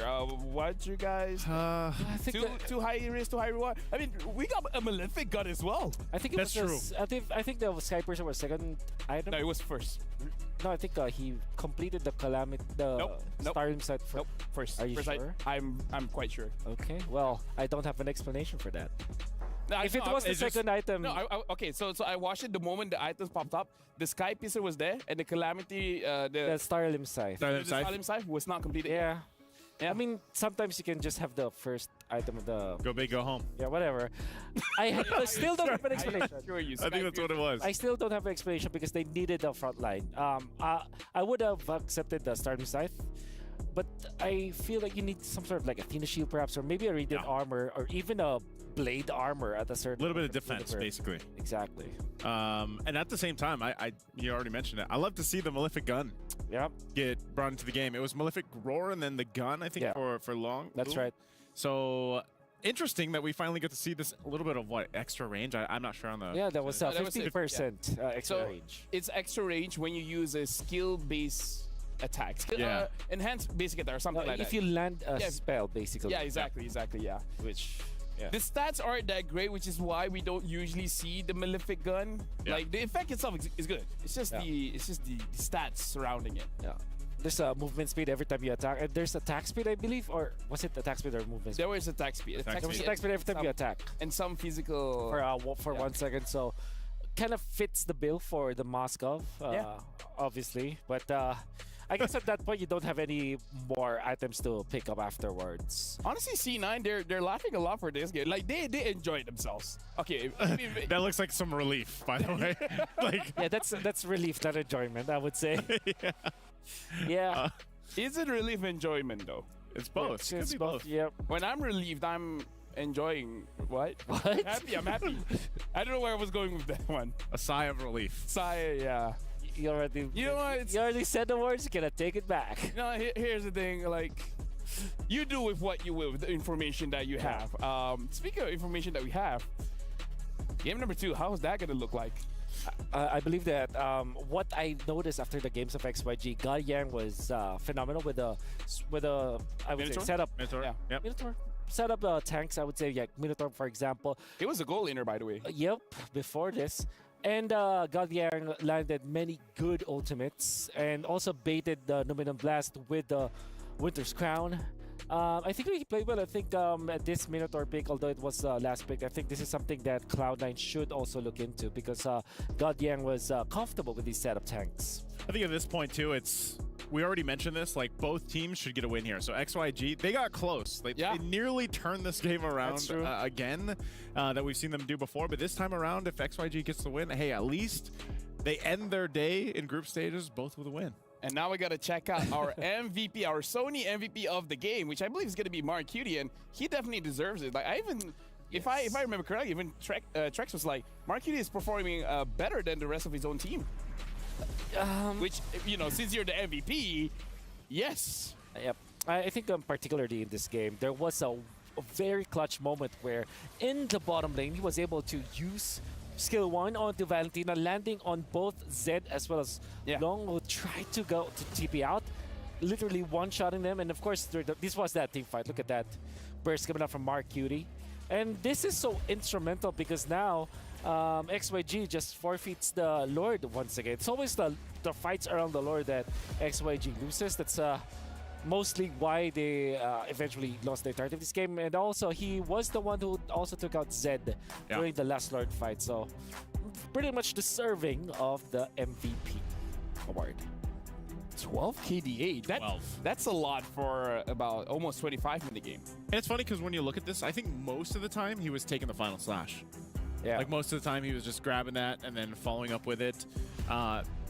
Whole lot of, I guess Valentina players in general are going to go ahead and scale up really quickly. We always see Valentina at the top of like damage meters, I would say, generally. But I agree with Trex. Mark Cutie, even back in their old, the games they played before today, he was usually the one that was, I feel like, mostly positive KDA, doing a lot for the team. And unfortunately, it's not a one-man game, so even so. But great performances, though, so far from Mark Cutie. Notable performances as well, even in their losses. When you look back at their series versus Falcon Esports, he was I would say, the constant of the team. He was always consistent.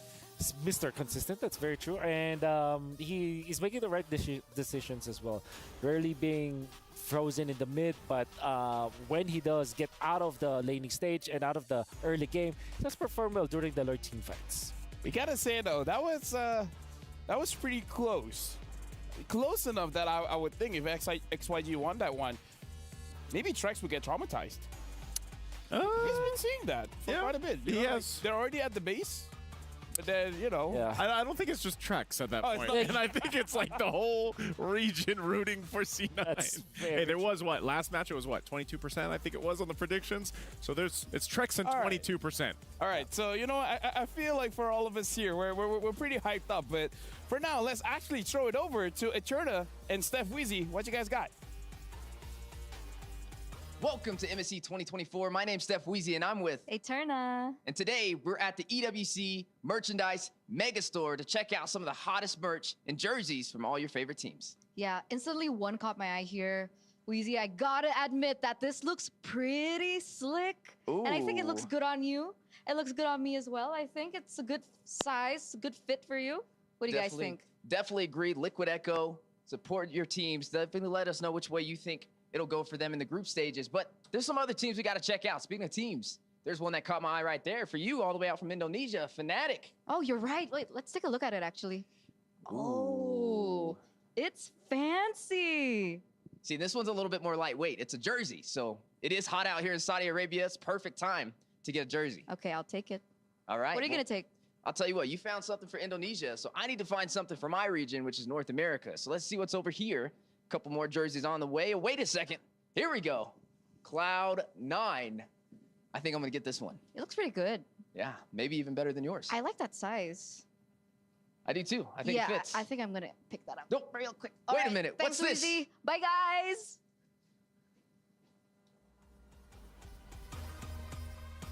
Pro tip to Steph Weezy, you don't take something from your own region. You can buy that anytime. That's actually true. Right? Hey, it's his first time here, right? Of course. Right, let him have some fun.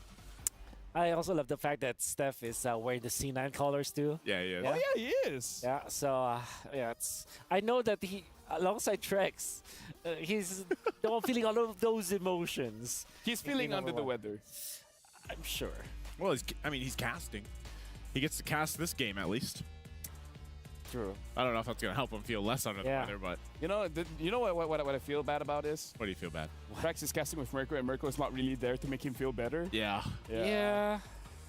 I mean, Mirko is also not in a great shape, you know? That's true. After yesterday, hey, they're both, you know, casting, and they're both got teams going home. And we saw the jerseys. It was Fnatic on the end. Yes. Oh, yeah. And guess what?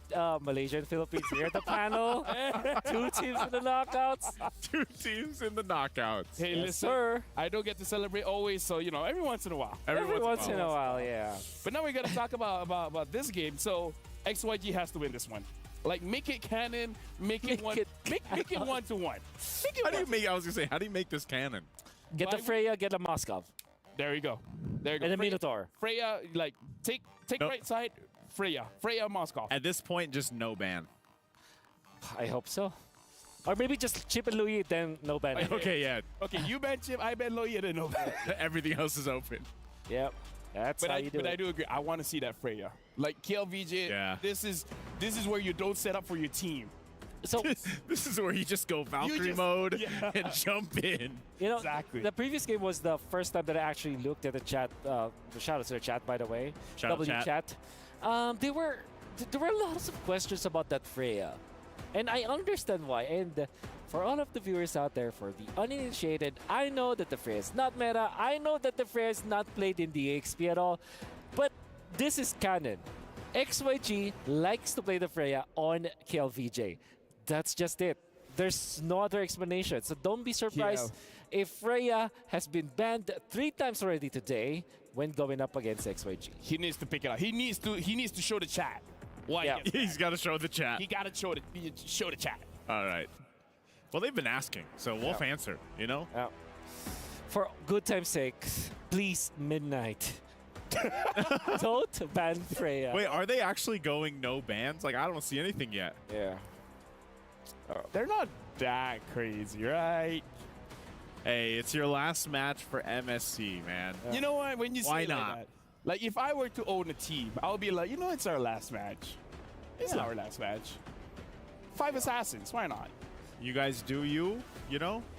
I think for XYG, though, regardless of if these are going to be bans or not, similar things. Let's just pick what you're comfortable on. We know that even coming into the MSC, they had, I feel like, a limited playing field to go ahead and practice on until they eventually got out here and everything. Yeah, so, very true. you know, that's probably partly due to the fact that why they've had to fit certain heroes into their playstyle or meta.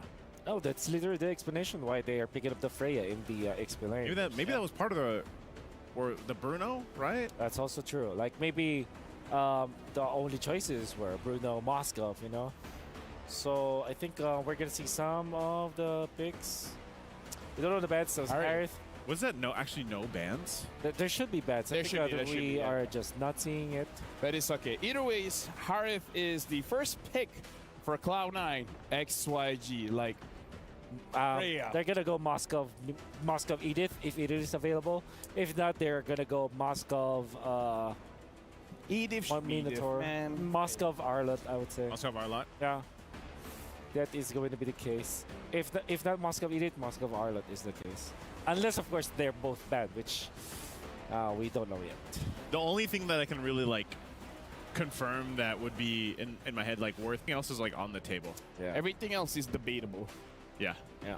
Isn't that nice though? Like, don't you guys enjoy? Oh wait, there's some picks. Okay, so we're gonna look once again at the AR here. Is that Aurora? Is that Aurora? I think that's Aurora. That looks like yeah. There's the Aurora. Like the Ice Queen. It looks like an icy queen. So it does look like a queen of ice. Yeah. Teresa is the choice. I mean, it's difficult to kind of guess now because we don't know the bans. Oh. Akai enters the scene. Okay. And, well, we don't know the band, so I don't know what to guess. Akai is basically just Naruto in Sage mode. Even his ult resembles the Rasengan. Yeah. Yeah. I don't know Naruto. Yeah, I fell off on it, so. Yeah. But I kind of know Sage mode, yeah. Oh, you know Sage mode? Then it's good enough. That's a Toad, right? A Toad. Yeah. Toad, Sage mode, yeah. Well, they get a Kagura. All right. That's great. We saw that lack of damage on Kagura yesterday. Oh, don't say that. Kagura's like, I love Kagura, man. No, I do too. She's actually one of the first heroes that I started playing in MLBB. Yeah. Oh, I remember, love their mechanics. I remember like Terizla into Akai Ultimate, which is like anti-Sergi in a way. How do we feel about Akai Ultimate and Kagura Ultimate? Like pushing them away from the Yin Yang overturn? Like push him even more away? Is that how it is? That's gonna happen with that kind of attitude. Yeah. You need to. You're right. So you have. Yeah. Of course. That the Akai will pin them down, and it's gonna be a perfect yin yang overturn. Like, of course. Attitude, man. Attitude. It's all about the mindset. It's all about the mindset. You're right. I saw a Fredrin. I believe that was in combination with the Terizla as well as the Aurora. Okay, I'm gonna talk you guys through this. Do you guys want to know what C9 banned out? What? Edith, Angela, and Moskov. And okay. And they're betting out the Roger as well. For XYG, they bet out the Chip, Barats, and Valentina. So that's the reason why there's no Edith, there's no Moskov. Lolita as well.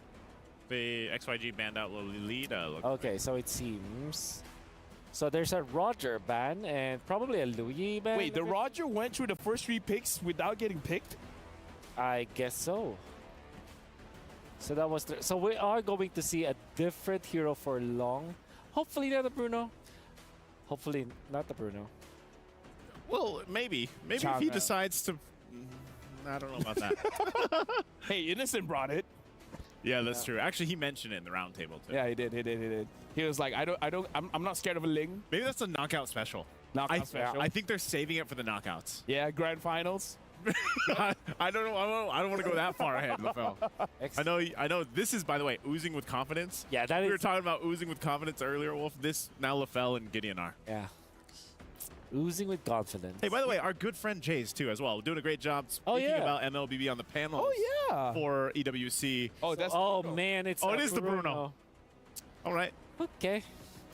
At this point, all they need is a roamer, so there's no way for the Freya. So I guess. Unless. Hey. Unless. What, Fredrin Rome? I was going to say Freya Rome. Oh. Something you'd see in your rank games. So that is Kagura, Akai, and Harith, right? Kagura, Akai, Harith. Kagura, Yes. Akai, We're Harith. going for Rome. How about a Kaja? Kaja Bruno is not too bad of a combo. Matilda? How about Matilda? So Matilda. Yeah. And Benedetta. Benedetta. All right. Ooh.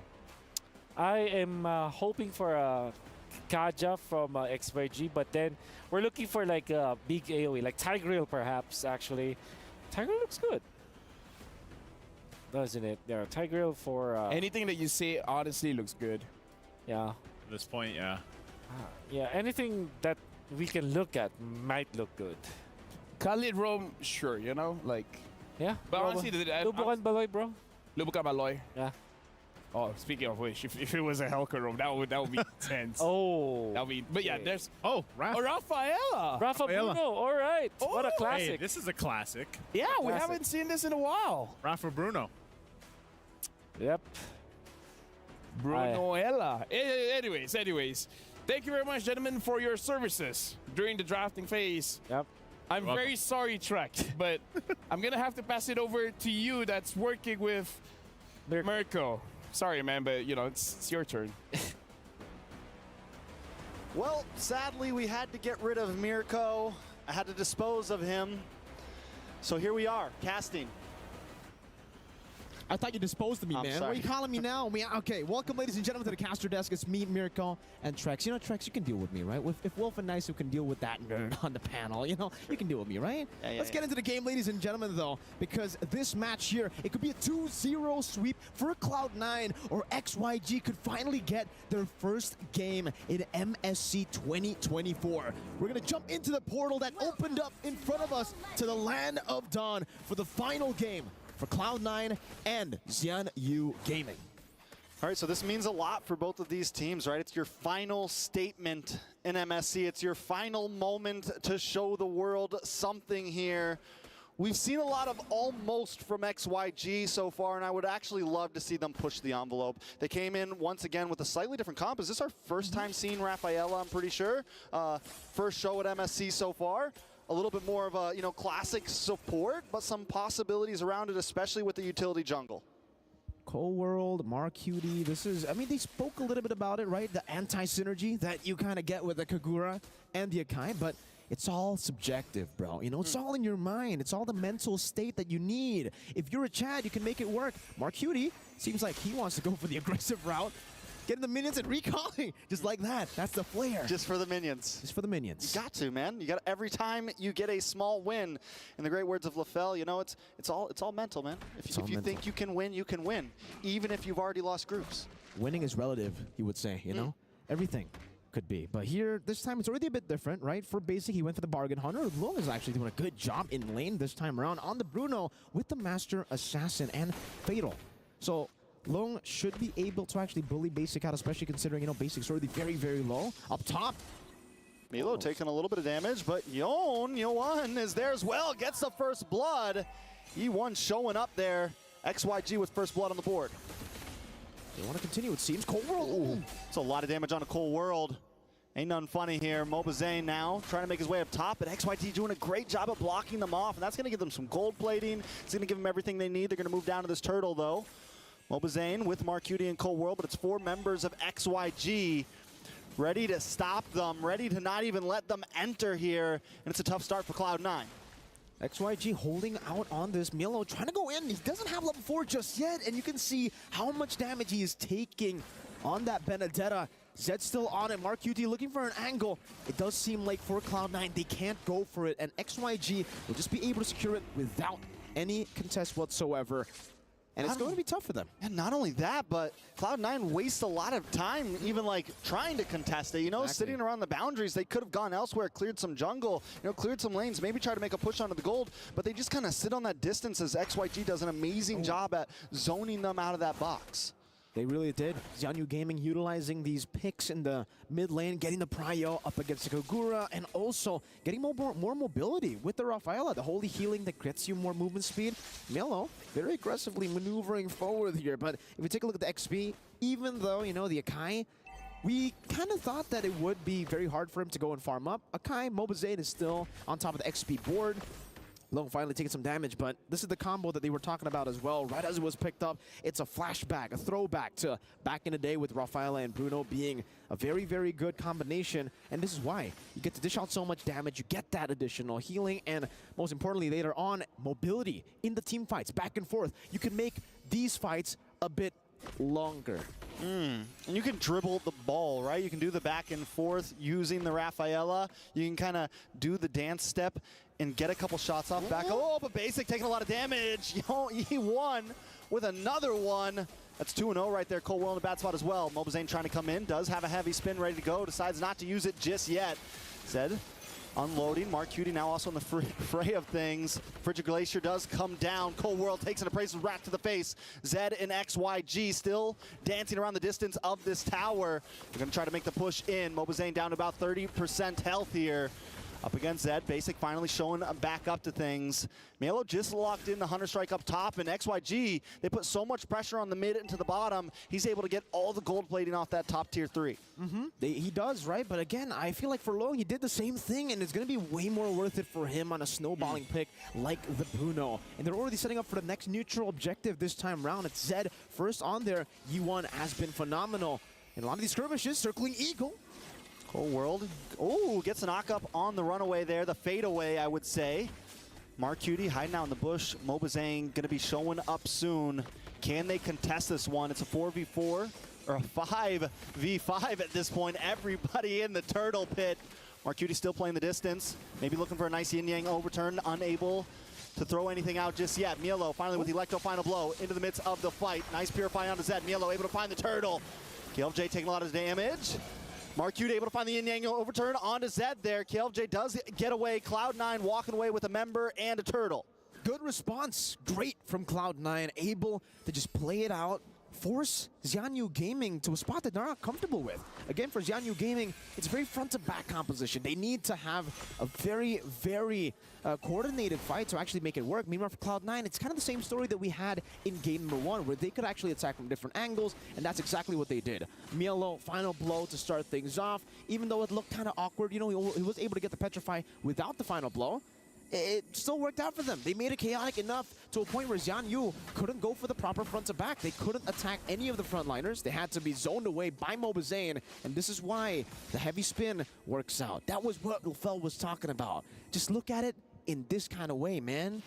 Don't be pessimistic. And everyone just has to do their own job and do it right. It's not about, you know, this comp isn't really as much about fighting as a team, right? Everyone, as long as Marcuti can get a yin-yang onto somebody, comes one possibly onto Zed. A lot of damage onto Cold World. You know, even with the nerfs, the Appraisal's Wrath still hits hard. It really does, man. Oh my goodness. It hit so hard, he had to purify out of it. Most definitely. Mobazane now. Maybe in a little bit of trouble. XYG. Frigid Glacier does come down, does not connect onto anybody, but he's still frozen. Mielo goes down long with a long shot. Able to take him out there. Mobazane now just trying to fight for his own purple, but XYG might not want to let it happen. Marcuti with the ending overturn, able to get some nice damage. Zed still gets away safely. Cold World going to try to chase him down, unable to get the kill and gets killed himself. Yi1 is the one, 3-0 and 1. Oh, now Pride of Ice used up basic. Try to go for it, unable to do so. But I like for Cloud9 now, penalty zone, kill VJ. Basic with his Mon's Force, needs to try to run away, kill VJ. But to get some nice damage. Marcuti there to help out. Flickers back over to the tower into safety. Up top though, low. Ooh, nice eye for an eye. Getting a little bit of damage onto long there. Able to use the Petrify, force out the Purify. But here comes Zed, pulling up. Appraisal's Wrath comes down. Mielo in a little bit of trouble. Zed wants to force the objective here. Force the moment, looking for Mobazane. Mobazane also taking a little bit of damage. They're down low.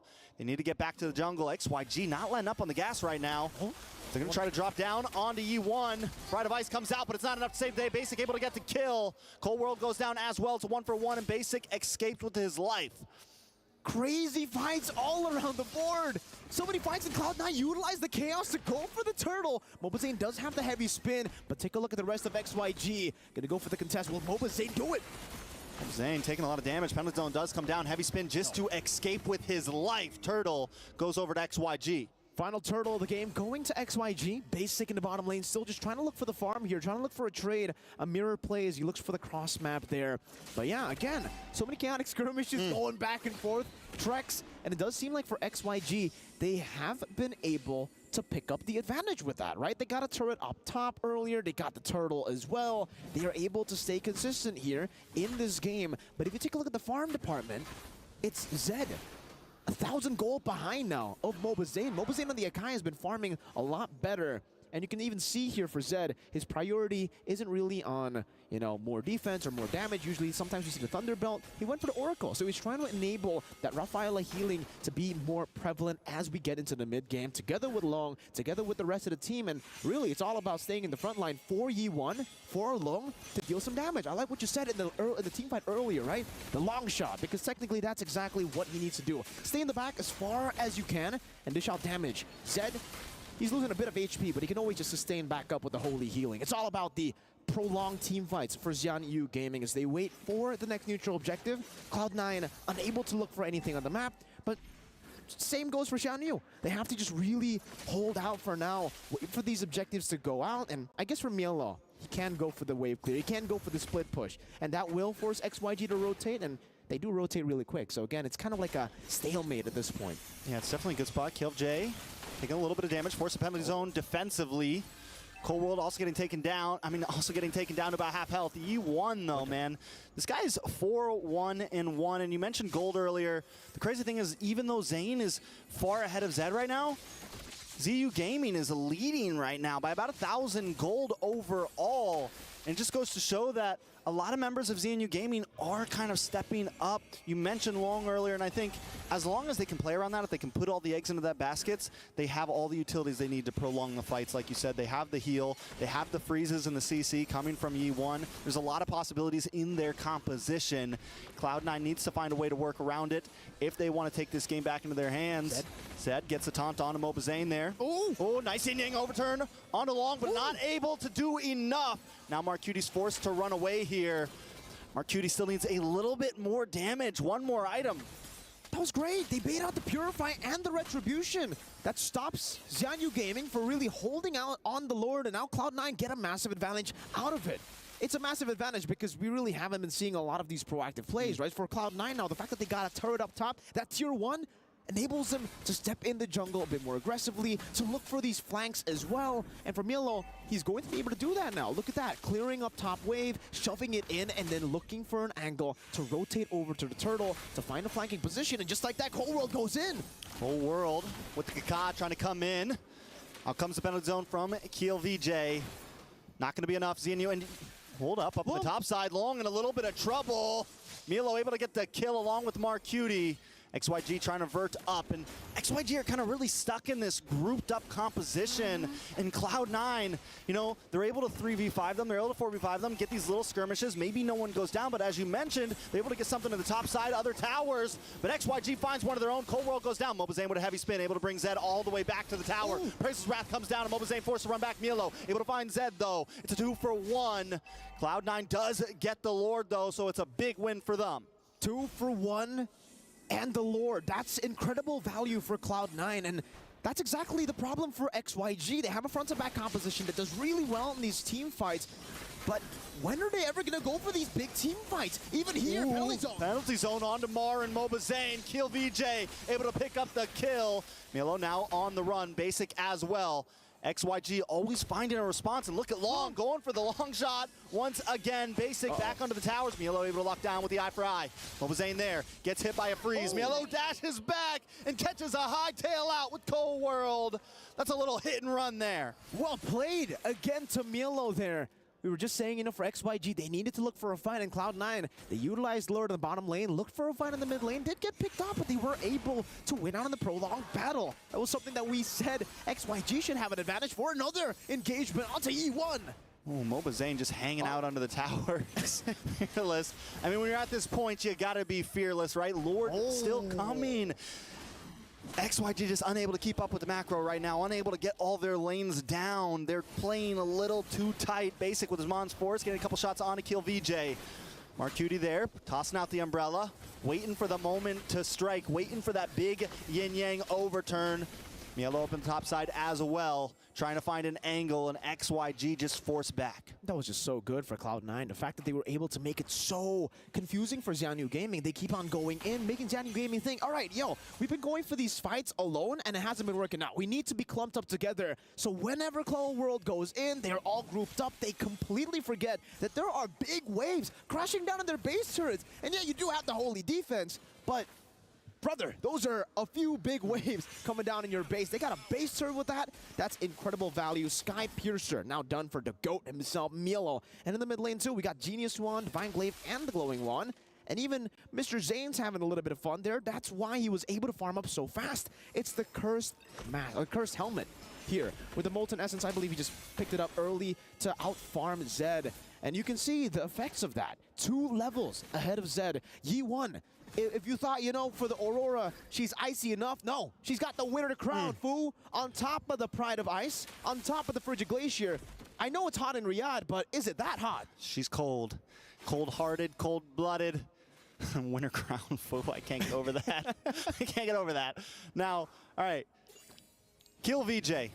He's been always with this team to where we've been seeing Mielo kind of dodge up to the top side, dodge down to the bottom side. And we noticed it a bit last game too. Kiel VJ really likes to kind of guide the team. And I'm wondering, you know, that has been almost one of the downfalls here. Kiel VJ needs to be the one to kind of watch these off lanes sometimes. And the rest of the team needs to be able to survive and fight without him sometimes. Because the thing is, they can't send Long over because he's the big damage dealer. They need Long to be hanging out behind E1 and and behind God Yang just unloading those shots. And until they're able to do that, Mielo's just going to keep thrashing this top side. Slowly but surely, again, for XYG, they gotta clump up together whenever they want to go for a neutral objective. For Cloud9, they'll utilize XYG's strength, and they'll utilize it to create a weakness. The weakness is up top, the far lane always. Now it's E1 who's up top, and Cloud9 get all of the pressure back, all the prio around the Lord. This time enhanced, so they'll have a little bit more of that bargaining power when it comes down to these fights. And again, for Yi1, if he steps out a bit too far, if he tries to go and clear out the wave away or outside of that base, he's going to be caught by Mielo. He's going to have to use the Winter Crown. He's going to use a Flicker at least. And now, for XYG, they try to just go for the fight. But again, these waves are making it as though they can't. Yi1 in the mid lane now has to deal with 2 waves. A slow push up top and a mid lane wave as well. XYG, they got to make a decision. Basic brings out his Mon's Force. They're trying to delay XYG from even going back. XYG's not going to be able to contest this one, man. I think they need to just back off and start. I really think they need to send KillJ up there, someone else, because they need the CC. Look at they that. need the damage from their mid and their gold. And now for Mielo, it's all about the waiting game. It's something Basic hasn't been able to do, but maybe Mielo is the one that can do it. The GOAT. The GOAT. The GOAT. XYG, you can see them, again, they're just sending E1, because again, I mean, I get you, right? KillVJ is the guy who should be the one matching up against Mielo, but again, he's also on a Terizla. The Aurora isn't mobile either, but I guess, you know, she clears the waves a bit faster compared to KillVJ, especially here in this game where he's really, you know, the frontliner for the team, so he doesn't really have a lot of damage to actually go for the clear. God Yang picks up going on too, and again, Mielo just constantly still up at the top side, forcing E1 to rotate over. But even then, Zed is still here. So Mobazane, every time he tries to go for the Lord Dance, this is a new Lord passive taunt in the mid lane. Big jump on a Marcuti. Marcuti not going to be able to survive that one. Mon's Force does go down. Cloud9 able to rush the Lord, though. So it's a trade of Mar for Lord. And Mielo goes straight back up to that top side. Mobazane now getting taunted up. Takes a couple shots from long. Basic there. Maybe help out. He doesn't have his Amon's Force. He's already used it to rush that Lord. Mobazane able to get the heavy spin. Brings Zed all the way back to base. Cold World just trying to help out. Mobazane goes down long, able to pick up the kill, but there's a Lord coming down the top side with Mielo waiting on it. Again for XYG, they win the team fight, they lose on the enhanced Lord, but for XYG, this is great because unless Mielo... Mielo gets stunned up, though. The Holy Baptism does lock on. He's able to just get back with the Electro Final Blow, able to just escape. And now there may not be able to be a push from Cloud9. Cold World? Hold on, Cold World. Able to just back off, but Cold World gets himself in some sticky situations sometimes. That's why he brought the Purify. He can get out of these sticky, chaotic situations. Long up top. Look at this. This is going to be a long battle up top, you know, with the Lord. It's a 1v1. And he has the Athena Shield. He has the Windtalker, too. So he's properly built up. I'm looking at the build, and yeah, honestly, yeah, the Athena Shield definitely a bit more value compared to the Wind of Nature here, but at this point, it really does feel like for Xianyu Gaming, Long might actually sell the top boots to go for a Wind of Nature or for some more damage. That's the trend that we've seen for Long, right? In the later stage of the game, he even goes for BOD, so he's a very aggressive gold laner. Maybe this time he doesn't, because the tenacity on the tough boots does help you a lot, especially when you already have the healing, the mobility there with your team and everybody peeling you away. The CC could be the biggest hurdle that you have to face off, so I completely understand if he doesn't go with the item swap. But still, even though, you know, Xianyu Gaming were able to you know, clear out the Lord, they're able to equalize the gold. Again, it's deja vu to game number 1, literally, but it's still the same thing too as game number 1. Cloud9 have the advantage when it comes to utilizing the far lane. Mielo is always there, and you can see him just trying to find an angle. Again, Mobazane walks up. Oh, a lot of damage on to Long. Can he get the final shot there? Mielo with the Electro Final Blow. Able to lock on, but too much damage responding. Mielo, Immortality pops, and comes Marcuti with the yin-yang overturn, still unable to find a target. Mobazane able to get the heavy spin onto Long there, but nobody's there to follow up with him. Mielo just trying to escape with his life right now. But look at Basic on the mid side, able to take the inhibitor, and this has been the mind games all game. Just playing the field, the whole map right now against XYG. They're playing the basics of the game, the fundamentals. The fundamentals. And it's Basic who gets the basics down. Get in the mid lane base turret. That's another massive advantage. They were able to get the 3-wave super minion push in game number 1. Now in game number 2, it's not 3, but it's 2. It's close enough, you know. Quick match, it's just one off real quick. But for Mielo, he's going to be able to just clear out these waves so easily. And again, for XYG, it's the same problem that they've been facing all throughout the game. Who do they send to match up Milo? I would say at this point, try to kill Milo before the Lord. Try to go for it, right? You lose the Evolve Lord if C9 are quick enough to do so, but you got to be decisive as well. They actually do shove in the bottom lane, and now they have a lot of pressure. Basic walks up, has done a lot of damage to Zed. MLBB gonna get frozen up, brought down, able to just get away. No, Kill VJ finds the kill, and that's no retribution for Cloud9. XYG, this is probably the opportunity to just go for the rush, try to get this Lord as fast as possible. Basic into the backside, catching that Eagle. A little bit of damage, loses his Zaman's Force, waste it, just sitting at the Lord pit, and he's not able to capitalize on anything there. Cloud9 maybe looking for the steal here. Zed able to get their first Lord here. It's gonna be huge for XYG. Minions are on the base, but they should be able to free up some space now. Evolved Lord for XYG. That's a massive structure or objective to take here at the 20th minute of the game. Now you're able to go for the base turrets. And again, the biggest problem for XYG has been the far lanes. If now they get a few base turrets, if they're able to get 3, phenomenal stuff. But if they get the base turret in the far lane, that's going to be good enough, because then they will actually have at least, you know, the bottom lane go head-to-head, 50-50. It won't always be a slow push towards their side. Up top, E1 versus Milo. Ooh. Winner Crown Fu! And Winner Crown Fu, and he's not able to get that kill. And now he's got to try to get back to base. MLBB just taking so much damage in a huge penalty zone from Kill VJ. XYG looking for a possible finish here. A lot of damage on the Cold World. Milo goes down. XYG just got to lock onto the base. Basic drops down to the Zaman's Force. Base down about 60%. Down goes Kill VJ. Immortality does pop. Lord finally melted down. MLBB able to just defend, and XYG unable to close it. They decide to back off here without E1. They're unable to get the big play happen, but Cloud9 forced on the defense. They have more waves to play with. It's not over just yet. They can go with the enhanced minions now in the mid lane.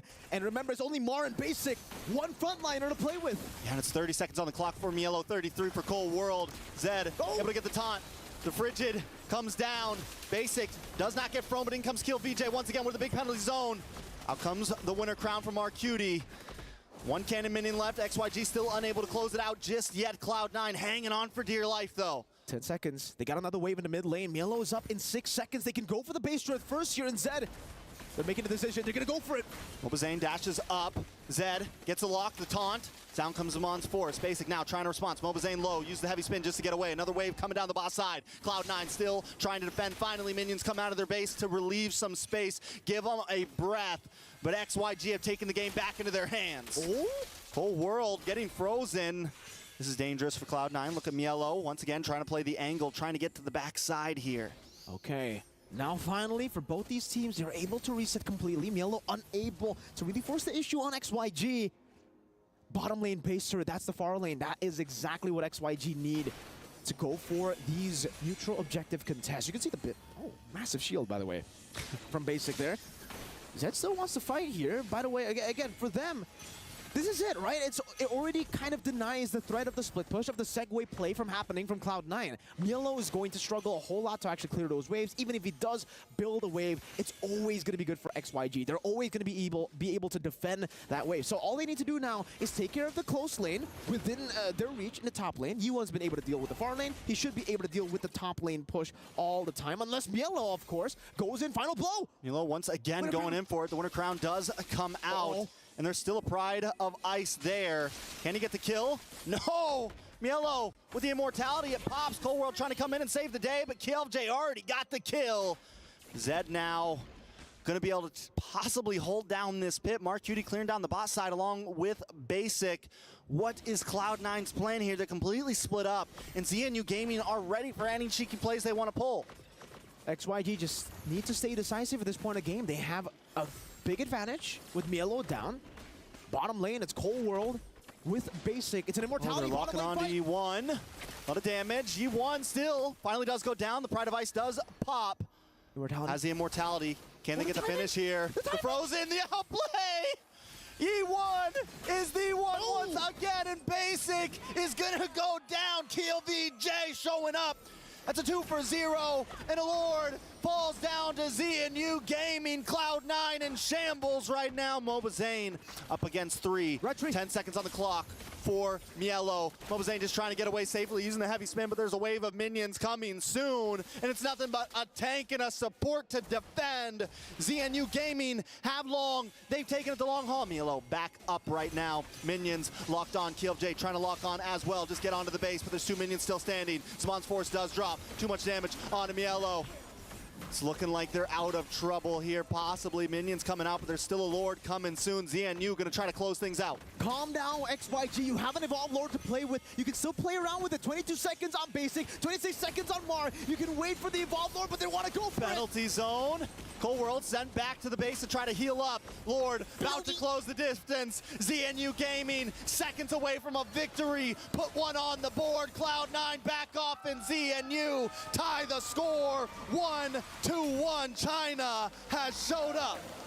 XYG gets the first game of MSC 2024 for China here. And they do it in style. Again, able to prolong the game to the later stages, to actually force out some of these big team fights, the front-to-back composition. Yi1 clearing those waves all alone, dealing with the 2v1, outplaying these missed timings as well. Well played to XYG. They have shown up, and it's about time that they have. We're gonna send it over to our hosts, I believe, here on stage to get an interview with XYG, but No. There's not gonna be an interview this time, Mirko. And that's okay. It's okay. These players have had long days. They've had a long group stage. We're going to be sending that back over to our wonderful analysts. It's been a great game between Cloud9 and XYG. Let's see what they have to say. LaFell. It's canon. It's 1-1. It's canon now. I don't know what's canon, but it's canon. It's a canon. Let me just say, Yi1 on this Aurora, he's working overtime. Definitely. Like how much they're playing it, it's not enough. Look at how many times he outplayed the members of Cloud9 this game. And I saw Skypers, I think that was from Milo the GOAT. So many GOATed plays actually from Milo the GOAT. But unfortunately, during when it all mattered, when it was a 1v1 with Yi1. On an Aurora. On an Aurora with no flicker. With no flicker. Just the Winter Crown, foo. No, that was enough. The thing is, the Aurora kind of outplayed the Harif as well. Yes. Actually, not kinda, like literally did. Literally. That was interesting. That was with the help of Kill VJ though too, right? That penalty zone. I know it was like, whoa, how did the Harith end up there? Yeah. I am excited to see it through our highlights, but there were so many times where Long was like, okay, I'm gonna hit people. I'm gonna hit heroes and not the turret. Well, yeah, so much to say about this game, especially because God Yang was God mode 0, 0, and 13 on this Rafaela. How about that? Can I just say, I know that Yi1 will not be the MVP of the game, but trust me, he's the MVP of the game. I agree. How many times he he cleared the wave? Yeah. He 1v1 against everyone. 1v2 even. 1v2 even. And he came out on top. Yep. We're not even going to see him here on the the breakdowns here, but I agree with you, man. I feel like that's such a pressured thing to do for any of these mid laners or whoever ends up needing to clear the lanes. Yeah, he's an Aurora. That's a good point, and you have to clear like all 3 lanes. Yeah. To make this even more ridiculous, this was a first picked Aurora. Teresa Aurora, yeah. Yep. Like, how crazy was that? Like, how do you even explain that to all the people out there? Well, the simple explanation is it is a counter to Harith. And second is confidence. Yeah. Confidence. Was the mindset. The mindset. However, the confidence there. And yes, it's true. He kind of just he has a better attitude, I would say. He has the better attitude, definitely. But man, Milo, the GOAT, as well as Basic, they were oozing with confidence in this game. You want just like, no. I am good. Yeah. I can 1v1. He's like, imagine how the conversation is within the team. He's like, okay, the Benedetta is pushing, someone has to stop it. And then Yi1 is like, me. I got it. And then they're like, but you're an Aurora. It's like, with that attitude, you're not going to. Yeah, exactly. No. I got it. Hey, to be fair, he had the passive, he had an immortality, and he also had a crown. Yeah, the Winter Crown, fool. Yeah, that works. This is the MSC tagline. It's win a crown, fool. Shout out to Gideon, man. Shout out to Gideon, by the way. Gideon did an amazing job casting, but yeah, that was a game. That was a game that ended in favor of XYG, which also means that it is a draw between between C9. But I believe C9 would win because I feel like their winning time is faster. This was a long series, by the way. I think one of the longest ones. Both games were 24 minutes and 25 minutes. Yeah. That's right. I mean, like, but then again, I don't think that we should judge it by minutes duration. I think we have to make it canon. It was a draw. Nobody loses. Nobody loses. Do you want XYG to lose? But they're going home. Yeah, but they did not lose. It's kind of losing. No. Nice to not with that attitude. Leo, Not with that attitude. Wolf has the attitude. It's like, you're not losing. Technically, you're not losing. Now let's check out the Sony game MVP of the game. It's Yiwan, right? Has to be Yiwan. Okay. But, Oh yeah, look at that. Look at that. It is. It is. The way that he handled and utilized his second skill was phenomenal. You will see it once again. Look at this. It's always at the knife's edge. It's always making sure that he hits it with the proper animation and the proper pixels. And you saw that Basic had no choice, didn't know where to go because Yuan utilized his skill 1 and skill 2 to perfect direction and perfect placement. And even the usage of the ultimate, it's always there to counter whoever wants to drop him. At this point, I want to play Aurora. That looks a lot of fun. You know, I was going to say, respect to Yuan because of the fact that he's one of the mid laners right now that brings these exciting picks. Previous game, it was Gord, and now it's the Aurora. Yep. This is not like, you remember, there's not that many picks that come up in the mid lane right now, so great here to see from Yuan to bring up some unique heroes. Lantern eventually picked up. This, don't be fooled, this is not the first item pick up on the Wishing Lantern. This was probably around the fifth item? Yeah, fifth Yeah, item around perhaps. 17, 18 minutes. Exactly. Which made a lot of sense because the skill combo of the Aurora always will go above 800. So every time that he lands it, which he does, apparently he's so good at it. He's dodging spells, he's utilizing the Winter Crown Fu. Actually, interesting enough for all of you guys, because of the wording of Wishing Lantern, you don't actually have to hit 800 damage. You can do 200, 200, 200. Right. At the fourth 200, it will proc, so... It just has to get to that threshold. That's right. As long as you get to 800, it counts. So for all of you guys that want to use Wishing Lantern, you know, that's a quick tip for you. That's right. If you do 1600 damage, then you just 2 orbs, 2 lanterns.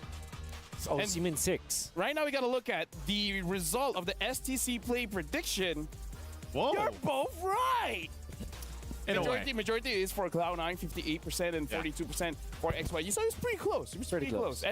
And shout outs to you guys. You guys are close. You guys are correct. So make sure you guys predict for the next match as well at stcplay.gg, because the next one is going to be our ALJ match of the day. And for you guys at home, your opinion matters. Scan the QR code for the broadcast feedback survey and let us know your thoughts, because again, after this, it is going to be the knockout stage, so expect more excitement for the next one. Speaking of which, up next, we'll have the 4th match of the day featuring Falcons. AP Brand going up against Falcons. Don't go anywhere. MSC 2024. We'll be right back.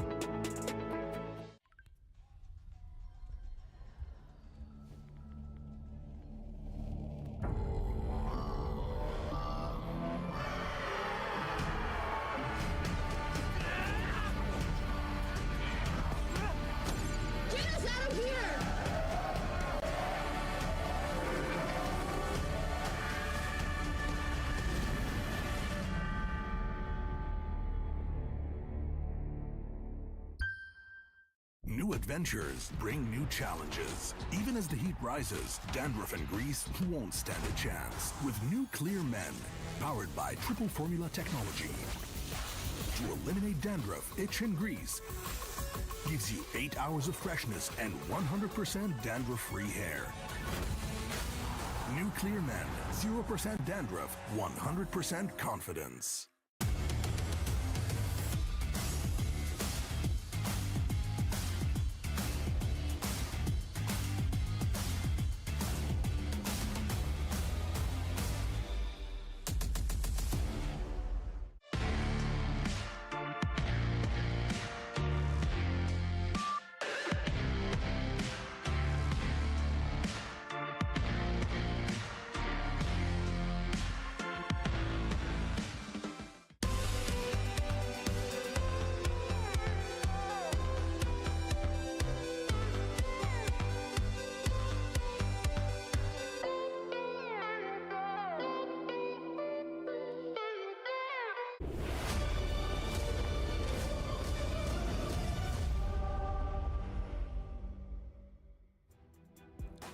Welcome back. You're still watching the Mid-Season Cup 2024.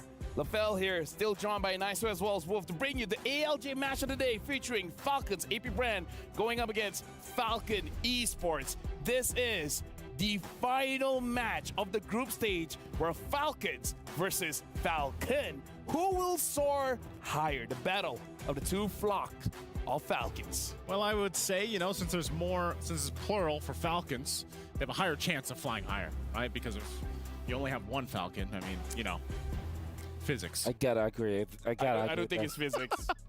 At that point, I feel like it's English. Yeah. That's true. Some semantics? Semantics. Semantics? Yeah, something like that. Nevertheless, I feel like it's going to be Falcons AP brand. And I'm not saying this just because I am from the Philippines, but this is because if you're gonna be basing on the manner on which Falcons AP brand were able to win over their opponents, and then if you compare it to Falcons, it's definitely a clear gap between the prowess of the two teams. Falcons had to come back from 3 games just to get into this spot. Well, we cannot diminish the fact that they won, but Falcons AP brand have been very, I would say, flawless, despite I think literally just one game that went close with XYG. XYG, yep. But apart from that, it was 3 clean games, 3 fast games. Even their draft looks good. It's difficult to play against them. So I think pound for pound, you have to favor Falcons AP brand here. It'll be crazy though. Like just imagine. Falcons Esports winning up against Falcons AP brand. Even though Falcons AP brand is a 2-time world champion. Yep. This is a fight for first, right? Yeah. This is a fight for first. And I think getting into the first is also more important, I would say, because it's very important. Right now, you're waiting for, if you get second place, it's either NIP Flash, Team Liquid Echo, SRG, and SRG. Difficult. I feel like those are normal teams. And one of them is from the Easy server, apparently. Yeah, one of them is Easy server, and the Easy server is neighbors to them, NIP Flash. So 2 Easy servers. Yeah, I guess. Maybe second place is better. Who knows? Where's the hard servers? We saw it just earlier, apparently. Don't bring it up. But that's LaFell's words, by the way. Yes. Oh, he used the word difficult. Here's the thing. I need to run away from this situation. So you know what? I'm just gonna throw to an interview, and I believe it's with Flapteasy. So let's check it out. Hey everyone, it's Eterna here with Flap. Congratulations, Flap, for making it to the knockouts. Thank you. I wanted to ask, you know, we already know who's and which teams are going to make it to the knockouts. Did any of the results surprise you in particular? Yes, I'm so surprised because 2 Indo teams got knocked out. Don't remind us. Don't remind us. But yes, Indonesia will not be making it to the knockouts. Now, is there any particular team that have made it to the knockouts that you want to seek revenge against, maybe? I want to seek revenge against Liquid Echo because we got 4-0 in the MPLPH Grand Finals. Okay. Where do you think you're going to meet them? I think we're going to meet at finals. Oh, so PHPH Grand Finals? Yeah. Is that what we're expecting? Yes. All right. Any message you want to give to Liquid? My message to Liquid is don't lose in the playoffs so that we can meet. All right, thank you so much, Flap, for your time, and congratulations once again. We're going to send it back to the studio. So he wants to meet Liquid Echo because he wants the revenge. Let me just say, I'm glad that he gave the words in English, because at one point I was like, okay, do you have any message to Liquid Echo? And I thought he was going to speak Tagalog and be like, well, I guess I'll have to ask you guys. But going into the ALJ match of the day, we're going to be going over to the stage with Marquino as well as the Wood Sandstorm to introduce both teams for the final match in the group stage. Guys, take it over, because now it's your turn.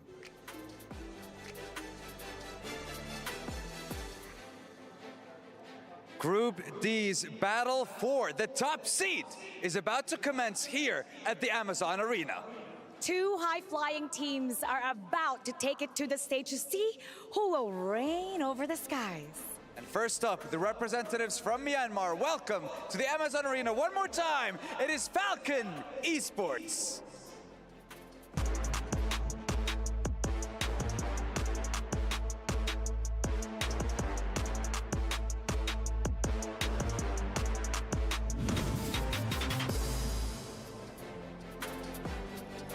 Some of Falcon Esports members like Royal Milk, BX7, and Benny, well, they've seen the international stage MSC before, but they came up short.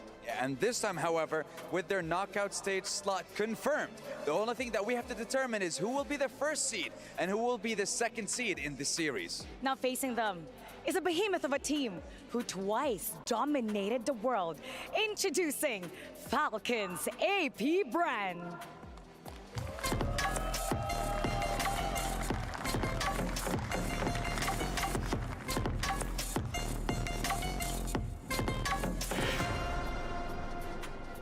Falcons AP Bren had a dominating performance with a 2-0 over XYG and of course over Cloud9. The question remains, who will remain undefeated in this group? Yes, Falcons AP Brand is trying to remain undefeated and they're really dominating right now. We're gonna see if they're gonna be top one right in this match coming up. Exactly, and the question that we ask right now to our lovely analysts, who will soar higher? Is it Falcon or Falcons AP Bren? I don't know if it's about semantics or if it's about numbers, but you boys have to break it down. I want to see who will soar higher in Group D. Take it away. Hey, they were listening. It's probably geometry. Yeah, you know what? Forget about everything else. It's geometry. But he asked a question, so what do you guys think? Who do you guys think is going to win this one? I have already. Have we been right at all? Yeah. As the experts. All right, so Falcon and Bren. That's right. Naisu, Falcon and Bren. That's right. And because of that, I'm going to go with Falcon. For you guys, who do you guys think is going to win? Falcon and Bren or Falcon? Difficult. Head on over to FCCplay.gg right now and lock in your predictions. For me, I would say definitely Falcon has got this one. Which one? Yes. Yes. That's the right way. Yes. I have the right mindset. You know, just let you guys know. I have the right mindset. The right attitude. The right attitude and mindset are very important. For you guys at home, it's important to have the right attitude in life, you know? If someone says you can't do it, just fight back and say, not with that attitude. You can fly. Yes, I can. See, I have the right attitude. Yes. I'd like to see you fly. You know what? I'll ask this to our casters. They can answer whenever. Casters, can you fly? You know, that's the question for them when they get back. When they get back. Yeah. You know, at this point, I think both these teams can fly. Can fly, yeah, literally. They're Falcons. Literally and figuratively. Because I don't know, man. I don't know, like the sentiment from the community coming into MSC. What was it for Falcon Esports? I feel like a lot of people just because they're, you know, we've seen a different iteration of Falcon Esports Falcon Esports in the past, and you know, so I'm not sure how expectations were for this team from Myanmar, but we know that they're just a great region that doesn't have as much, like I said, opportunities to compete as some of the other teams here. I expected them top 3. Did you? Oh yeah. Oh. Did you do a prediction? Yeah. Awesome. Yeah, because the thing is, you're awesome. Me, Wolf, we go way back. Wolf, you were M1. For me, my first was M2. And during that time, it was the Philippines against Myanmar in the grand finals. That's right. There's a lot of history. There was a time where I was very impressed about Falcon Esports when Zaya was still part of this, and it was like a different. It was a different squad. Justin was still here. Yep. Super Ken was still there, and then there's always that good product coming from this region. And back in M4, there was even a lot of surprises from Falcon themselves, right? Then M5, they had an okay performance. I would say they always get out of groups. That's what I can say about this squad. At this point, that's the what you call it, like the standard. That's the standard. Hey, I'm not saying that. I'm just saying. No, that's what you just said. No, I mean, I would not say that a team that doesn't make it out of the groups is not good. I'm just saying, Myanmar's region, they always get out of groups. It depends on your mindset. He's saying that because the defending champions are out of groups. No. Nice. It's all about. You know what? Now we're jumping into the pick and bans here.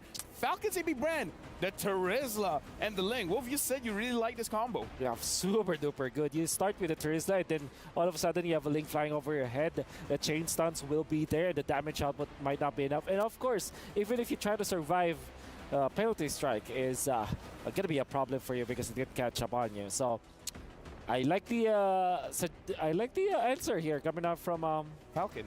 It's Valentina plus the Edith. Now FCAP, they usually answer this with Farsa, but this time it's going to be the Moskov. Maybe they just have a different answer, Nice. Maybe they're like, yeah, ban the Farsa. We have a Gourd. I don't know if it's going that. Like as much as I want to be in agreement with you here, Lapel, I don't think it's going to happen. Yeah. My main thought is because you already have this Ling coming up early, what is the answer to stop this Ling? You know, what is Falcon going to bring to the table to deal with what we saw typically with Kyle TZ on the Hayabusa earlier today? Yeah. It's most likely going to be the same tempo set with a Ling locked in. So for Falcon, what do they think they want to put in the jungle here, Wolf? Maybe not the jungle, actually. Maybe look towards Boxy, which is a player that really likes to go for those catch-type heroes. The Kaja, the Chos. Exactly. And the Tiger also looks to be a good pickup. If you're looking for jungler options, maybe you could just settle for a Boxia so that you're just faster. But then it has a bad combo with the Herald because you need some sort of physical damage. So maybe match it with, like you said, the Hayabusa. Going up against the Moskov, it's decent. Just not the Fanny, I would say. Haven't seen the Nolan in a good minute. Yeah, but Nolan sort of loses against the Ling. Yeah. Especially when it comes to farm. Not a chill pickup. So Bane is the answer. No, I'm just kidding. Oh yeah, well yeah, Bane CC. It's gonna be. Oh yeah, it's gonna be good. Oh yeah, CC is still open. Yeah, CC's okay versus the Ling, decent versus the Moskov. Gives you that physical damage that you need in the latter portions of the game. So maybe you can settle for a Fredrin or maybe go back to a Aksha. That could be the answer. And honestly, even when we're really just talking about the Gourd, I think Gourd might be a good pickup for F-Cup in the end. So there's the Tigreal that we... Tigreal in the... Hayabusa. Okay. He did in the EXP this time. Tigreal makes a lot of sense versus the Ling because there's that invade potential. But at the same time, yeah, sure. Let's see the Gourd. Few Gourd. It's a great up against the Valentina. Yeah. The boring option is the Farsa. Yeah. Which is probably... Or Aurora. No, but Farsa might be a Falcon. No, she's a crow. She's a crow. She's a crow. But yeah. But if you imagine enough, with the right mindset... Maybe there's a right skin. You imagine enough? Like, with the right mindset, Farsa could be a Falcon. Let that be the new skin. I was going to say, that needs to be a skin for that to happen. Yeah. Right? A Falcon, a Peacock. There you go. Crow. The Aurora, indeed. All right, Aurora. Aurora's kind of a Falcon. Okay, you know what? That I can't imagine. You know what? Okay, you know what? Like, only my imagination can go so far. Thank you very much to our analysts. I'm gonna test the creativity of our casters, but before I test the creativity, I'm just gonna ask, how far can you fly? Fasters, it's your turn. Fasters? Casters. What's up, ladies and gentlemen? It's the Fasters here on the Fast Desk. No, Casters on the Cast Desk, my bad. You know, I'm here Easy with mistakes. Brett. Easy mistake, absolutely. Not the easy server, but hey, you know, we'll answer some of those questions. Firstly, though, we'll make their imagination a reality. Technically, the Aurora can be a Falcons, AP Bren, if they get the World Championship and they make her that skin. And not only that, to answer LaFell's question, the reason why we're not on camera is because we are flying right now. It's Mirko and Trex, baby. We'll show them right now. We're going to be flying into game number 1 of Falcon versus Falcons AP Bren. Ladies and gentlemen, welcome to the land of Dawn. We'll see who gets the first game because momentum is very, very necessary. And remember, this could be a tie, and maybe we do have a tiebreaker later? Is that how it works? If it goes 1-1, yeah. We will have a game number 3 between these two teams. No one's been able to bring Falcons AP Bren that long. No one's been able to take a game off them so far. Can Falcon Esports be the one to clip the wings? Maybe. Maybe it takes a Falcon to beat a Falcon. AP Bren, Kid X, early on in the Tigreal, already very aggressive, but again, this is what we expect from the Cho and the Aurora. So much of that pressure when it comes to the poke and also that mid-prio with the clear speed of this new Cho. An absolute menace early on in the game. Let's take a look at the emblems here. Calteezy goes with a War Cry. It's Royal Milk with the Brave Smite. So they want to go for a little bit more of a longer team fight here together with Benny and PX7. They have a lot of diversified damage to go up against Falcons AP Bren. And that's already very interesting, too. That's a weapon mastery, by the way, for Few on the Aurora. So he's expecting to build up on this damage, wait for the mid-game. Once he gets those big items, he's going to hurt a little bit more than the normal Aurora. You know, I have a question to you, Mirko. Yesterday, we got to see the Ling up against the Hayabusa. The Hayabusa did lose out. Kyrie was using it, but it was the anime battle. Me and Leo were casting some of those games, and I'm just wondering, Urban, do we think it's straight micro, or is there a favorable... You know, is there a favorable hero in that predicament? This is because I you know. What? I'm just asking a solid question. Okay, yeah. Not reminding me of Indonesia's loss? Okay. No. But no, not at seriously. I do feel like, you know, for the Ling, it's definitely more advantageous to the Ling in the micro perspective as well. Super Marco in the bottom lane. Ooh, getting chunked down, but we'll be able to utilize that damage reduction. Calteezy on the Ling, anyone on the Ling, you can use the Tempest of Blades to escape from the Shadow Kill. So it's... I would say it's still a skill matchup, but again, you have ways to outplay the Hayabusa a bit more than the Hayabusa has ways to outplay you. And for now, Falcons AP Bren remain in control in the early game. Ooh, big kick, Way the Dragon onto PX7. PX7 in a lot of trouble, will get taken out. Flapteezy able to take the first blood. Kid X hasn't hit that level 4 yet, and Falcons AP Bren will take the first objective. And it's Flapteezy with first blood on the Terizzler. Just so active around the map, getting the prio.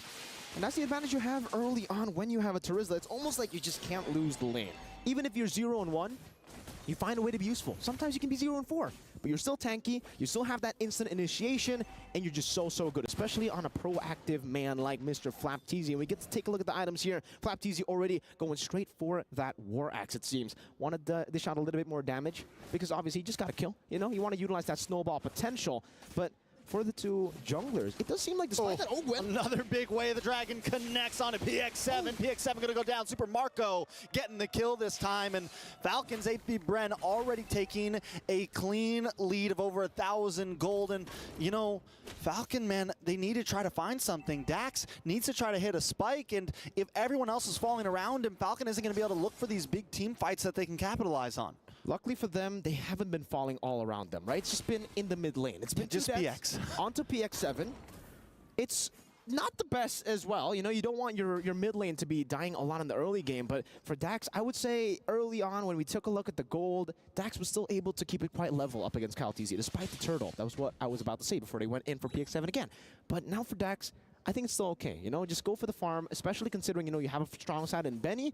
You might want to utilize that kill pressure in the bottom lane to try to pick Super Marco off, because the fact that Super Marco is already a level ahead of Benny, despite him being on a losing matchup, this is concerning. He has the corrosion scythe in the first 4 minutes. That's Flapteezy as well, hitting the War Axe power spike right for the second turtle, and they're ready for it. See, and there's the problem, right? Yes, the two deaths are on PX, but both offlaners getting those kills are already kind of setting up. And knowing Super Marco, knowing Flapteezy, it's huge if they're able to get involved and output damage this early on. And there goes Ogwin, looking for another Way the Dragon. Gets a little off-put this time. Kid X able to save Royal Milk in that situation. Second turtle is up. Falcon is AP Bren, not trying to force anything. Dax making his way into it. Great Shunpo earlier to disengage, and you can see Ogwin just really loving this new change. Oh, good onward. Nice onward. I liked how that looked. We had the G Kondo right into it, gets tossed up. Looked like some acrobats there. It did. It really looked like, you know, it was was the acrobatic movement Ogwen. Oh, not again.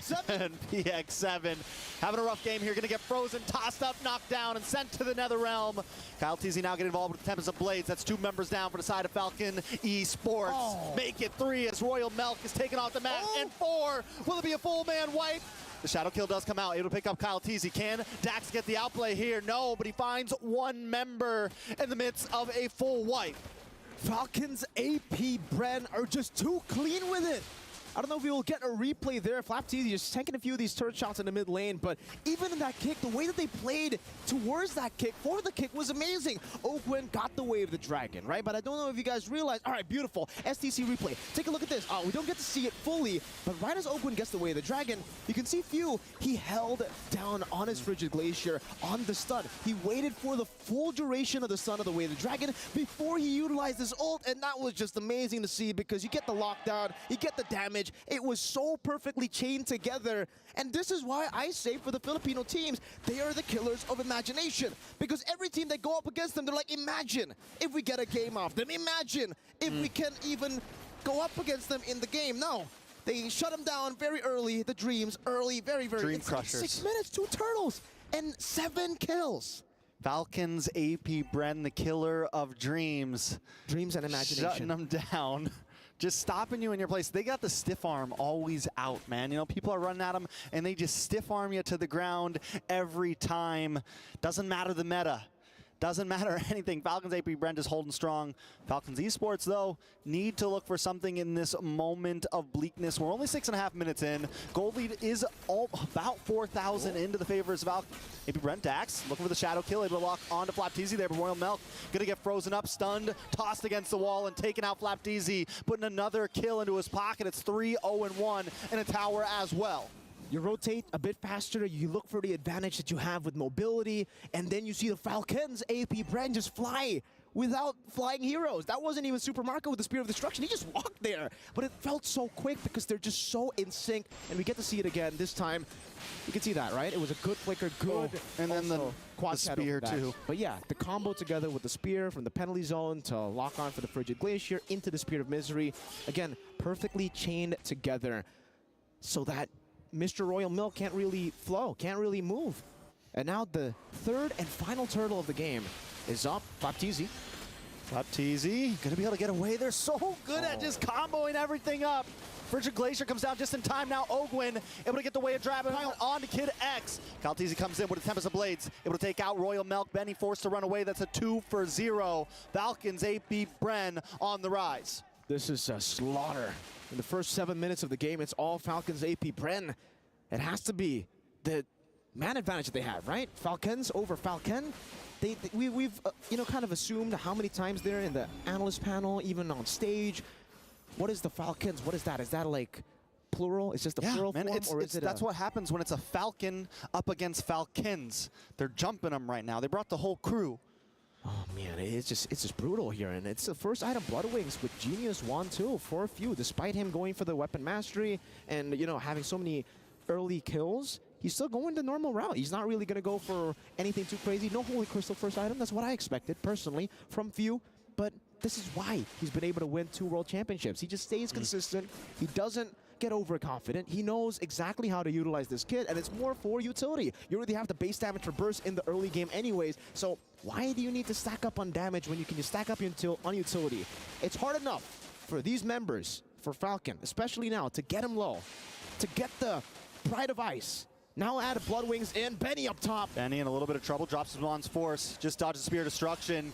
Kid X trying to help out, but in comes Kalteezy with the Tempest of Blades. The dance around and takes out Benny. Way of Dragon to combo up and give Kalteezy another kill. In the mid side, Dax taken out by Few as well. Falcons with a multiple airstrike all across the map. Everywhere on the map, destruction. Falcons AP Bren finding every single fight and winning every single fight. That was a good chain CC from Kid X. He used the implosion. He used the swing back with a shove. There's not much else you could do, and Kyle still found a way to get help and to outplay, and now he has an endless battle at the 9th minute of the game. 13-1. It's a 9,000 gold lead for Falcons AP Bren as they take control of the enemy jungle. Falcon can't even fly in their own jungle. They can't fly. Their wings have been clipped by the Falcons, AP Bren. Royal Milk starting to curdle right now. He's 0-3-1. He's unable to even onward in, right? He can't even engage because he's immediately shredded down. And you mentioned Few earlier. He's been so good at the peel. Even when Falcon does get a possible play, Few just freezes him up, man. Drops the Glacier. You know, I mean, it's just such a problem. Falcons have no way to really crack the code right now. You can't blame them, though. You know, for Falcons AP Brand, they're just playing this so well. For Falcon Esports, it's really all about reacting to the plays. They got the eat it, they got the take roll. They want to go for these re-engages, but when Falcons AP Brand can purify, not even purify, just Super Marco with the purify. If they can just sidestep away from the CC, away from all your re-engage tools, it's a different ball game. And you can see the respect again. Rose Gold Meteor for Super Marco. 1-0-8, 3-item power spike before the 10th minute. He got the 4th item at the 10th minute. That means he finished it up, like what, at the 8th minute on the Moskov. Up against the Herod. This is a losing matchup. Benny doesn't even have 3rd item. It's so rough. They're making their imagination reality, but they're shutting other people's imagination and dreams together now with the First Lord. Oh, Ogwin with another big kick on Royal Milk this time. Does take a little bit of damage, brought down to about half health. Benny able to find a kill, finally put one on the map. Tempest Blades comes down, Super Marco picks up Benny. Dax looking for the shadow kill, BX7 goes down. Super Marco still looking for more. Dax in a bad spot, pushed against the wall. That's a 3-for-1 trade. Falcon find nothing but Ogwin, and now Falcons AP Bren going to try to move on to the inhibitor as well. It's Kid X and Royal Milk, EXP and Roamer. Falcons AP Bren going to try to close things out. They have the minions. They have a Super Marco. They've got a Flap TZ, and they've got the game. Falcons Esports fall short. 11 minutes, a wipeout by Falcons AP Bren. A complete massacre as they take control of the game as early as the 1st minute of the game. Winning out in the mid-prio was the nail in the coffin, and we don't get to see that much from any team. Falcons AP Bren, you know, there are levels to this game, but Falcons AP Bren flew past all the levels. I don't even know if we can call it a level for Falcons AP Bren. They are soaring in the skies above all levels, and for Falcon, aim high, fly high. Read that tagline, because they're going to have to make a lot of big adjustments there to be able to even match the early game. And we're going to throw it over to our panelists to dissect that match. Thank you very much. You got to throw it a little bit lower. You almost flew over my head. just saying. That was a bad throw. You know, be careful about it. But this is a wide gap between Falcons and Falcon. Yeah. Yep. It's and I was just like kind of astonished at that last exchange there, because I looked at Wolf and I was like, dude, did you see the reactions from Super Marco on that Moskov when he followed up with the Spear Destruction after just moving all over the map? So I don't know. I think that's a way to put it. Right now, Falcons AP Bren, they look nearly perfect, if not perfect already. Yeah, even the draft looks perfect. And here's, can I nerd out a little bit? You can. The Cho has been buffed in a way that maybe some people might not notice, but there is already added physical penetration on the passive, on only fast. You don't only deal more damage with only fast passive, you get it faster, by the way. Then he stacks up. It goes up to what, 14 physical penetration, which is almost like 20% more damage. So the nerd thing is, it's like almost having a Dyroth plus the Ling without having to use a Dyroth. I would say it's like giving half an item worth of damage, right? That's a great metaphor. Yeah, it's half an item worth of damage. Yeah. Yep. So that's insane. Speaking of which, 11 minutes 46 seconds coming in from both teams. And the thing is, I wouldn't say that FCON's draft is bad. So I feel like it's still commendable. It's definitely usable to fight against the draft coming in from Falcons AP Brand. Like, is it fair to say that this is more of a mechanical matchup? Because Kyle TZ looks like he's getting unleashed using these assassins. And Ogwin on that show too. Look at the gold per minute. 912. Yep. Super. And he's still not reacting to it. He's like, yes, it's okay. Yeah. Already at the office. To answer your question, skill difference actually plays into it. And it's more like a comfortability, I would say. Yeah. Because if you're looking at the draft, there is the Tigreal, which I did say in the earlier stages of the draft that could be picked versus the Ling. And it does work against the Ling. What you do is to try to invade. Unfortunately, there wasn't any invade that happened because of the preemptive usage of the Aurora, which was the last pick, and then there's the Cho. If you try to go up against this duo and try to invade versus the Ling, or at least stop the Ling from farming, that's not gonna happen because you're gonna receive a lot of damage. Again, only fast passive, and then you have the Jeet Kune Do in the early concussive blast. Yeah, you can see that it's difficult for the Tigreal to move, although it makes sense for the Tigreal to go up against the Ling. The other heroes prevent the Tigreal to do what he's supposed to do. And let's talk about the Aurora as well. Like, a lot of top teams are using the Aurora, and they're getting a lot of success. Like, why is the Aurora looking good now? I think part of it is she does provide good damage, a lot of burst. But I think part of it is the fact that she has that passive where, for a while, I think even in wildcards, we saw some Nana pop up quite a bit because the passive that she brings in burst damage. Yeah. The Dana. That one. But the problem with it is that her damage was just linear, right? It's right in front of you, right? Yeah. Whereas Aurora, you can actually put a lot more threat with poke and then her ultimate. But then you have Immortality, her passive plus Winter's Crown. And that's there's so many fights right now. I have another nerd answer to that. Yes. So Aurora is the anti-meta because the metagame heroes right now are Roger, Harith, as well as Ling. Yep. Ling and Roger are technically assassins, think about it. So what are the mages that can counter the assassins? That's Valentina, in a way Nana because of the passive, and of course Aura because of the passive and the frozen mechanic. Yeah. And then you have Harith. Harith usually can outplay most mages, but Aurora is actually an answer to the Harith because you cannot dash through all of those that damage, and one combo you're just gonna melt because you get frozen constantly. So yeah, Aurora is the anti-meta. I'm just happy that it appeared in the group stages, although it took some time before it appeared. True. But yeah, claiming it now, Aurora is the anti-meta. I mean, here's the thing. Back in Malaysia, Stormy's been using. But now we got to look at our Sony match MVP of the game. And it's going to be Flap Teasy. Now we got to look at the highlights here. Flap has been phenomenal. Again, just a world champion MVP, you know? Yeah. You know, it's in going back to it, again, referencing the round table, even if he has to still pick these heroes we typically see, the Terizlas, the Yuzhongs, he's still going to play them near perfectly. He's always there either peeling or setting things up for the team. And I think, even to be said, I'm expecting the knockouts that we see probably some surprises from Flap Teasy because we heard it from him as well. They want their revenge, and they have one team in mind. And so everybody else is just, you know, a step further to that goal, that possible rematch that we get to see from the MPL Grand Finals. Yeah. The Ling Terizla should be answered, honestly. It's crazy to think about. Like, you just initiate with a Terizla, and then all of a sudden there's another Ling. And then you couple up with a Cho, which we saw Cho plus the Terizla already deals a lot of damage because of the physical damage amplification and the penetration that you get from the Cho. And then you also have the Ling. Flap Teasy had a field day today. It kind of felt like a very active Terizla, even when Terizla is typically, typically very slow. But yeah, he played it so well. Very efficient, I would say. The thing about Flap is that he makes me feel old. Like, I remember the time where he was just a fan, a casual fan, watching in MPL, just like, oh my god, you know, MPL players, they're so cool. And then now he's one. And then he's a world champion. It's like, can still remember the day when I used to coach a team, or not coach a team, that included Flap Teasy. We both used to play.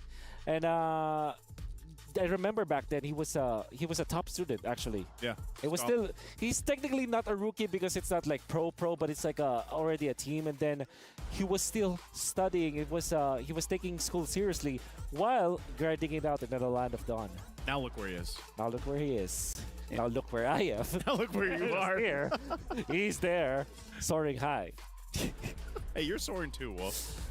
Yeah, I mean, look at where every one of us is, right? Like, yeah, he's the building. Your first international was MSC. Oh yeah, MSC 2022. You know, I went 2 years. I went from being a teacher to now here. He's actually a teacher. You know. Yeah, and you know what? With that, we're talking a lot about Falcons AP brand. So let's actually watch this video that we've prepared for you guys.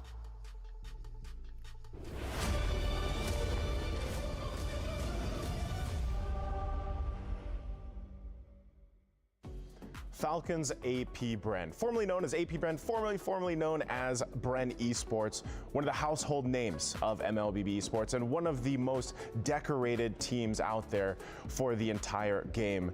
Now, I know we had some expectations for them in the grand finals of the MPL Philippines. They didn't meet them, but it makes a great story leading into the group stage here because we can finally see how those adjustments are. And I think you really have to keep an eye this time on, of course, Bulletproof Super Marco, man. He's got his nickname because throughout the regular season, throughout the playoffs, he barely died. His KDA is something insane that a lot of us have not seen before.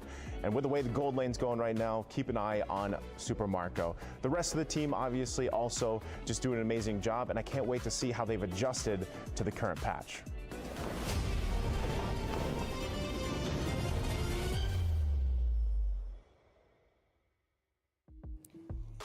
I don't know. I don't know who that was.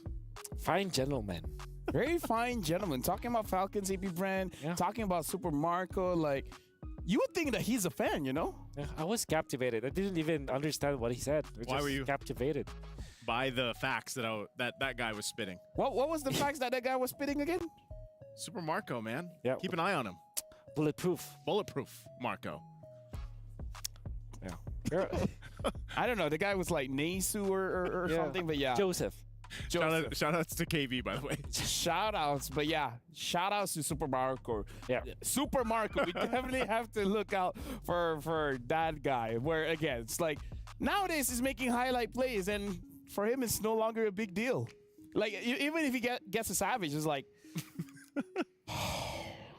nothing's ever a big deal for Super Marco. I wonder what will actually make him cheer. Right? What was the biggest? What was the biggest celebration? It's like woo. Yeah, literally, I think it was. Ooh. Oh. They actually joke about that over in the Philippines. Yeah. They always try to get a reaction out of Super Marco. Yeah. Maybe we should wait if they do get the big chip, the big bag here at MSC 2024. Maybe he's gonna react differently. Who knows? Maybe not. Or maybe not even like maybe let's ask the viewers what can make Super Marco smile at this point. You're talking about reactions and you're talking about happy reactions. What about sad ones? Because we've prepared a special reaction here where this is looking at all the losing teams like. Actually, it's just Falcon, but still, like, sorry. I see 4 screens. I would just assume, right? Yeah. Looking at, they look fine though. They don't look devastated. Well, they technically should be. I mean, they're going to knockouts. It's like good news, bad news. In a way, this is like, well, at least we get to kind of like limit test a little bit against a team that is also defending world champions. That's right. So, however they come out from this, it's a learning experience for them. Yeah. That's what I think Homeboys is telling themselves too. After fighting Liquid Echo. Yeah. It's like, we're just limit testing. Like, it's okay to lose. You know the good thing about being grouped with Team Liquid Echo? What? They're not going to be facing Team Liquid Echo in the knockouts. You're right. Round 1. You're right. You know what? Count your blessings, man. Yes, That's sir. true. But then they can meet Falcon. Then they can meet Falcon. Pick your poison, man. Pick your poison. Hey, it's not over yet. Maybe... Well, Falcons, maybe they get game number 2, and then eventually force a tiebreaker, then get number 3. I mean, after this, we're gonna have a group draw, so you know. Find Are out. you gonna be doing the group draw? I don't think. Wolf. I wish. Wolf. You've seen MSC. Listen to me. We've been working for a while now. Do you think they would allow me to do the draw? All the same, I want you to do the group draw with Miracle. Mirko is listening, and Mirko, let me just tell you, I'm pretty sure the boss won't allow us to draw. Yeah, I don't think that's happening, boys. For those who don't know, because of what Mirko and LaFell did, that they didn't do intentionally, they put Indo versus Indo in the first round. Oh, so if we draw right now, it'd be Malaysia versus Malaysia. That's my guess. BH versus BH. You know what? Maybe that's the best way. Yeah. Oh, yeah. Oh, yeah. Yeah, well, now we're jumping into the draft. Falcon AP brand going up against Falcon. it's going to take some getting used to. Yeah, you guys know what I'm talking about. All right, so Angela and Faram is getting banned out. Louis as well as Chips getting banned out. Yep. Should be probably a Roger ban from FCAP. And then Falcon, or FCON, will be forced to ban out Ling or Harith. So that puts them in a very good spot, actually. Man, how do you if you're Falcon here, how do How do you adjust from the previous game? Because let's be honest, that was a massacre. It was, what, 11 minutes? That's right. I think how do you stop from that being replicated here with Falcons AP brand? hopefully get a comfortable mid duel. I mean, the tie group plus the Valentina it's okay, but at the same time, it's very conditional. Can I just say, pick up a draft that you can use Florin. Like what we saw before, Faramis Florin? I mean, Falcon style is prolonged team fight. The draft before, it wasn't really a prolonged team fight. Was it not? Falcon goes Florin, Faramis. Faramis bad, but maybe that's a different mage. Aurora may be able to like... Oh, I like this. That's right. They're denying the combo. But if you're F-Cup, you still pick up the Ling. No legitimate answer afterwards. First pick Ling? Yep. Why not, right? Or maybe Caltese has a plan. It's like, I'm going to use different heroes every single game. So maybe this time he'll pick up the Julian. I don't care. Going up against... Oh, they pick up Arlott instead. Oh, no, it was the Ling first pick. Then Arlott. Probably a Roger instead of the Harith.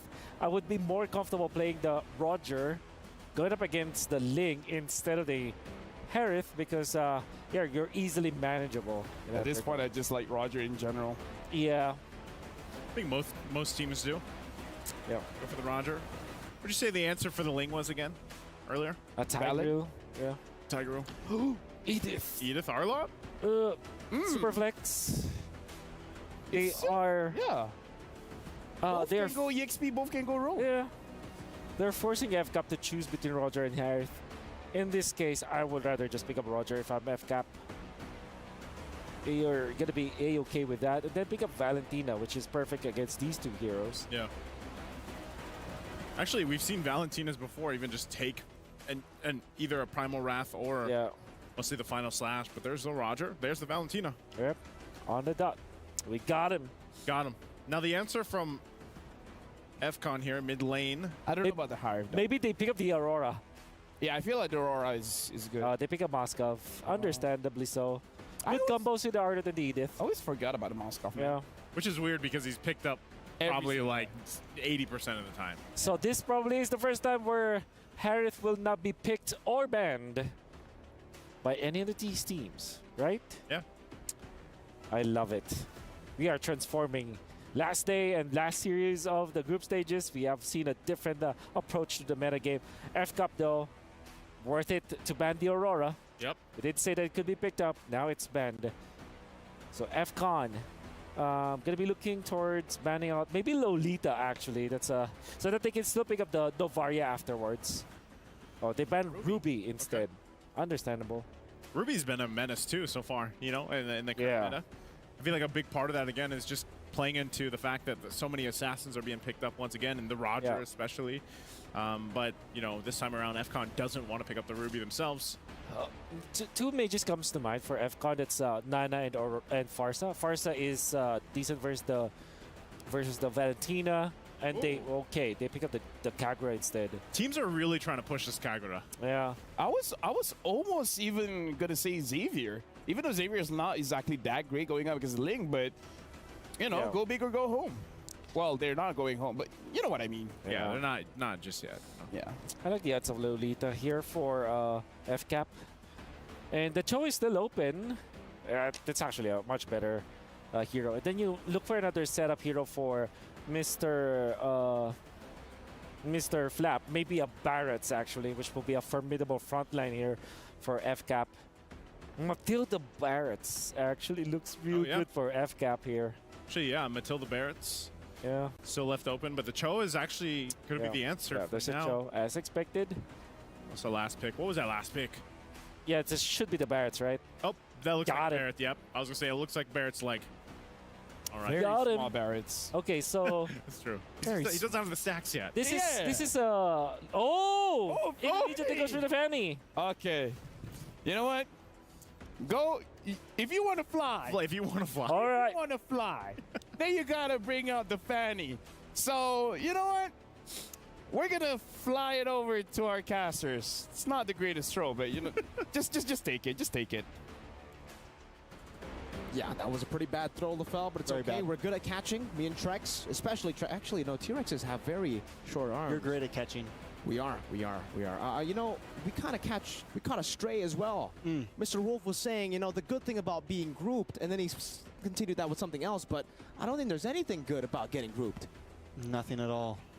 We could relate. We can definitely relate a lot. Okay, you know what, ladies and gentlemen, let's take a look at who's going to cement themselves as first place here in Group D. Will it be Falcons AP Bren with a 2-0 sweep up against Falcon Esports? Or will Falcon Esports be able to force us to a 1-1 and possibly that brutal tiebreaker? In the mid lane, Kid X already getting bullied down by Ogwen on the Cho. Few on the Valentina again. Oh my god, they don't even want to let him recall. Bro, Ogwen's been so aggressive on this Cho for the past game, and now, once again, right in their face. I mean, in PX7 this time, on the Kagura, like, yes, you have some mobility, but you're still not that crazy, and it's just a prime target. Dax on the Fanny, though, what are you thinking about it, Mirko? You know, I really like it, again, for Falcon Esports. Something crazy to fight the Ling with should be the Fanny. I think, you know, this is a very, very good matchup. You can go with a burst, but obviously, if you lose out in the early game and this Ling snowballs, it's still going to be kind of the same issue that you had with the Hayabusa. Still very, very hard to catch him later on with the Tempest of Blades. You have an outplay maneuver in the mid lane. Again, it's just going to be very hard for PX7 to really go for the play. In the bottom lane, though, this is what we expect for Super Marco. He was already in a losing matchup on the Moskov Harith, and he won that lane with the help of Ogwen. Now, with the help of Kaltizi, he's going to be able to utilize that winning matchup even more. The kill threat on Benny, as he also went for Purify, by the way. So, once he gets all in by these assassins, it's going to be tough for him to survive. Ooh, Dax looks like he's going for something on the top side. Looking for a few. Caught on the tower. Oh, no! First blood. He missed the cable. Not a way you want to start game number 2 against Falcons AP Bren, especially on a Fanny. Definitely not, man. This hero requires a whole lot of confidence, and that definitely is a big blow to Dax's confidence. Especially here, Ogwen getting the prio in the mid lane, level 4. That's a level advantage as they'll go straight to the turtle, and I don't think Falcon can actually go for it without Dax. He doesn't have purple buff. Oh, nice Denna's welcome. Locks on, Royal Milk goes down, Dax tries to come in, Kaltiz is still able to take the turtle, and Dax falls as well. It's a 2-for-0, a turtle on top of it. Falcons AP Brent starting this off just like last game, and now Kid X in a bad spot as well. PX7 trying to come in and help out Ogwen. Just looking for the kick, just looking for the knock-up. A final slash comes from Few, but does not connect. Nice evening overturn from PX7. Can PX7 pick up something here? No. Few still gets away, and that's 5-0 at 3 minutes in, Mirko. Falcons AP Bren continuing the dominance of game number 1. It almost seems like game number 1 didn't end. They just translated all the advantages over to game number 2. Few was so low. That was a great combo from PX7, and even then, they weren't able to catch him. Did you see also a little bit of a crazy thing that happened was Ogwen, he actually soaked in the damage of the Spear of Destruction, because if PX7 did all that with the Spear of Destruction connecting, look at this, Ogwen just body blocked it. I think that was unintentional, but at this point, I don't know what is intentional. It seems every single move was intentional. And then the flicker, obviously, with the G Kundo. You can see the, the reaction from Master Ogwen. The reaction as well from Falcon Esports. At least, you know, they're laughing at the plays. They're laughing at, like, oh, how unkillable they are. But 5-0. 3 minutes in, it's literally just deja vu, but a bit more, you know, crazy. I mean, Falcon Esports are laughing because whether they win or lose this, a bird won today. Birds up, baby. The bird pride is what we should say, right? I mean, Dax on this Fanny, they were saying in the analyst panel that if they wanted to fly, if they wanted to look for a big play, it has to be with the Fanny, but he also does need to hit those cables to actually go for these assassinations. And at this point, it's really hard to go for an assassination onto anyone. Who do you go for? If you go on Super Marco, he has that built-in damage reduction when he goes on Lycan form. There's a oh my god, Parats. The Ling is kind of uncatchable with the Tempest of Blades, and even if you go on the Valentina, technically Ogwen will be there right next to him. Falcons AP Bren, with all the prio in the world, it's going to be a free turtle over to them. Again, Kaltizi doesn't even utilize the retry, and we'll just go to the invade Ogwen. Ogwen's always there. He's always waiting. He's even got the ghillie suit skin on right now, just blended into the map.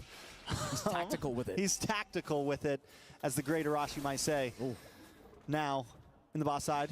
Ogwin still there, always watching, always waiting. PX7 and Kid, I mean, it's literally, they're just always getting harassed by this man. Let's take a look at some of these items. Anything major pointed out?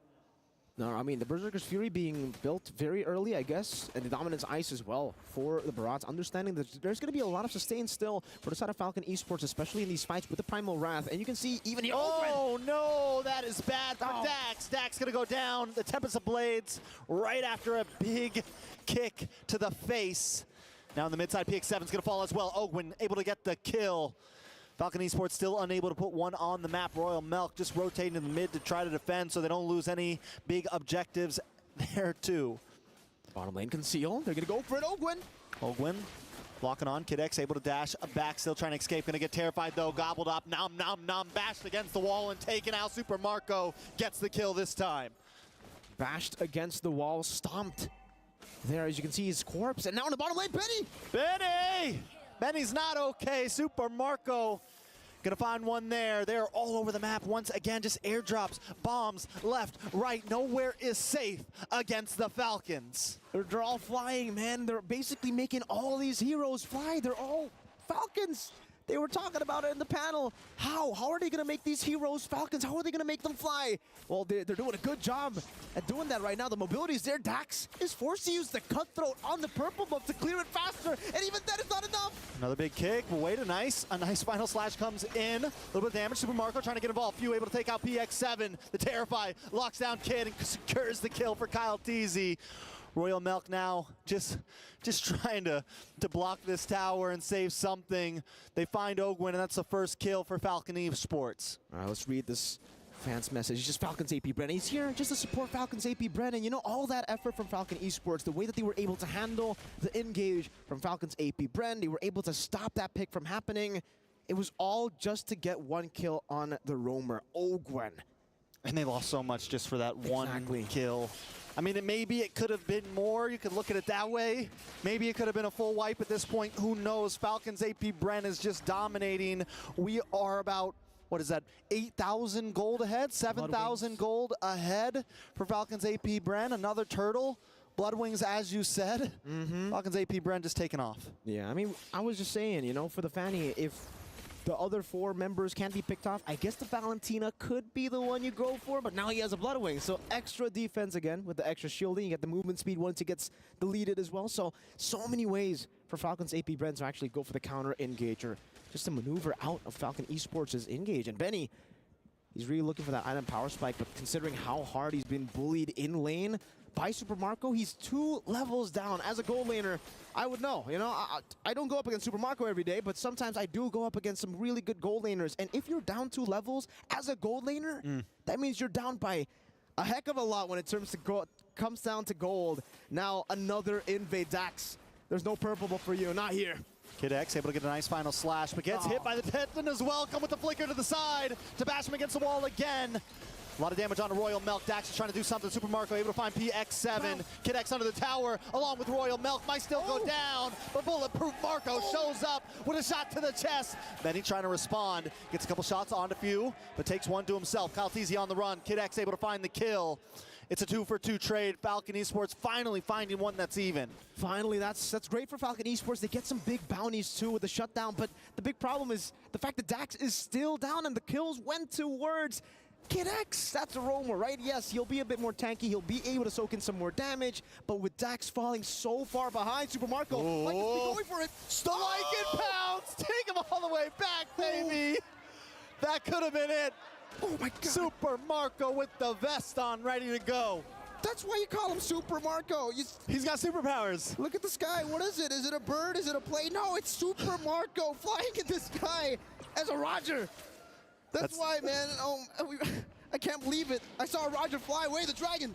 Nice way of the dragon. Once again, Royal Milk in a little bit of trouble. Super Marco with another kill on his belt. Put the notches in. Benny trying to make up lost ground in the bot lane, though.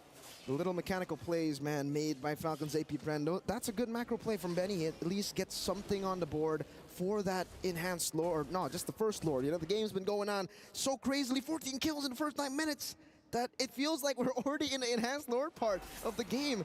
But even in the mid lane skirmish, tier 2, if you remember, the onward, to the Earthshatter. The Earthshatter was dodged away from by Roger, just with the Lycan form back to the human form. Ogwen again trying to invade.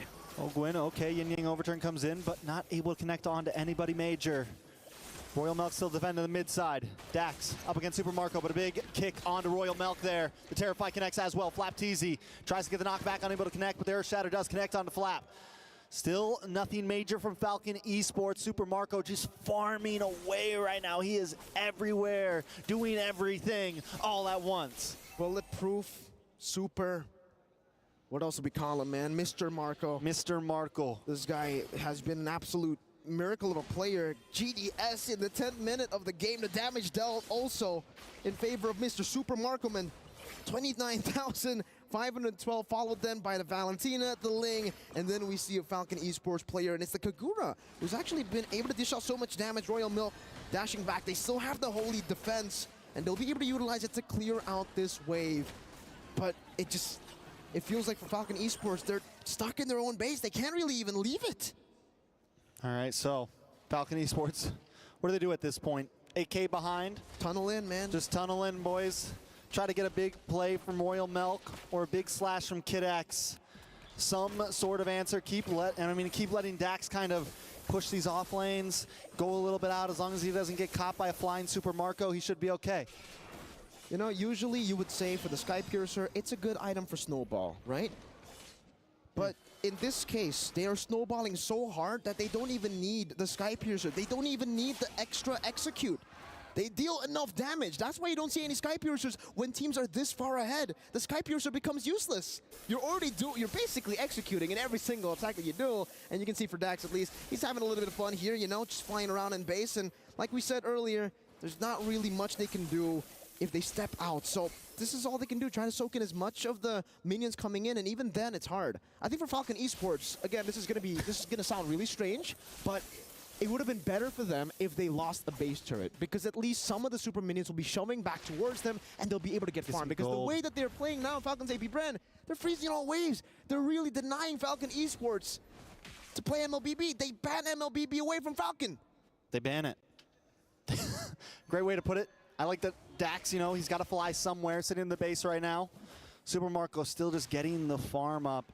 And I think they are going to try to clear this bot lane soon with Lord coming up in the top side. Make sure the long lane is pushing. Falcon Esports, I think they kind of smell it. They know it's possibly coming. He leaves the one minion just to prolong it, just to let it sit for a minute, and then eventually slow push. That's the BBB. That's a big bad bod picked up by Mr. Kyle Teasy on the Ling. And now, I mean, at this point, they're just going to go for it. There's going to be an Enhanced Lord as well for Falcon's AP Bren. There is absolutely no chance that Falcon Esports try to contest for it. Oh, Super Marco, that's a win of nature. You get the, you know, you don't get as much the duration as a normal marksman, and he still goes for it. He knows, you know what, it's fine. I just need a second. I just need less than that. Just to survive a little bit when I go in. Oh, Gwen gets away. Get away from this orange bomb. This would be like, yeah, nah, this is not your territory, brother. This is Master Ogwens. This is FCAP. This is the Falcons, not the Falcon. Get it right. This is our hood now. Stepping down on Falcon Esports. This is my turf, fool. Oh, Immortality too. As if you're not unkillable already, Master Ogwen. You decide to make Falcon Esports' day a bit worse, and now they're concealed. Seal play. Who's he going to go for? Benny, are you okay? Royal Milk as well. Nice Terrify. Decides not to use the kick. He had to wait for it. Just pop back up, so it's going to be coming soon. I can guarantee it. Falcons, AP Bren, Lord finally connects. Inhibitor does drop on the boss side, and they're going to play it nice and slow, wait for the next wave. No real reason to rush, you know. If you're Falcons AP Bren, you got all the time in the world. That's an 11,000 gold lead. That's a 11 kill lead in the 13th minute of the game. Now entering the 14th, and PX7 has only just built up the glowing wand. Another siege as Kyle Teasy zones them just by standing on the wall. I'm waiting for that big kick from Ogwen. That big punt to the face. Kid X though in trouble. Tempest of Blades does come down. Flap Teasy first of all to map. Dax able to finally get a kill under his belt. They do lose another inhibitor though. Falcons Esports still hanging on. Looking up for just a moment. One little slip up, one little mess up. Maybe they can try to turn this around. Yeah, I mean, at this point, we were talking about the conditions for Falcon Esports, how they're actually going to be able to get farm, and it is with conceding some of these base turrets, giving it away to FCAP. Ogwen just dashes away. Ooh, Dax. Ogwen does have the immortality pop, but look at the response from Super Marco. Royal Milk melts. and everyone else is melting as well. Few Kyle Teasy all gonna kill for themselves. Kinect's gonna be the Nux, securing a double kill for Kyle Teasy. Dax, the only man standing, the last Falcon. That's why it's not plural. Just Dax against the Birds. Falcons, AP Bren looking to close things out, and the blind view connects. Falcons, AP Bren secure the win and show who the real big birds are. Falcons, AP Bren with a declaration of war to everybody who have qualified through to the knockout stages. What was that? A perfect performance from a team that already looked scary, from a team that already looked unbeatable. Just to seal the deal. Just to seal the deal. Let them know we're coming for knockouts. This time I am really, really speechless for Falcons AP Bren. That performance left, I think, even the comments bamboozled. Gobsmacked. What are the other words for these? Skibbity coming in. Skibbity AP Bren. As you like to say, oil up, because oil up, baby. About to get crazy in the knockout stages, ladies and gentlemen. We can see the sportsmanship, though, from Falcons AP Bren and Falcon Esports. For Falcon Esports, it's completely fine. They still are able to qualify through to the knockout stages. At least they didn't get grouped, right, Trex? That's true. They didn't get grouped. Can't say much, but yeah. I mean, yeah. You know what's worse than getting grouped, though? What? Getting grouped twice. Getting grouped twice. Yeah. Like 2 teams getting grouped. You know, like yeah. if NA had 2 teams in MSC and they both got grouped, I would feel really bad. I thought you were talking about back-to-back, just like NA. Yeah, that's true. This year. So, you know, a couple different ways. That's why it's relative, right? It's subjective. It's subjective. It all comes down to your minds. If you believe, then you can make it happen. And Falcons AP Bren, they believe the Cho could fly. It flew. They believe the Roger could fly. It flew. It flew. It doesn't make sense, but they did it. You know, they are a team full of imagination and full of execution because they were able to make it work. And now we definitely will get a little bit of imagination as we try to find questions for this team. I mean, at this point, how do you even ask them questions, right? They win every single time. I mean, you ask them. They already told us they want to go up against Liquid Echo. We know that from Flap TZ. You know the vision. Just ask them how easy the group was. Ask them if this server is easy or not. There's a lot of things you could come up with, because right now Falcons AP Bren are sitting at the top of the pedestal in this group, and with groups finally being over, we're going to be going to knockouts soon. They certainly are, and I think everybody waiting back at home are also very excited for the knockouts. But before we get to the knockouts draw, the knockout stage, we'll have an interview with the wonderful Master Ogwen together with Mara and the Wood Sandstorm.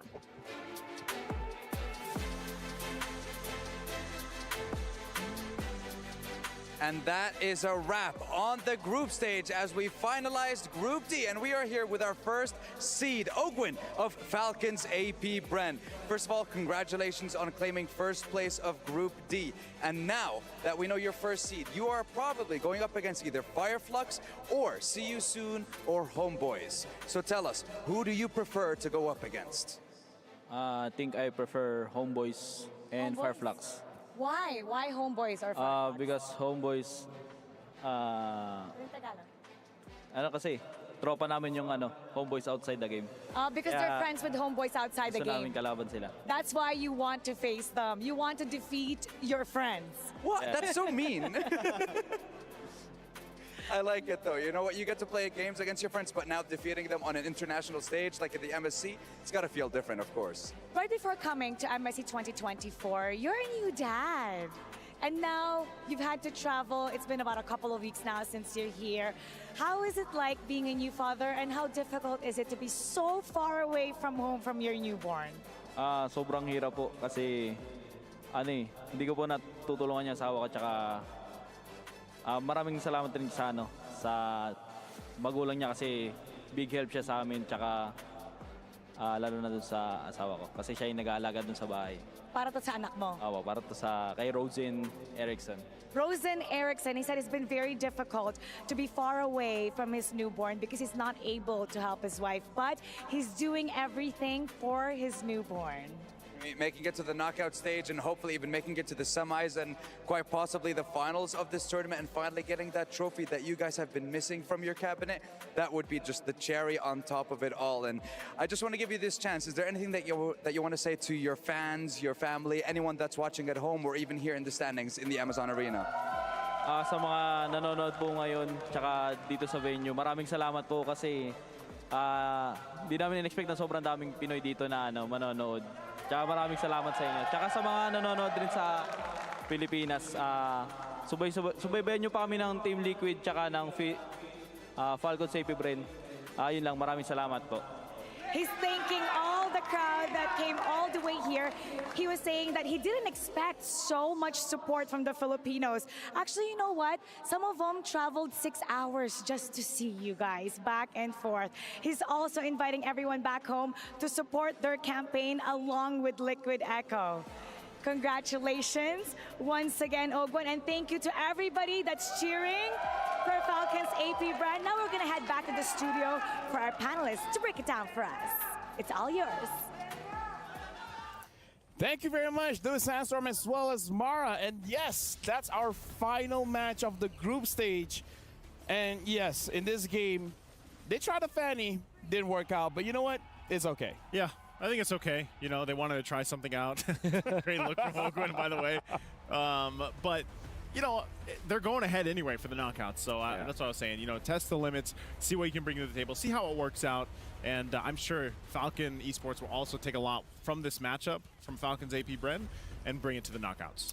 I would say this is the same formula as the previous game. You have a tanky EXP laner. In this case, because the Trills was banned, it is going to be the Barretts. Then you have the Cho plus the Ling, which is physical damage amplification.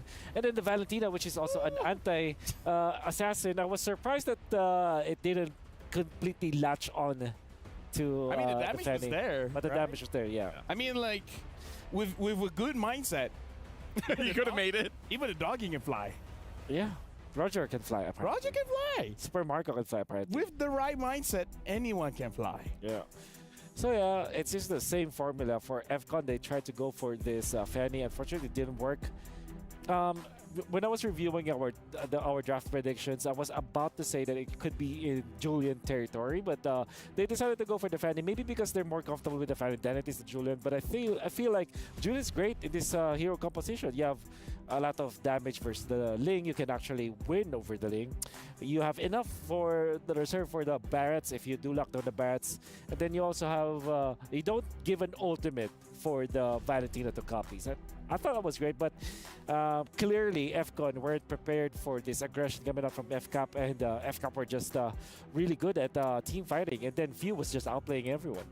I mean, we got to talk about limit testing, right? Perhaps they're gauging, maybe they have a different draft, like same concept, different heroes. So yes, again, during the group stage, you're already going through the knockouts. They're going to have a few days to prepare for that one. Yep. So limit testing, maybe Fanny's not the actual hero, but it's like kind of the same. You get what I'm trying to say, Nice? Yeah. I think maybe we still possibly see this Fanny pop up in the knockouts. Like, there might be a case where this does come up, because I believe knockouts, correct me if I'm wrong, all best of 5. That's right.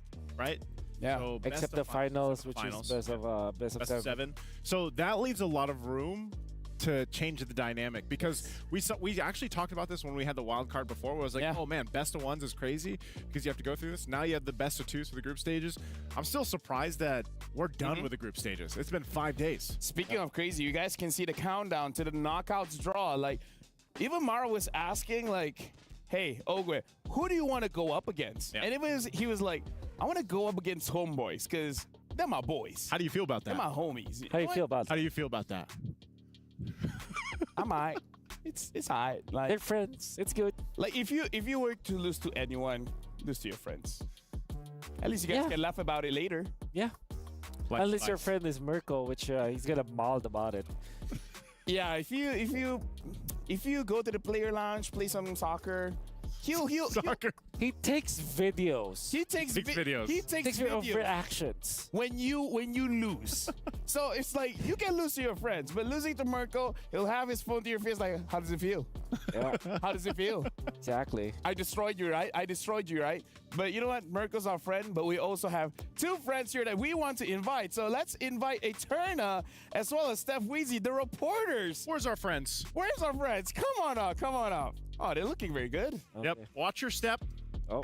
Yeah. They can. I think they can fly. Hey, Hey, what's up? hello. What's up? What's up? What's up? I'll give you a high five as well. First of all, how are you guys? How are you guys? You guys feeling good? We're good. We're good. We've been walking around the boulevard a lot. You know, interviewing a lot of players, coaches as well.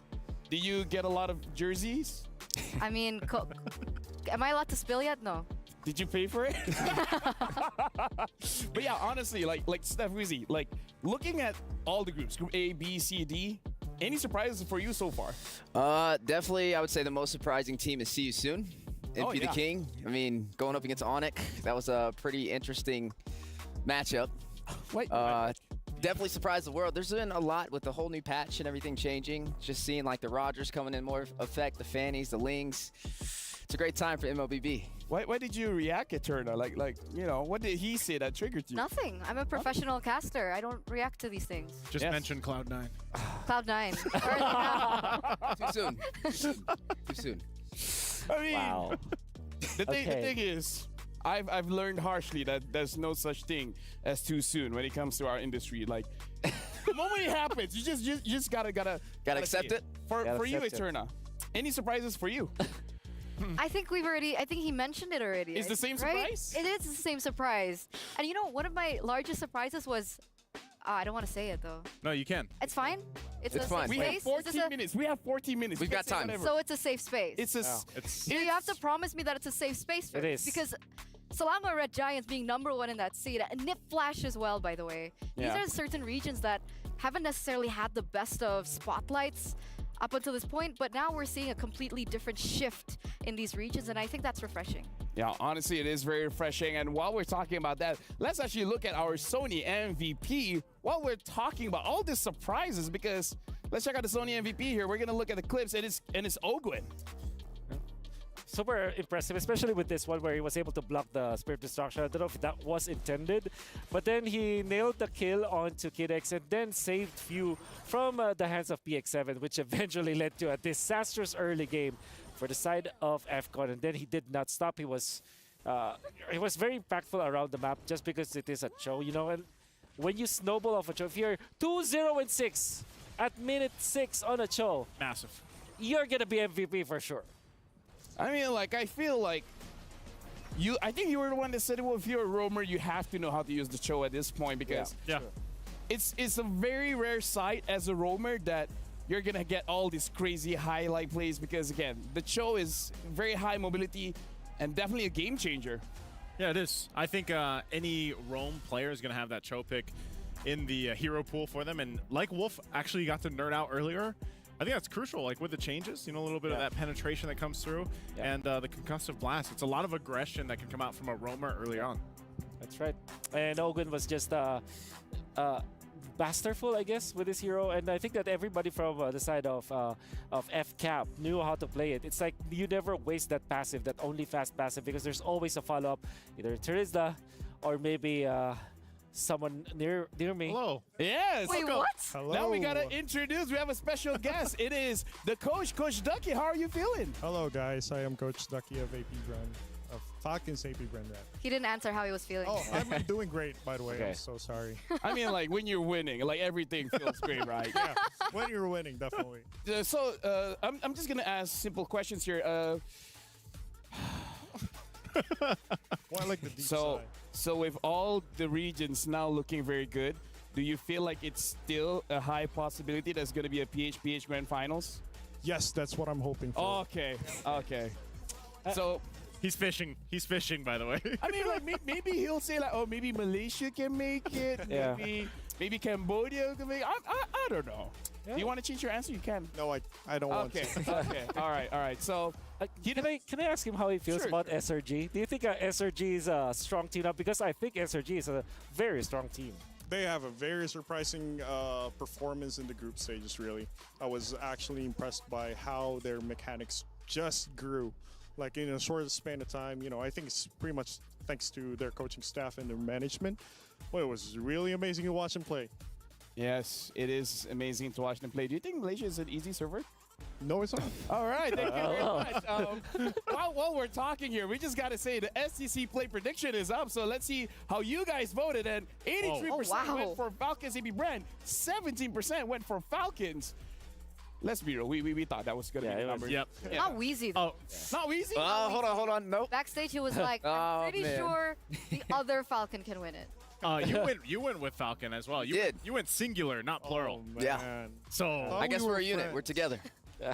Ducky, if you remember correctly, my curse works well. Oh, sure. So you know what? You're welcome. I tried my best. I've already signed contracts, making sure that I can't say good things about the Malaysian team. So that's why I asked it on other people. But speaking of which, we are like 10 minutes away from our knockouts draw. Is there any particular team that you would try to avoid? Like, of course, you guys don't mind going up against anyone, but is there any teams like, okay, you don't want to meet them first? Well, obviously, we don't want to play against, Echo, Team Liquid Echo, because then we won't have a PH versus PH finals. But you're both top one, so I think you're safe. Yeah.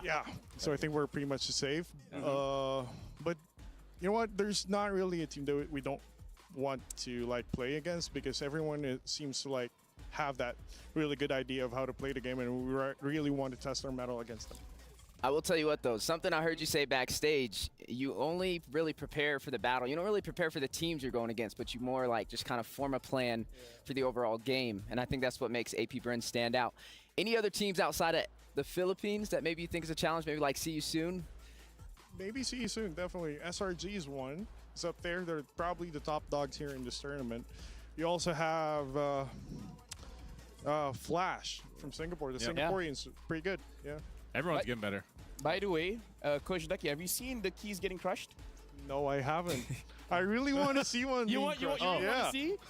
Well, first of all, I would like to say apologize to Steph, because we're gonna watch. Oh no! We're gonna watch C9 as well as XYG's keys getting crushed. So I think we already have the footage of it. And, Join the dark side, you know. Okay, let's so it's do it. like, About time. Okay. Oh, that's brutal. Oh, this is XYG's key, so it's brutal still. But Coach Ducky, how do you feel? You know, the first time I heard that this is a thing, I thought it was, oh man, this is so savage. Yeah, it is pretty savage. And when you win, you actually get to keep three. Yeah, keep three. Yeah. Oh, who would your three be, Coach Ducky? Oh, I can't answer that. Oh, you can't answer that? Theoretically. Just a moment of silence. Shout out to Trex. Shout out to Trex, Wheezy. Oh, Coach Midnight. Shout outs to Mobazine. It was a great NACT, all right? The GOAT. MSC. Shout outs to the GOAT. It's a different breed. Man. Cloud9. The thing is, you don't get to keep it. It's going to go inside the box. Yep. Yeah. Yeah. I can't keep a piece of it? No. Nah. I mean, you can ask. Is that real gold? I believe. With the right mindset, it's real gold. It's real gold. Speaking of gold, we've already asked Coach Ducky if he's gonna take any keys, and he wasn't able to answer. I have a question though.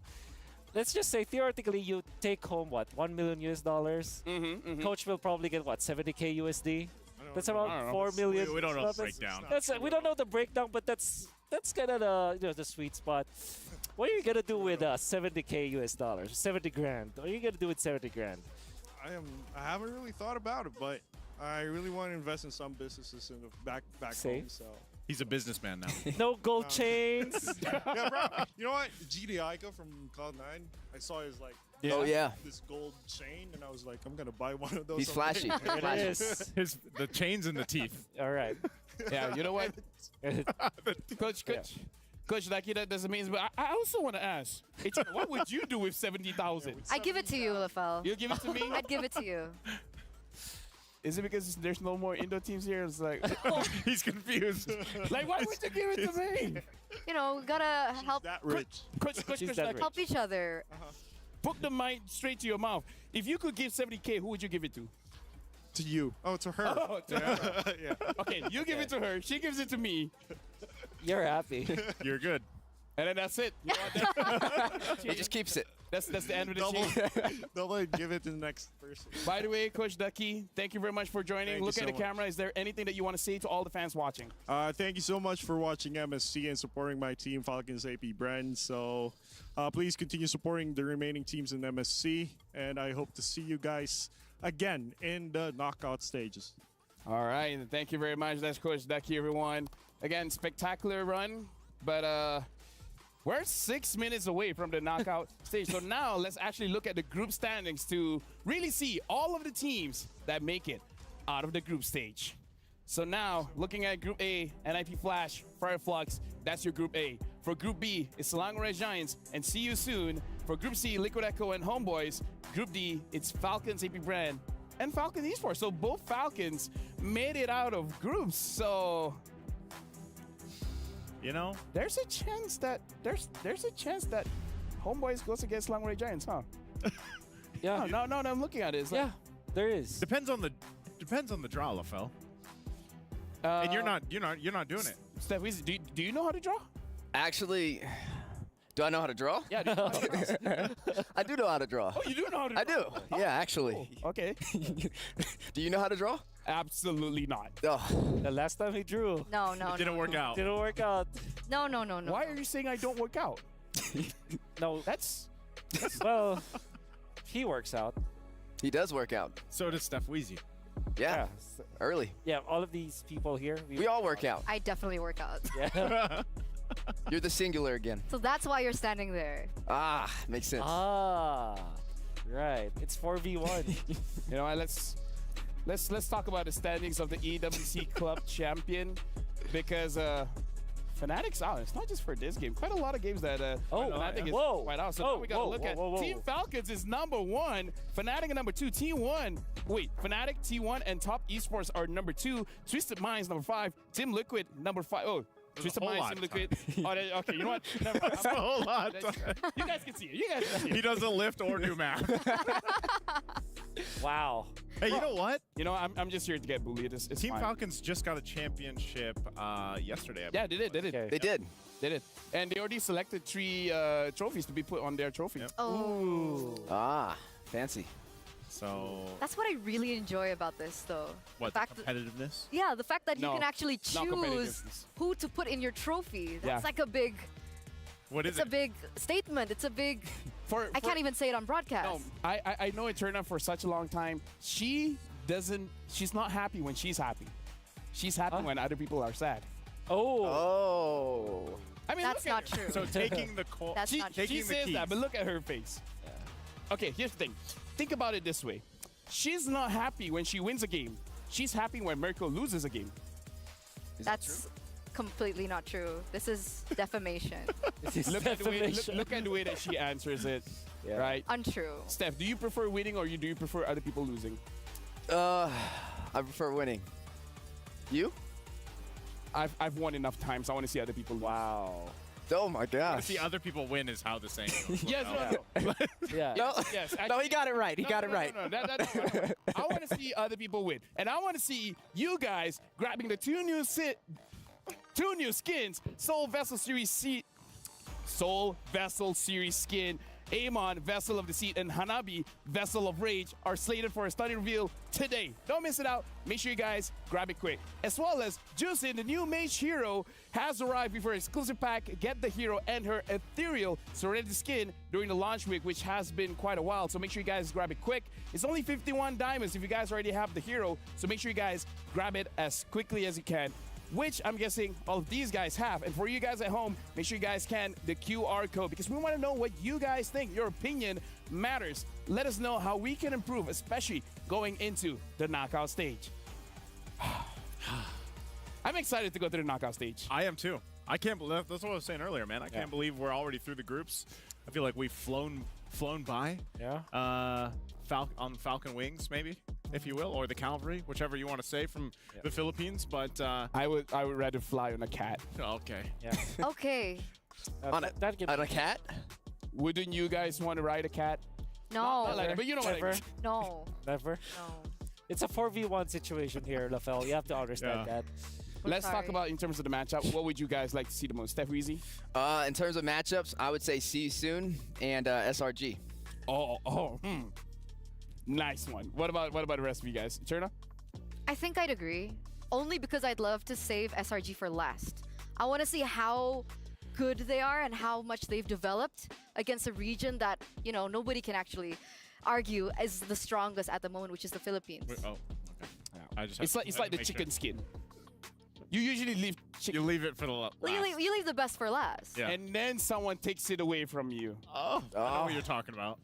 Go ahead. I have so many sad stories, but go ahead. I'm not gonna just specifically say the Philippines because I've been watching them for so long, you know, and I can't wait to watch whoever SRG plays. I'm happy to see because I actually just want to see this team continuously get tested. For me, there are two dream matchups that I would like to see. Homeboys versus Liquid. It's gonna be electric. It's gonna be a lot of like recalls for sure, and that's gonna be like, it probably will last just 12 minutes, and everybody's just gonna be killing each other, you know.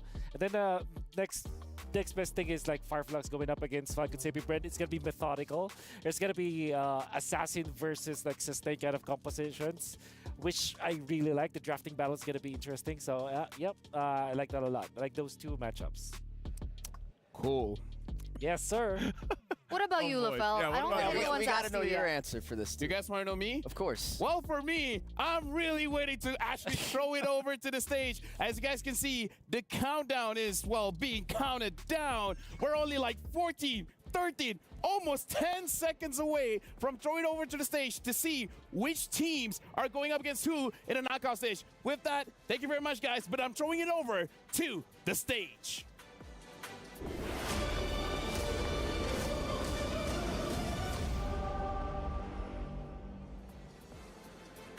We started MSC 2024 at the Esports World Cup with 23 hopefuls defending their key to unlock the MSC trophy.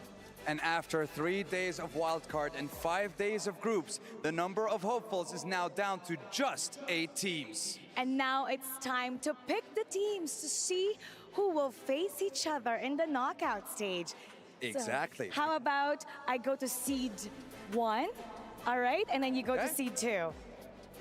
Because, you know, here with us in this lovely Amazon arena are the representatives from each of the following remaining teams to witness this knockout stage draw. Representing the undefeated Giants from Malaysia, from Singapore, the Underworld, Hades of NIP Flash. Representing the undefeated Giants from Malaysia, the mid-lane prodigy, Stormy of Selangor Red Giants. Representing the Bees from the Philippines, the M5 World Championship Finals MVP. Oh, sorry, it's the Cavalry from the Philippines, the youngest goat, Carl from Liquid Echo. And finally, representing the Bees from the Philippines, the M5 World Championship Finals MVP, Flap of Falcons AP Brand.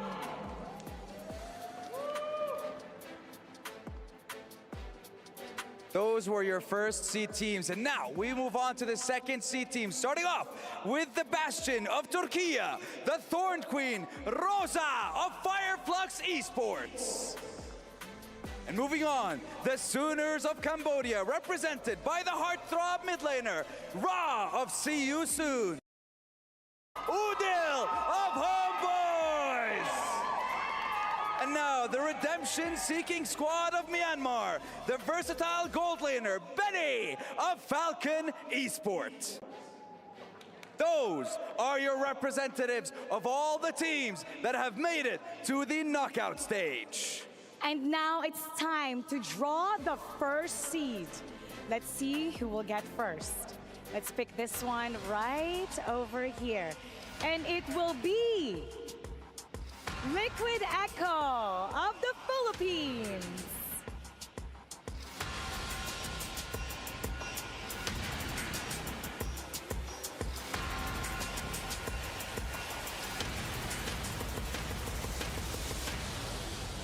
All Alrighty, and choosing one of the teams from the second seed. I'm feeling good about this one. Let's have a look. It is Falcon Esports.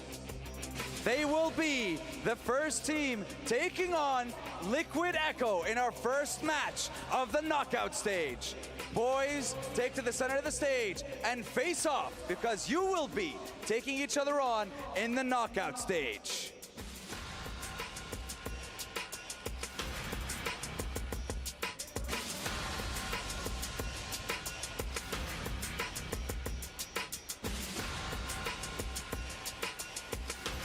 You guys did handshake, right? All right, lovely. Thank you very much, boys. And you may now take your seats. And now it's time to pick the second team from the first seed. This one right here. And it will be Falcons AP brand of the Philippines.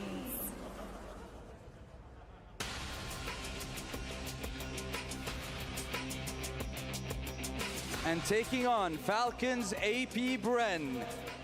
Let's see which second seed team will be chosen. It is going to be none other than See You Soon. And that we will, as they will be taking on Falcons AP Bren. You may now proceed to the center stage to give each other a handshake. See You Soon took down the behemoth defending MSC champion. Will we see the same thing? And can they take down the two-time world champion? Love the surprise on his face, by the way. And now picking the third team from the fourth. Okay, let's see this. The third team for the first seed. Let's pick this one right here. It will be Selangor Red Giants.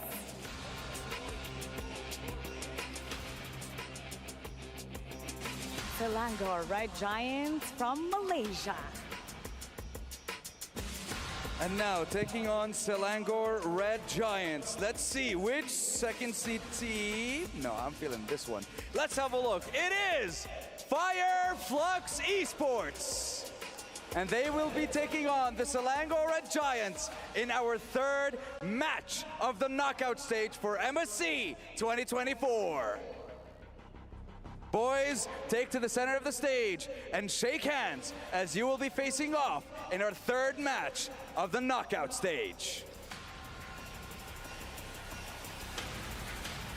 And finally, the last team for the first seed. None other than NIP Flash.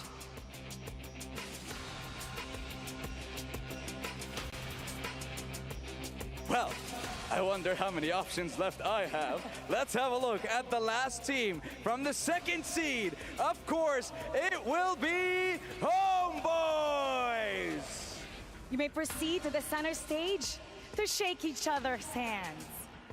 It'll be the dream team of Singapore going up against the wild card team.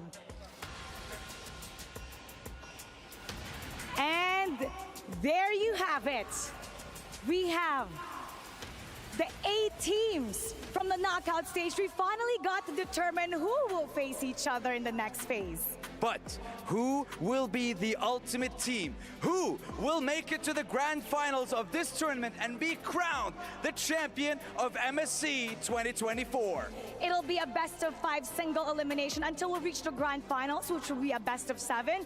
You don't want to miss this historic event, so be sure to be here on Wednesday.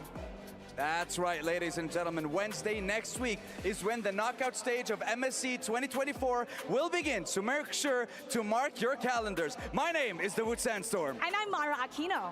And we shall see you at the Amazon Arena.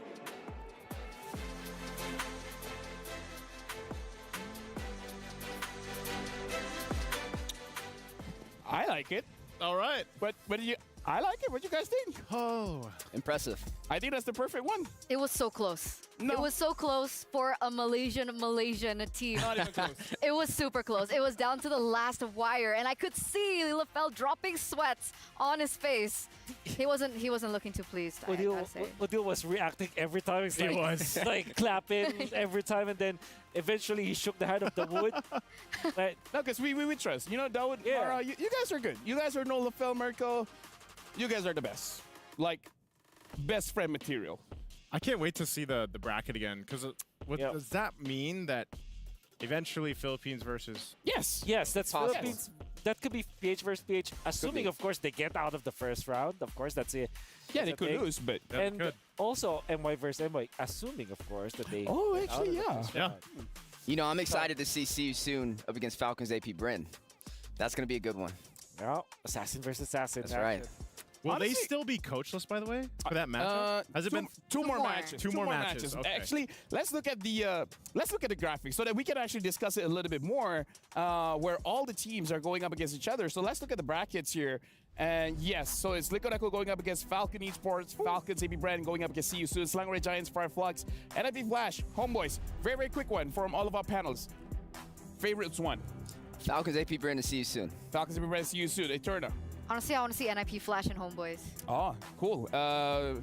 Building Naisu. SRG Fireflux. Ah, good one. Same. I was so hyped about it. I already reacted to it off cam. But SRG versus Fireflux, it's gonna be a lot of in-game IQ. The drafting is gonna be great, and the playstyle will be different because they play this very differently, I would say. So that will be a nice clash of styles, you know. So overall, we all like it, right? Yeah.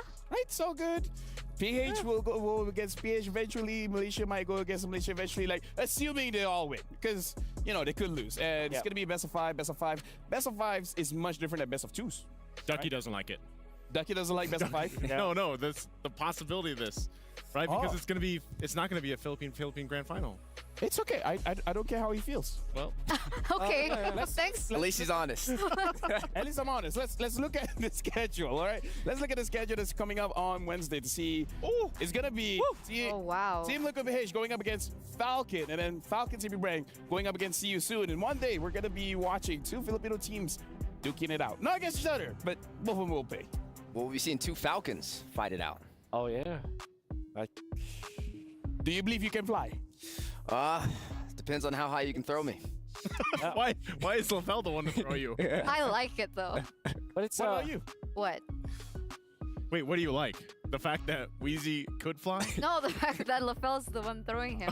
Why are we even discussing You know this? what? You're right. You know what? You're right. We're not supposed to discuss this. First of all, thank you very much to Seveezy as well as Turn On. Now we're gonna look at the Kidia play of the day, and let's actually react to this one because this is the final day of group stage. Right. I wonder what it is. It should it be? Okay. Oh, yeah. That gets me every time, by the way. The stage. Yep, it's great. Look at the concentration coming in from all of the players' faces. Using the RG phone has been great for them, definitely. Remember what are my favorites? I think the U1 outplay probably is one of my favorites. Oh yeah, 100%. Probably gonna be on top. Aurora 1v1 Benedetta. Oh, yeah. Aurora wins. Against Mielo? Yep. 100%. Against the GOAT. The GOAT. Then a 1v2 afterwards. Pretty good. Any amazing plays you remember for today, Turna? I think there were so many. Yeah. I think the best thing that I will remember until the end of my life is the jerseys? Is the fact that Fnatic Onyx. I love that abbreviation, Fnatic. Fnatic Onyx and as well as Evil's Glory are not going to be here for the knockouts. Oh. Steph Weezy, you know it's your turn. I'd say one of the fanciest plays I seen was the backdoor play over there by Sanford. Oh. Yeah, when he got the turret, the base crystal, took it down. Was he on the Paquito? He was on the Paquito. Yeah. There were so many good stuff that Liquid fans were able to see. Specifically that day, they saw Liquid Echo just really destroying their opposition. There was that Sanford play. Yeah, if you're a fan of Echo, you were stuffed that day. I think my favorite is probably just seeing Kyle Teasy play the Hayabusa. Oh, yeah. Because, my goodness, after seeing Kyrie not being able to utilize it, previous teams utilize the Hayabusa, seeing Kyle Teasy do it and get, what, 10-1 or whatever he was crazy. With that being said, I would like to say thank you very much to Wolf, Naisu, Eterna, as well as Steph Weezy. That's it for the final day of the group stage at 2024 MLBB MSC. Myself, Phil, thank you to everyone here, including our casters, and we'll see you guys in the knockout stage. See you then.